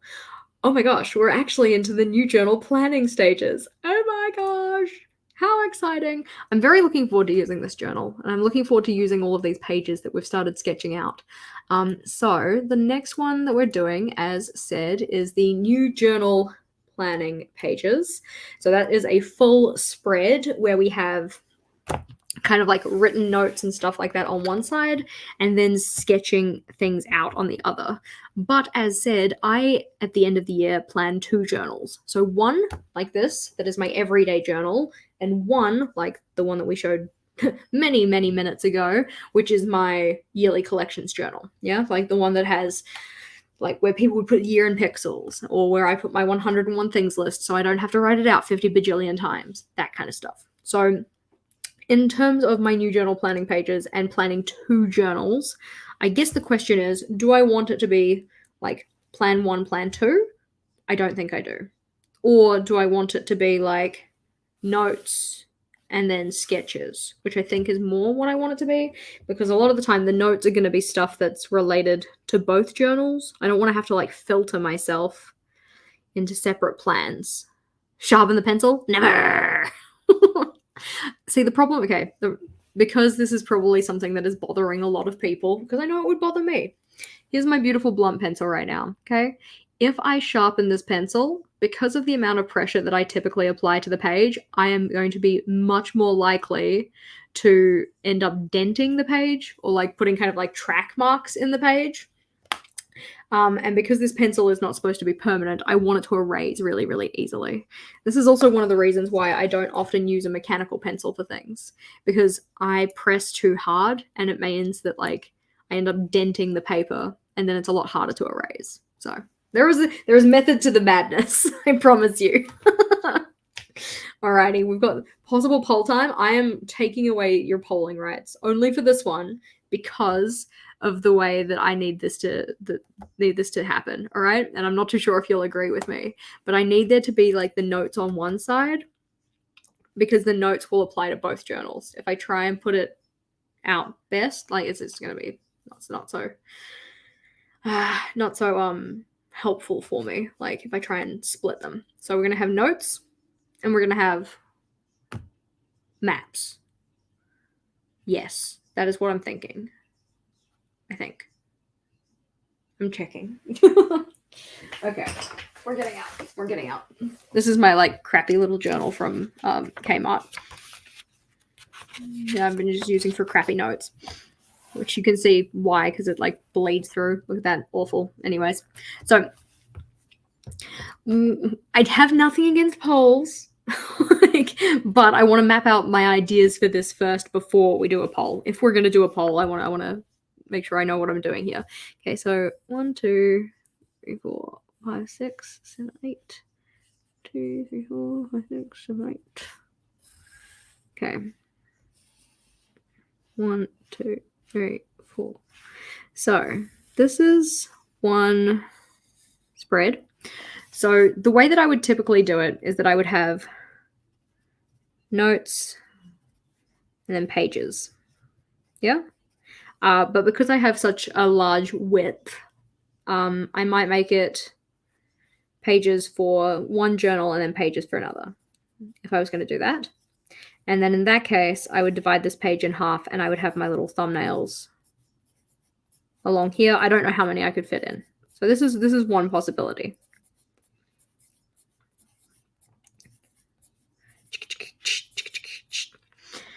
So that's a possibility. Or what we could do, because this just feels like a lot of space for the notes, I'm thinking that we could do like a keep, scrap, try, change type deal. So then I have like a space to kind of put notes into stuff that like I want to keep, scrap, try, or change. Or what I could do is just make it more simple, like a like, dislike. That says disc. That is disc-like, whatever. You get it. And then curious, yeah? So then there would be like 3 columns for the notes up here or 4 columns for the notes. One of the two, kind of a thing. And then the pages are for like, this is the pages for the everyday journal, and then this is the one for the yearly collections journal. And then this would be like everyday journal, and that would be the yearly collections journal. So that's kind of what I was originally thinking. If I didn't do it that way, I could do it so that then the notes section is just like a running notes section. So what I was possibly thinking, it's a similar idea. We're just moving parts around. Yeah. This was too tall. 1, 2, 3, 4. No, that's fine. Cool. So what I was maybe thinking for this layout is that we keep the whole half and half here, but then we make it half and half here as well. So this is the like page list for each of them. And then this is the thumbnails for each of them, which would not look like that, but you kind of get the idea. So like those would be my thumbnails, or however many I need. I love setting up lots of pages in a new journal. It just like makes my soul happy. Makes my soul happy. So we could do something like that. So then this would be like the pages for the end of year journal and the pages, sorry, end of year journal, get out. My everyday journal. Every day. And then this would be the yearly. And then this would be the notes section. And then the notes section we could split into separate things. Because keep, scrap, try, change. I do like that style of reflection, but I also know that I like to just be able to jot things down a little bit more mindlessly as I use a journal. So, where is my current journal? Again, there's just so much stuff everywhere.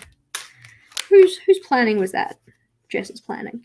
So for this one, it's just like kind of notes. I say like, I'm enjoying my savings tracker. I'm enjoying full page daily logging. I prefer wider pages. I need to make my make time tactics and tie them to habit icons. Self-care bingo. I need to populate before starting my bullet journal. I need trackers for long-term projects. I have questions for Friday fun rather than pictures as a question mark, that kind of stuff. So that's kind of where I was going with like just jotting down notes, yeah? Whereas previously I have tried to split them up. I'm going to see if I can find you an example because things are better with examples. Oh, my legs. I'm dying. Not really. I'll be okay, but is it in here? Is it in here? Okay, so this is just more of a notes to self than it is a actual new journal planning. So I have like a likes list, a dislikes list kind of a thing. Likes, KFC nuggets, problematic. I don't know if there was anything in the back here. This was more like end of year planning kind of a thing. Like changes, my mind migrating things, thoughts on spreads, rude. So this was more like a positive, negative thought kind of a thing. So that was more Alistair method and style. And then that was just planning it out. So yeah, I love it that you're literally like, hey, why not set it up as an Alistair style? And that's literally what we had. That was quite funny. But yeah, so then I guess, yeah, that would possibly be a pretty good idea. Why not? Let's do it that way. See, you and past Jess, you're on the same wavelength. Chuck that journal down. Okay, because then we've just got like a column of notes and I can have it in those different various things. And I think that I kind of like the idea of the pages rather than being down the bottom, being on the side so that they're kind of like tied to the thumbnails. I think that will just make it a little bit easier for myself. Because then it's like, oh, here are my thumbnails, those are the pages. Here are my thumbnails, those are the pages. Da-da-da. I'm so excited. This is great. Everything's so great. Okay. So, taking my beautifully blunt pencil that nobody has any problems with, we're going to have a look at putting in some thumbnails. So if the thumbnails, the next journal I'm using after this guy, it always feels really weird to set up my next journal page before I've even moved into this journal, but I'm just going to move the journal down a little to make it a little easier.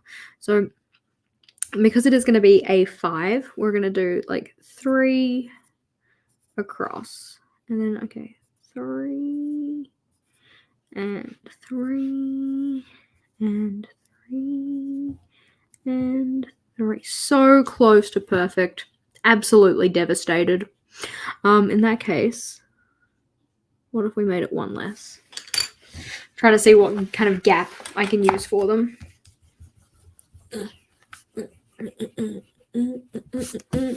Careful not to cut your finger on the side of your journal because it hurts. So, there you go. Got that one. And then there, and then there, and then there. Dun, dun, dun, dun, dun, dun, dun, dun. And that one's going to leave us even more space, and I think that I don't know how I feel. Oh, Denise, what the heck? Why you say these things to me? It's like, it's 1:20 here now. We've been going for 4 hours and 20 minutes, and I haven't had any food, and I'm hungry. I'm only having a bitch and a moan because your poached eggs and bacon sound really good, and I'm sad about it. I want poached eggs and bacon. Call this journal the monster. Yeah, I know, right? It full on bit me. I obviously didn't like stroke the spine or whatever I needed to do to make it treat me with the respect I deserve. at the same time, I have broken 2 journals this week. So it's probably just because it knows that I can't be trusted. So either okay, we're going to start over this side. And we're going to do keep, change, scrap, or try on the side.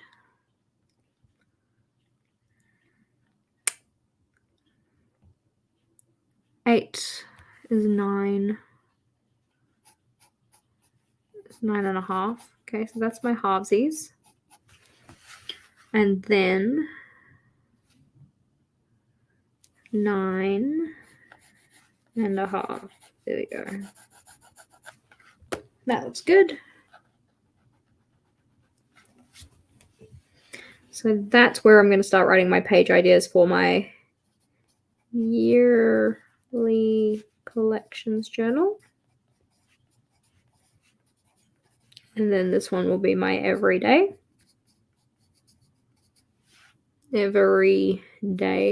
journal.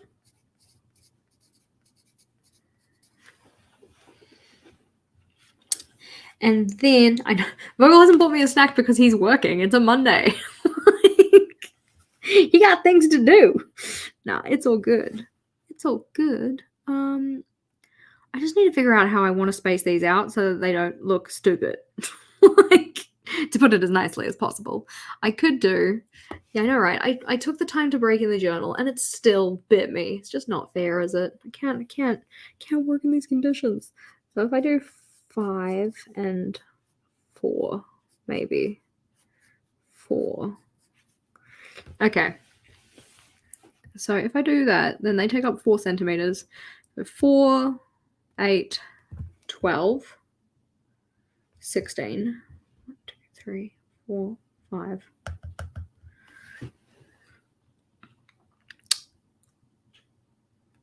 One, 2, 3, 4. Okay, yep. We're gonna move one over.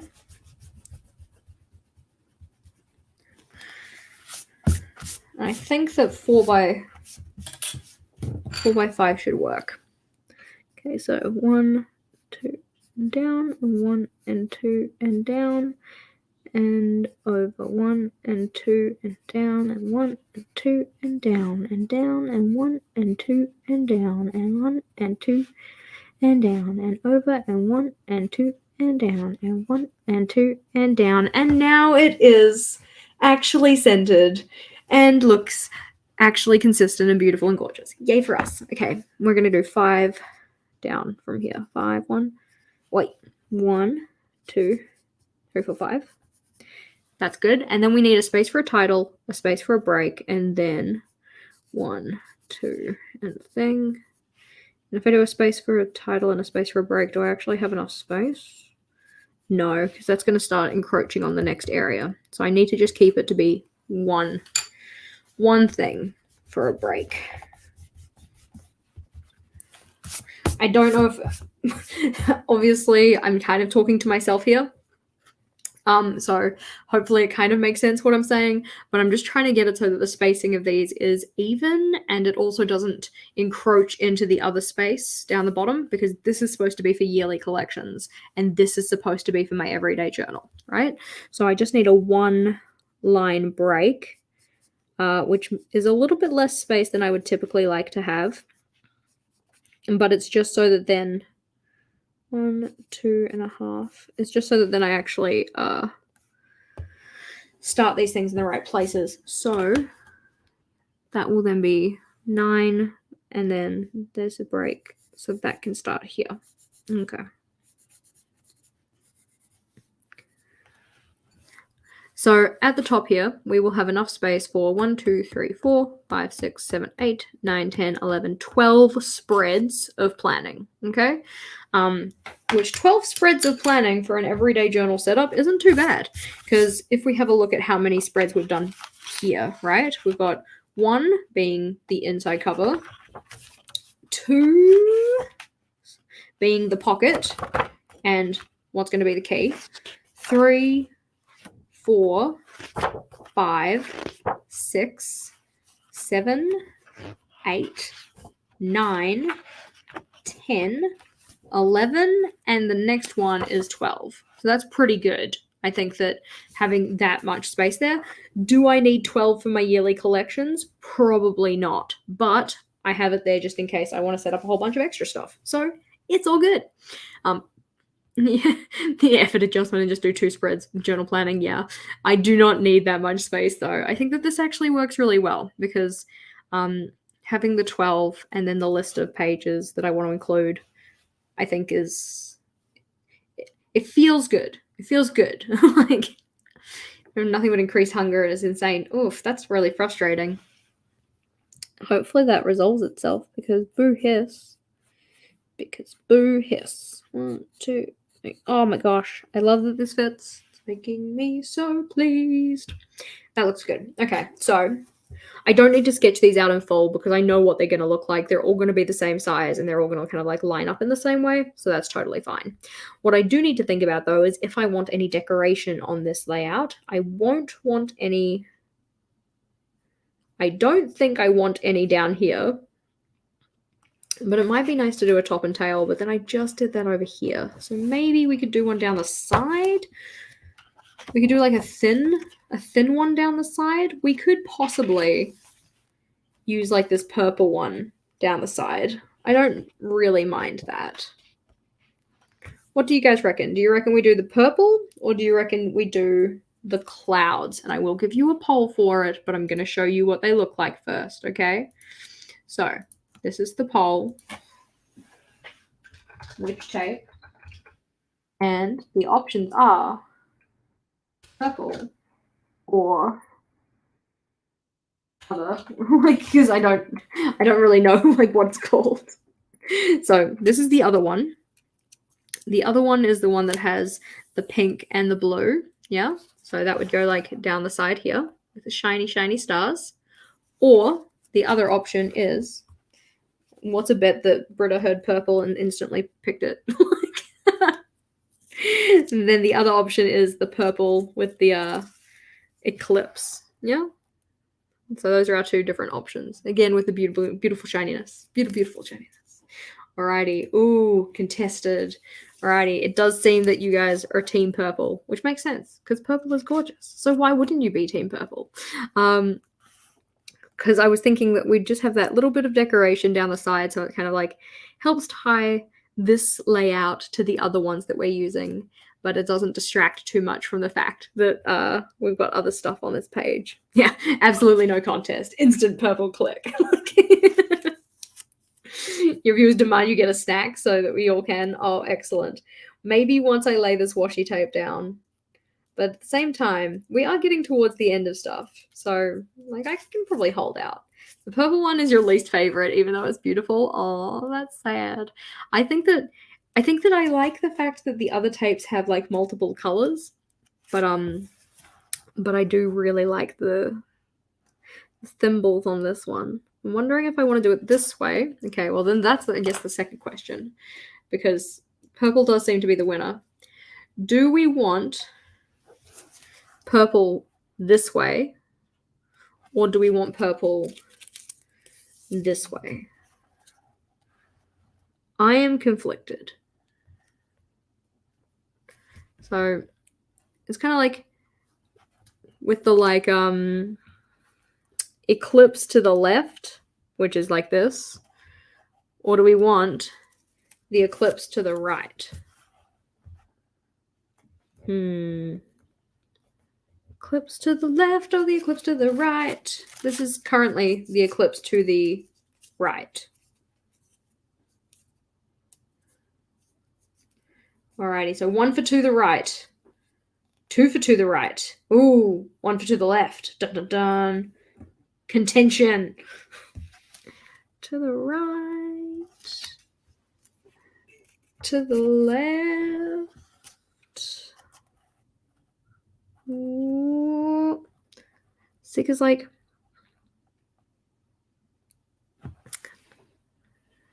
when it was at the bottom of the page, it made sense to be a certain way, but this way it just feels like conflicted. Okay, let's see what you guys said. You said to the right, to the right. Okay, so one right, two right, one left, two left, another right, another left. This is really helpful so far. Another way to the left, another way to the right. In a box to the left, another to the right. This is going super, super well.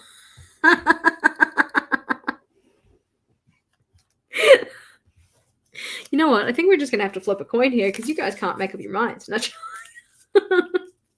No, okay, fine. We'll do a poll. We love a good poll. Okay.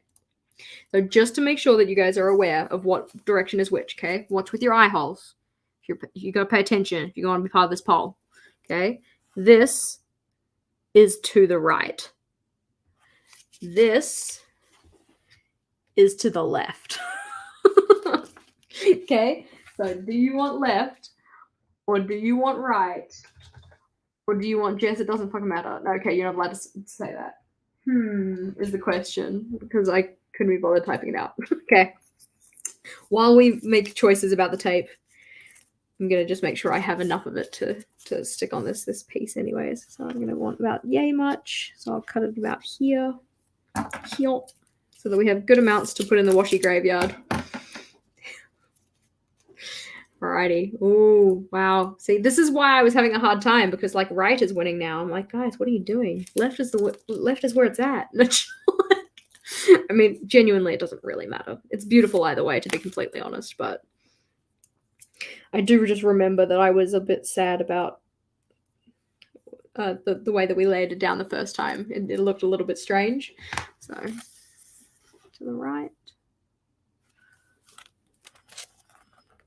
To the left. It's like shining its goodness. Gosh, it's so shiny. So shiny. Alrighty, team. It looks like team right has it. To be completely honest, I don't agree. But like it's quite like an interesting contest here, like, right?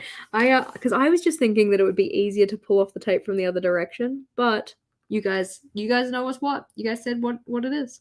So we're gonna rip it out here. Of course, I have veto power, but I like to. What's the point of asking your opinion if I'm not gonna actually, like, you know,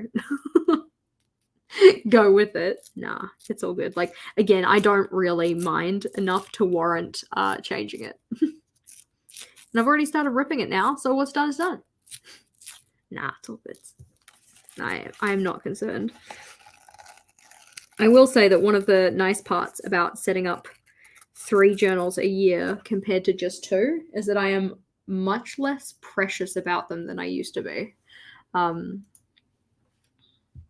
Yeah, that's 100% the way that I use the flip a coin thing. It's like you flip the coin to see which one you were kind of hoping for. Like, because if you're disappointed, you know you wanted the other one. But anywho, so yeah. But I have found that considering having 3 journals a year is my now kind of go-to, I am a lot less precious with setting up my journals. Precious is maybe not the right word. Like particular. I don't mind quite so much if things are a little bit odd or don't quite turn out. Like, I still, you know, do whatever in my power to make sure that they actually are the way that I want them and whatnot, but if something's a little strange, it doesn't bother me quite as much as it used to. Alrighty, we're going to trim off the excess, and do you know where it's going? I'm like, Dora, do you know where? No. Can you see the backpack? I don't know, Dora. I haven't watched Dora before. But these cheeky little boys, they're going the washi tape graveyard. Click. Yeah, the graveyard. Excellent.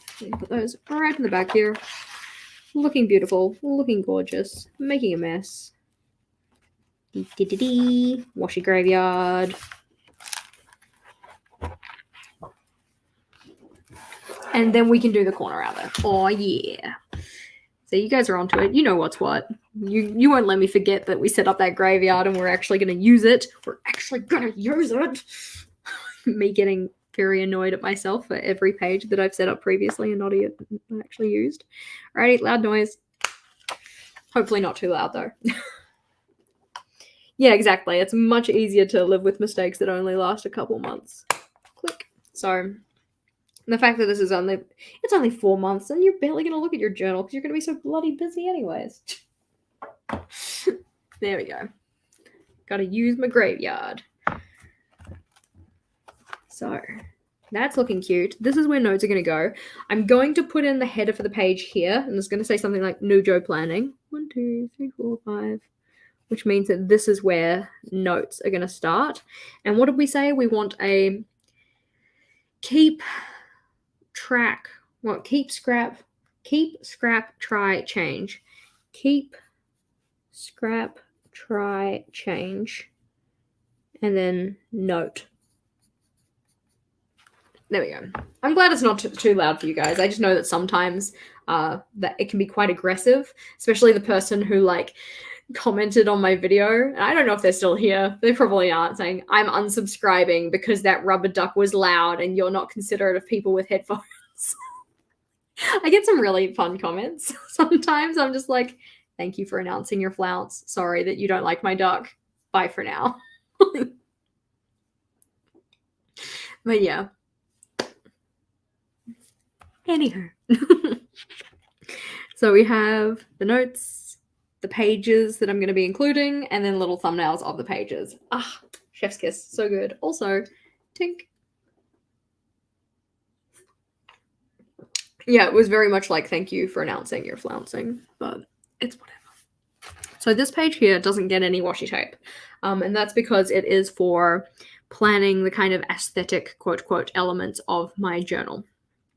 And I'm thinking that, okay, so previously, the way that I've kind of done it has been horizontally based, mainly. So it's like they have a horizontal section each, as much as they can. So always to sunflowers, we list out like the color palette, the spreads, aesthetic elements, do a little font kind of swatch, whatever else. In my previous journal, we did it the same way. So it was color palettes, spreads, aesthetic, font. I'm just thinking that it might be, if I do it this way in here, that is a lot of horizontal space for color palettes, and it's just going to be like a whole bunch of boxes that don't really get used, and that just feels kind of wasteful to me. So if I do them vertical instead, so I make them like planning columns, it might just be a little bit more sensible. So I could do September, October, November, December, or more likely, I will probably do October, November, December, January. So I actually have somewhere to plan out January. But then I also have the new journal set up. So there's the new journal setup. I need my book. So we have September, October, November, December, January, and then new journal for my everyday, and then the new journal for my yearly collections. So if we don't do September, then I've got 3 and 3, which wouldn't be bad. Such a sweet person and down to earth. Thank you.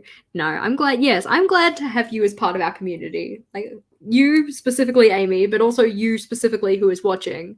I am glad to have you as part of our community. Thank you for being here. Thank you for being on this stream. Thank you for being on this replay. Thank you for being in our Discord. All of it. Wherever you are, thank you. Anywho, October, November, December, January, new journal. Because I've already got September plan, like a space for planning September's aesthetic in my other journal, so I don't really see the point of doubling up. Yeah. Having said that, I did double up for every other month that I've done. No, I kind of like having a space to plan out, a space to kind of capture the theme notes about a theme that's in the journal here as well. Question mark. You are more than welcome to join the Discord. If anybody would like to join the Discord, there is a link in the description box. It says like, where to find me and the team elsewhere or something like that. It should be about like, it's usually towards the bottom just because it's just like a whole bunch of links of saying like, hey, find me in other places. But yeah, the Discord link is in there. And so everybody is welcome to join. You don't have to be a team member, like with a capital T. But if you are a team member with a capital T, you do also have a private space in there as well. So more than welcome to come join us. So I kind of do want to put September in, but then I will have a weird number of things. So shrug. Yeah. That's right, T person, capital T. Oh, yes. So if I do 1, 2, 3, 4, 5, 6, 7, and then we could do some decoration in the top. Not that I need decoration. Oh my gosh, I want McDonald's for lunch. Monica, why? Why do you tell me these things? Because I don't usually decorate this page. But maybe it would be fun to have some like notes about the front of journal aesthetic for this one. So it can be like, fairies, fae, here's a list of all of the pages that I set up, which would be kind of cool. And then we can do September, October, November, December, January. Maybe not in this order, but possibly like that. That'd be kind of cute. I wouldn't probably go this way. I'd probably go this way. So this would be start of this journal, September, October, November, December, new journal for my yearly collections, new journal for the everyday journal, and then January. Aha. Here to tell you to get Macca's. I might just reward myself with getting McDonald's. There we go. Yeah, nobody's gonna know except for me. I will know, and my no spender tracker will know, but it's fine. So we're gonna draw out a little section for each of these. We want 9.5, 9 to the 9.5, 9.5, 9.5, 9.5. So those are my spaces. I usually keep this one fairly, as I said, simple, but I still kind of want. Actually, do I want? I usually don't use the same style of lettering for it, do I? We're gonna go do a little check after this. After we sketch out some corners. Well, some little corner sketching ins. There we go. So that's what we've got there. And I typically stop doing the like you can see the lettering style for this one was that script that I like using, and then it just goes into like very plain, very simple. So we'll probably do very plain, very simple for this one. So we don't have to do anything fancy. Which in that case, we can say start of journal NAL, and then that one was going to be September. This one was going to be October, November. This is a mess, but doesn't really matter. December, because it's just going to get erased and written over anywho. December. And then this one was going to be my yearly collections journal. And this was going to be my everyday journal. And this one was going to be January. I might use little, what's it called? Where you make like shortened versions of stuff. Whatever. I'm going to use the shortened versions of these things because it's just going to take up a little less space. Because if I start writing out like September and then have to fit in my theme and also like start of journal, that's quite long. It doesn't really give me a lot of space to put a theme in. So I might just write new Joe here because it's this one. It's my new journal. It's beautiful. New Joe. Splink. Abbreviation. Yeah, an abbreviation. Glad you knew what it was. My mind is a puddle. Anyways, new Joe. Yeah. That's cute. And then underneath that, I can start putting in my the little things. The boxes that I use to put in my color palette.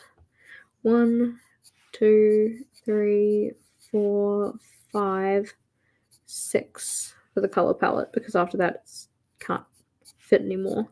And I think that 6 for a color palette is probably a fine amount. I do not really need more than that. That looks cute. And we'll just put in the first one for each of these so that I can see where they're supposed to go. I usually do these boxes by hand anyways because I'm a little bit lazy and it doesn't really matter. There we go. Good. And then we just do 6 boxes across. And then underneath that is where I usually like to write a number for the pen color.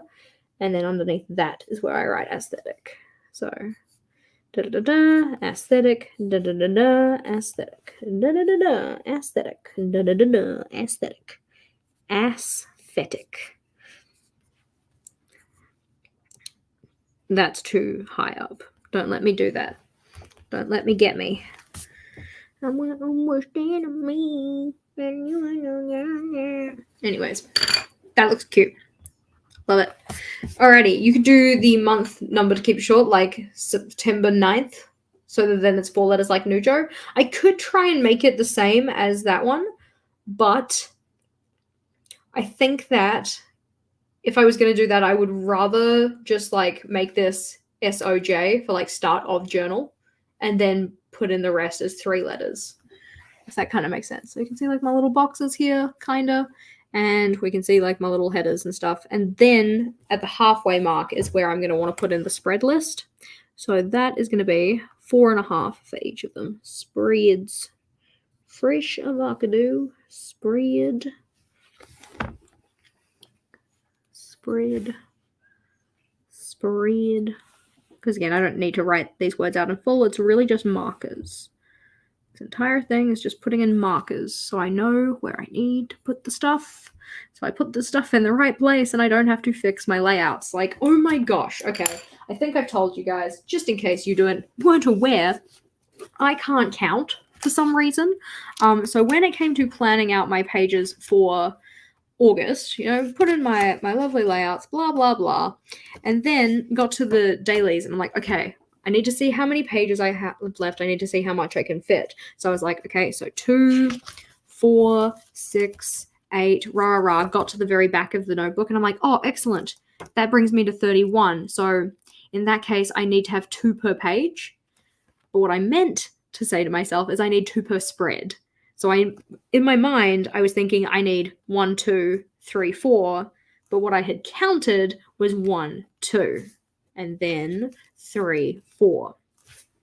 But of course I'm an egg, so instead I went through and started cutting all of the pages in half because I was like, oh yep, they need to be 4 per spread, 2 per page rather than 2 per spread.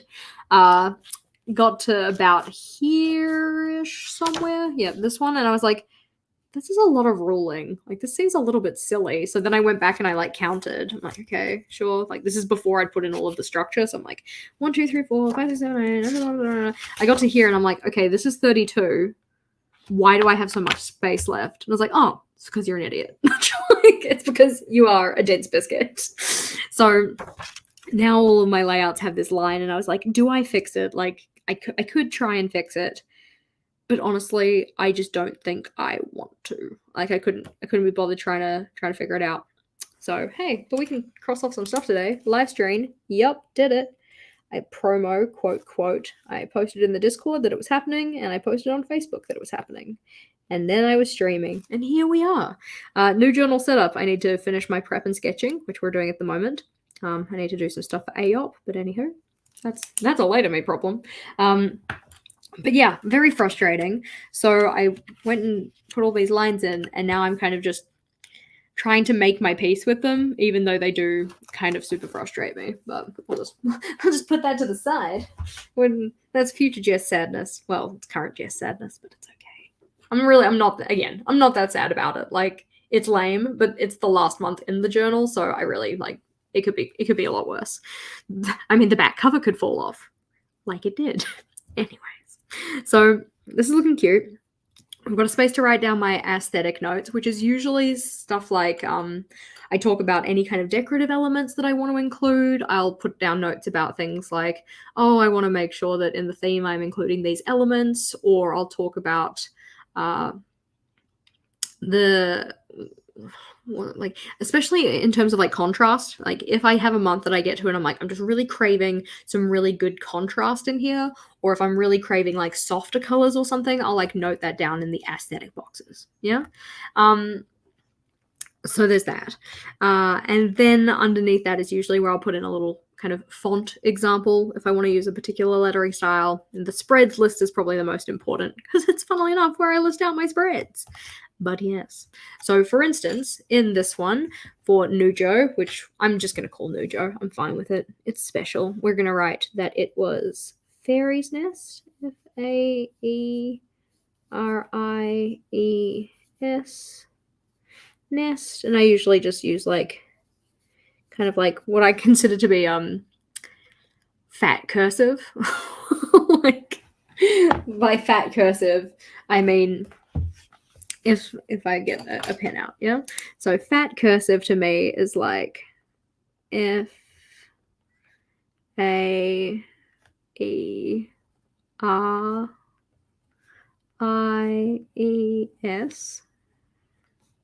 Whereas skinny cursive or like thin cursive would be like Fairies.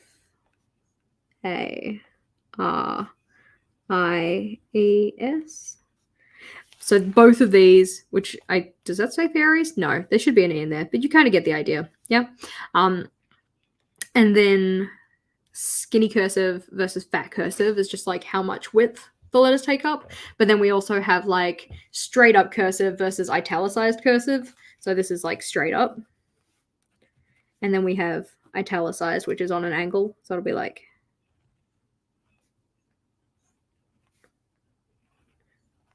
RIES.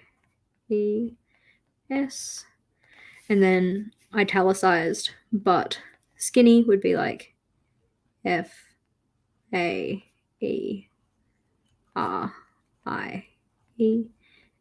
So you can kind of see it based on like the A is usually the easiest way to kind of think about it.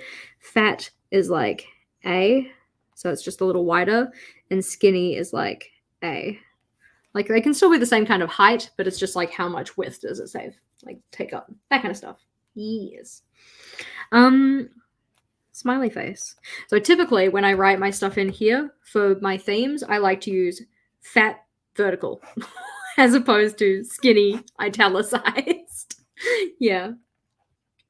You can't read cursive, but it's cool to see people write it. It really depends on the type of cursive for me. There are some cursives that I find quite, like, if you can still kind of distinguish the letters, I like can find it fairly easy. But sometimes, like, if I write fairies with my recent lettering style that I've been enjoying, which is more like F, and then the A is quite small, and the RIES. Like, I can see what I meant. Again, forgetting the E because I can't spell fairies, question mark. Also, just the fact that the community of fantasy writers can't seem to agree on how you spell fairies, which is really not helpful for me.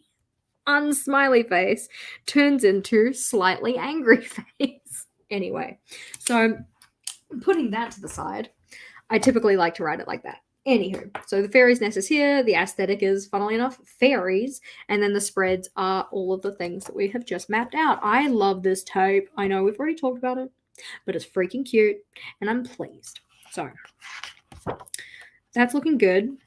This is looking good. Haven't decided on the lettering style, but really not sure about what I want it to look like. So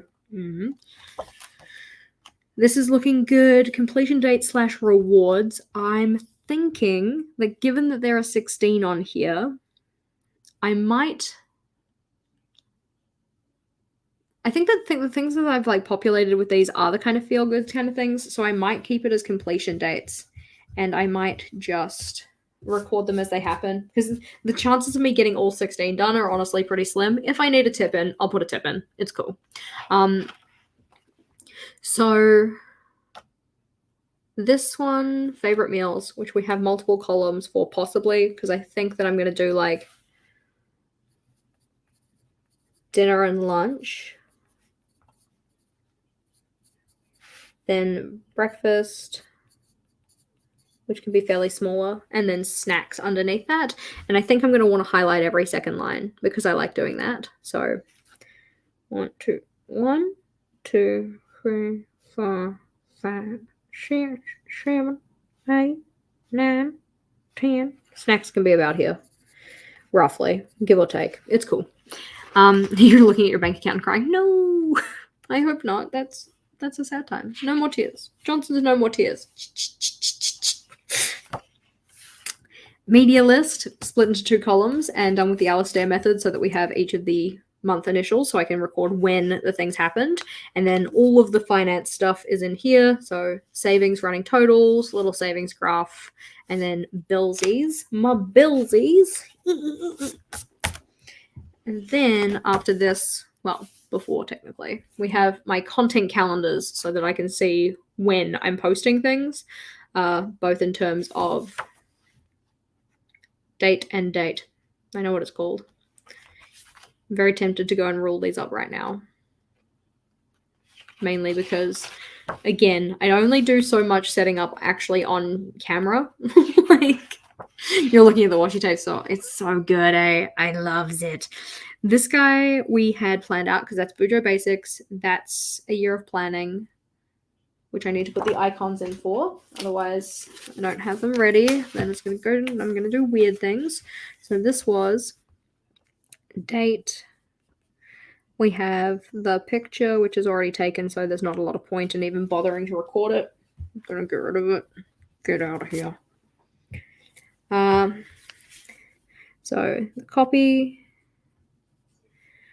then the picky, then the Facebook, then the Discord, then the post title. Cool. That's all done. And then that one was just ideas, so we'll just write ideas. You can put little boxes in that. That looks good. And then this one we're going to write out like directly from the other book. I'm not going to write them all out because then it's double writing and boo hiss. So this one was still one that we had kind of like a little bit of a contention about. Wasn't really too sure. I wanted this to be a list of, or it's not a list, it's more like a timetable. Effectively a weekly timetable for myself, so that I know when I'm doing things roughly. The other side of this page, though, was supposed to be a work boundaries kind of tracker, which I kind of like. I kind of liked this guy here as being like a tracker for having completed this kind of stuff. So maybe I possibly do something like that. That could work. I haven't really decided yet though. So like I could do this guy in here as a work boundaries type thing, but I'm a little unsure. I think it's going to need some more thought, honestly. The question about what time it is 3 minutes to 2 p.m. currently for me. So this is kind of going to be like a watch this space. Also maybe just like a fun little surprise for when we actually end up setting it up. Setting it up. This is 101 things. I decided to put a decoration panel down both sides of this one. Yeah, that's why it's ruled in. And then we have a box for each of the months that this journal is going to hold. And then this box here is for ideas for the future, like my next 101 things list. What else do I want to include in it? This guy is my 24 before 2024, which is kind of going to be mainly a highlights list of like things on my 101 things list that I really, really want to get done. And then I can kind of make sure that I actually do them and then color them in. That'd be nice. We have the Calendex future log, which I'm quite excited about because it's been a hot minute since I've done a Calendex. So we have a full 12 months, and then we're going to have a list for the events that are found within those months, and also a little key for some iconography. And then before that, we're going to have the pocket page that we're going to cut across and turn into a little pocket to store some stuff at the front of the notebook. And then we also have the key, which I think I'm going to want to do a fair bit of like tape decoration on, just to kind of like make it a like fun, kind of bright, colorful introduction to the notebook, and then put in both my symbols and my colors. So I'm going to split this in half like that. And this one's going to be symbols. And this is going to be colors. Nice. And then in the front here, this is where we are going to have the flip outs for my monthly and weekly resets. Oh my gosh. I'm so excited to set this up and use more of these tapes. Like, so beautiful. I am sorry that we decided to pick a tape that is no longer available for purchase, but if you wanted to check out the washi tape shop, because they do have other really super gorgeous stuff, aka like all of these tapes that have just been sitting here on my desk waiting for me to put them away at some point. There's more, but my hands are small. Worthwhile endeavor. Thank you for hanging out with me. If you made it to the end of this, and even if you're on the live stream, like once we finish off, I want you to refresh the page and actually comment. I would like you to comment me an emoji that is in your favorite color. If there is no emoji that is in your favorite color, then you can just yell, why is there no emoji in teal? But thank you so much for being here. I hope you enjoyed hanging out with me for the last 5 hours, and I will catch you for our next live stream at the same time and place next week. I'm gonna go eat some food. Bye for now. 3 a.m. Oh my gosh.